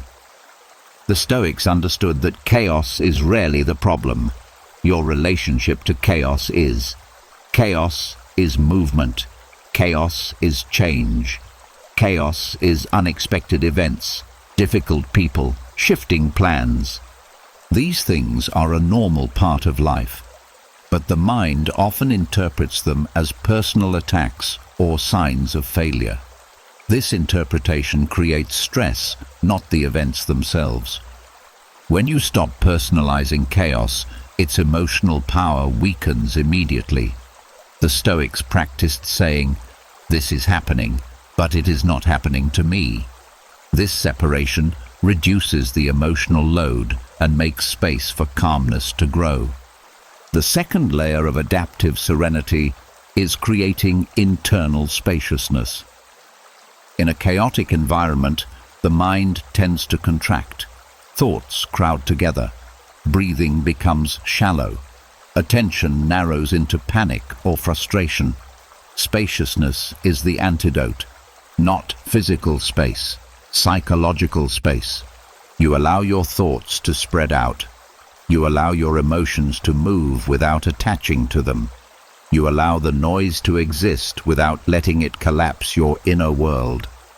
The Stoics cultivated this spaciousness through perspective. Will this matter in a year? Is this within my control? Is this truly as big as it feels, or is my reaction amplifying it? These gentle questions widen your inner field. Suddenly, the chaos is still there, but you have room to breathe inside it. Another crucial part of adaptive serenity is emotional self-governance. The Stoics didn't aim to eliminate emotion. They aimed to prevent emotion from becoming the decision-maker. In chaotic environments, the first impulse is often fear, anger, or overwhelm. The Stoics taught the art of pausing, a moment of stillness where you remind yourself that you are not obligated to follow your first reaction. This pause is the birthplace of serenity. It teaches the subconscious that external chaos does not dictate your internal state. And at night, this makes all the difference. When you lie in bed replaying the day, adaptive serenity separates the events from the emotional storms attached to them. It allows the memory to remain while the turmoil drains away. Another layer of this principle is identity detachment.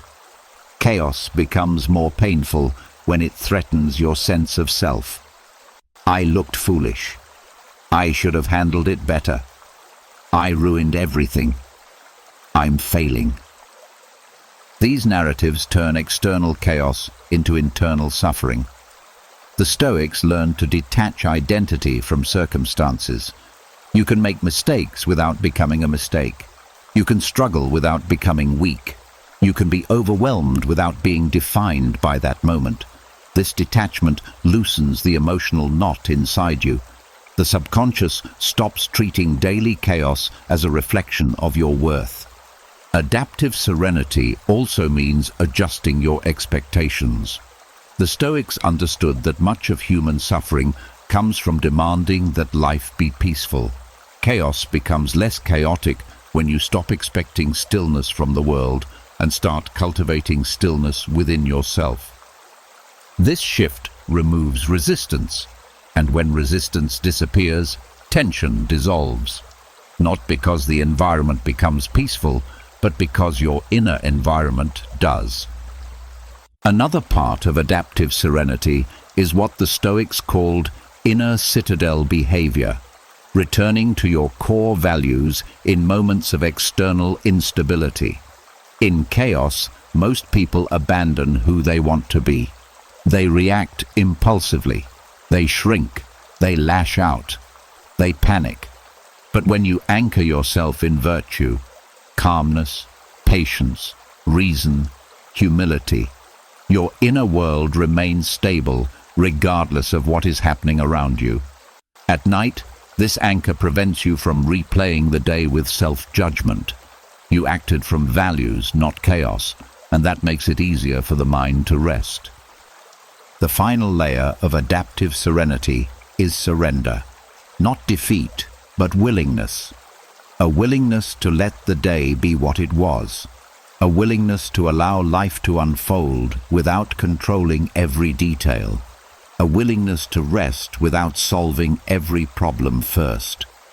Chaos may have shaped your day, but it does not need to shape your night. When you practice adaptive serenity, your nervous system learns that safety does not depend on external stillness. It depends on internal acceptance. The subconscious stops clinging to stressful moments. Dreams become less charged. Sleep comes more easily. You begin each night not as someone overwhelmed by the world, but as someone who can withstand it and rise above it. This is the Stoic secret. Serenity is not found in calm environments. It is found in a calm mind, one that adapts, accepts, and stays steady even in the middle of life's storm. There is a certain heaviness that comes from feeling powerless, a sense that life pushes you around, that circumstances dictate your mood, that other people's actions decide your worth, that the world has more control over you than you do over yourself. Many people go to bed carrying this weight without even realizing it. The Stoics understood this feeling deeply, and none more than Epictetus, the man who was born into slavery, yet became one of history's greatest teachers of inner freedom. From his life came one of the most profound mindset resets imaginable, the shift from slave to sage. This is not about social status or external power. It is about the inner shift from being controlled by life to becoming the one who directs your inner world. And the best time to perform this reset is at night, when the ego is tired, the mask is off, and the mind is open to transformation. The slave mindset appears whenever you feel, I have no choice. I can't handle this. I'm stuck. I'm defined by what happened to me. I must please everyone. These aren't weaknesses, they're learned survival patterns, and they keep your mind tense long after the day ends. Epictetus believed that the greatest slavery is internal, not imposed by chains, but imposed by belief, not enforced by others, but enforced by your own thoughts. The sage mindset, in contrast, says, I control my response. I am responsible for my inner world. I get to choose my values. I can face difficulty with dignity. My freedom begins where my judgment begins. Nighttime is the perfect moment to practice this shift because the mind is quieter and more honest. This is when you can tell the truth about where you surrendered your power during the day and reclaim it before crossing into sleep. The practice begins with noticing the slave patterns that appeared in your thoughts. Where did you give away your peace? Where did you let somebody else's mood define yours? Where did you let fear shrink your choices? Where did you act as if you had no agency? You observe these patterns not with shame, but with clarity. Epictetus never taught self-blame. He taught awareness, because once you see the pattern, you can shift it. The next step is separation. You remind yourself, these thoughts are not me. They are habits. A habit from childhood. A habit from fear. A habit from past wounds. But not you. This separation cracks the illusion of slavery. You stop identifying with your automatic reactions. You begin to see yourself as the one who watches the thoughts, not the one who obeys them. This alone is liberation. Then comes the reclaiming. You ask yourself, what was truly in my control today? Epictetus taught that freedom begins the moment you focus on what is yours, your judgments, your interpretations, your choices, your tone, your effort, your attitude. You list even the smallest acts of self-control you showed today. A moment of patience, a choice to pause, a decision to walk away, a refusal to react impulsively. These become proof of your inner strength, evidence that the sage lives inside you already.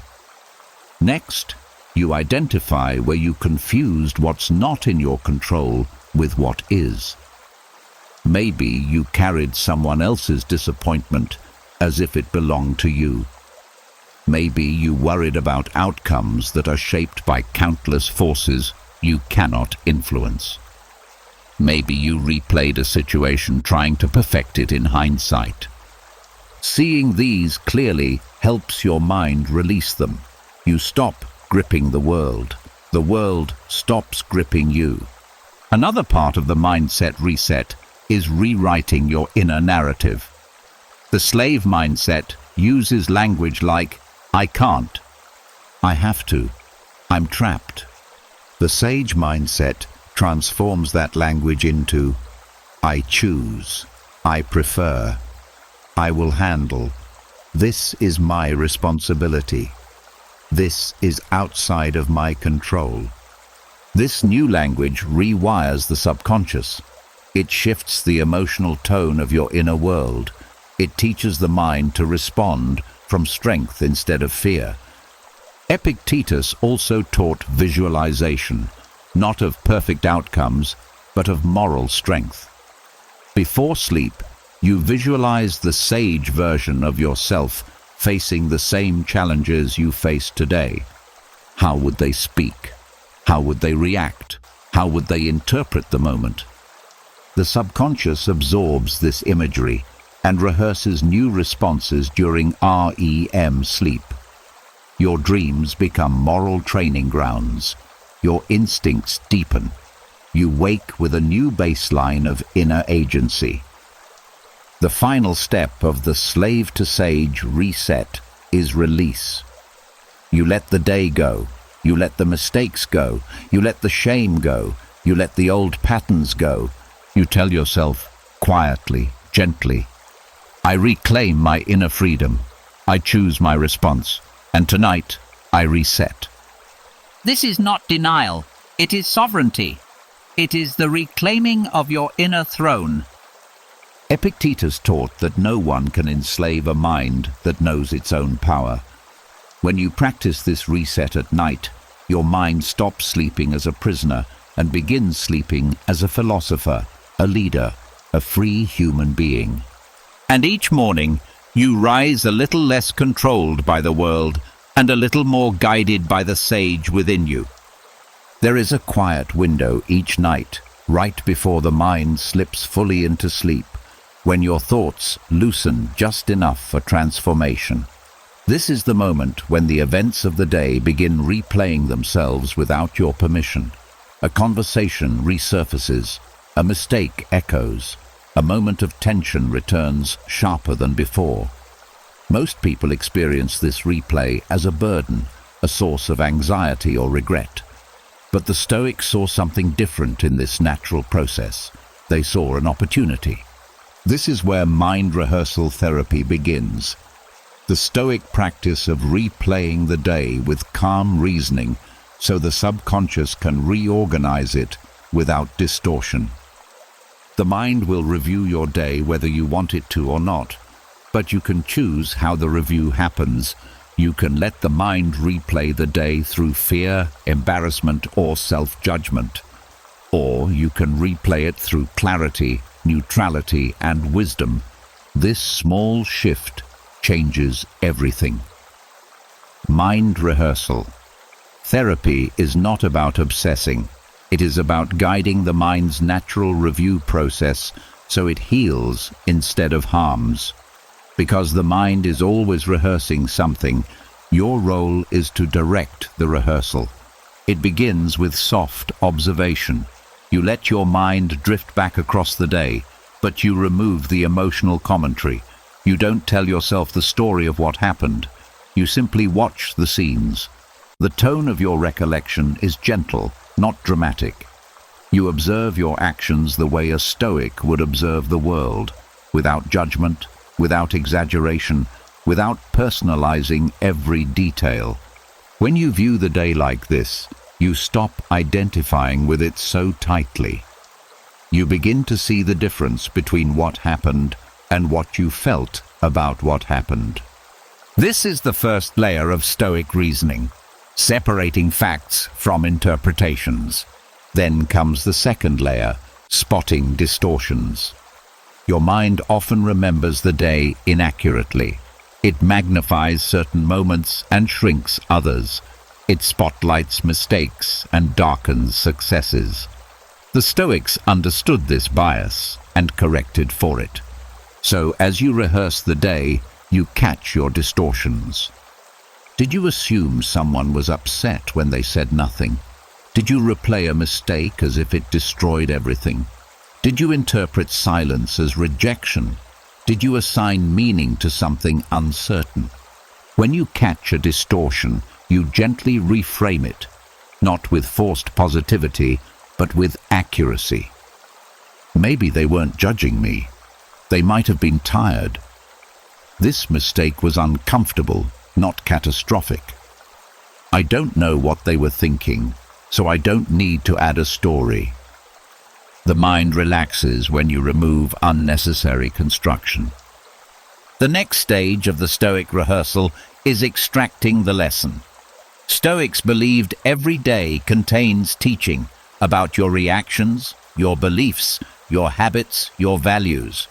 So you ask, what did this moment show me about myself? What belief was I acting from? What can I adjust tomorrow? This is not self-criticism. This is calibration. You identify one or two gentle corrections, not a list of demands.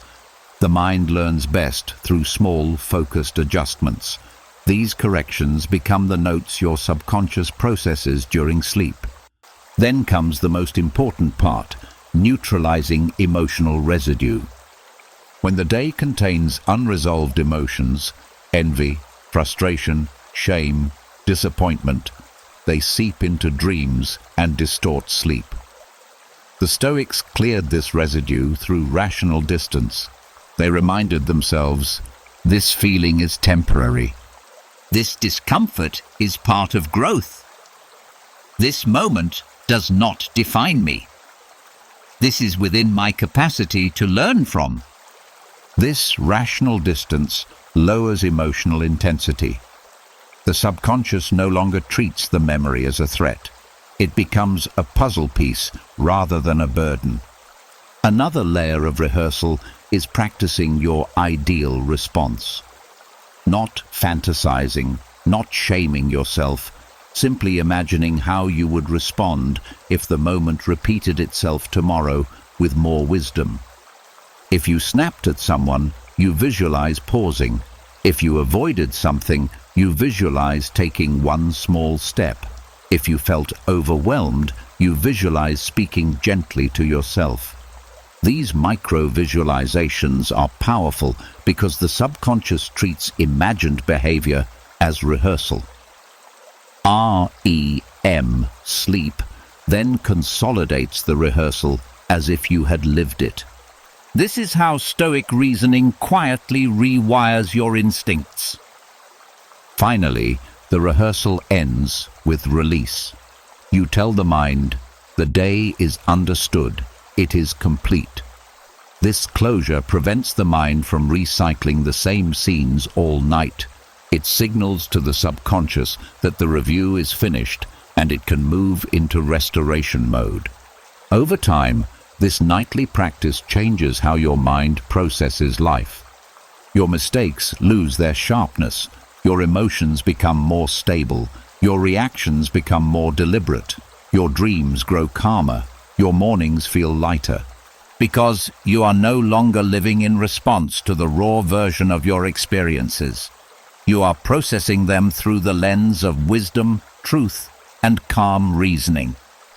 This is the Stoic art, not reliving the day, but refining it. So the person who wakes tomorrow is wiser than the one who lived today. When you finally reach the end of this journey, after every breath softened, every thought unwrapped, every fear loosened, and every layer of your inner world gently realigned, something inside you becomes unmistakably clear. You were never meant to carry the weight of your life alone. You were meant to shape it, quietly, steadily, one night at a time. Over these 4 hours, you learn to build an inner citadel, to walk through the hypnagogic doorway with intention, to let your dreams guide your moral growth, to release guilt, reframe chaos, detach from illusion, and surrender what was never in your control. You practiced emotional fasting, nightly memento mori, structured surrender, role reconstruction, and the quiet art of becoming your future self in the dark. Every lesson led you a little closer to the truth the Stoics lived by. Peace isn't an accident, it's a practice. And tonight, you practiced well. If something in these teachings touched you, if a single idea loosened the grip of fear, softened your mind, or helped you reclaim your inner balance, tell me in the comments which part resonated with you the most. Your reflections don't just help the channel. They help someone else find the wisdom they didn't know they needed. And if you want more content that strengthens your mind while you sleep, keeps your heart calm through the day, and helps you build a life grounded in clarity and resilience, make sure to subscribe and turn on notifications. Your journey doesn't end here. It begins again tomorrow, with a mind that is lighter, clearer, and more yours than it was before.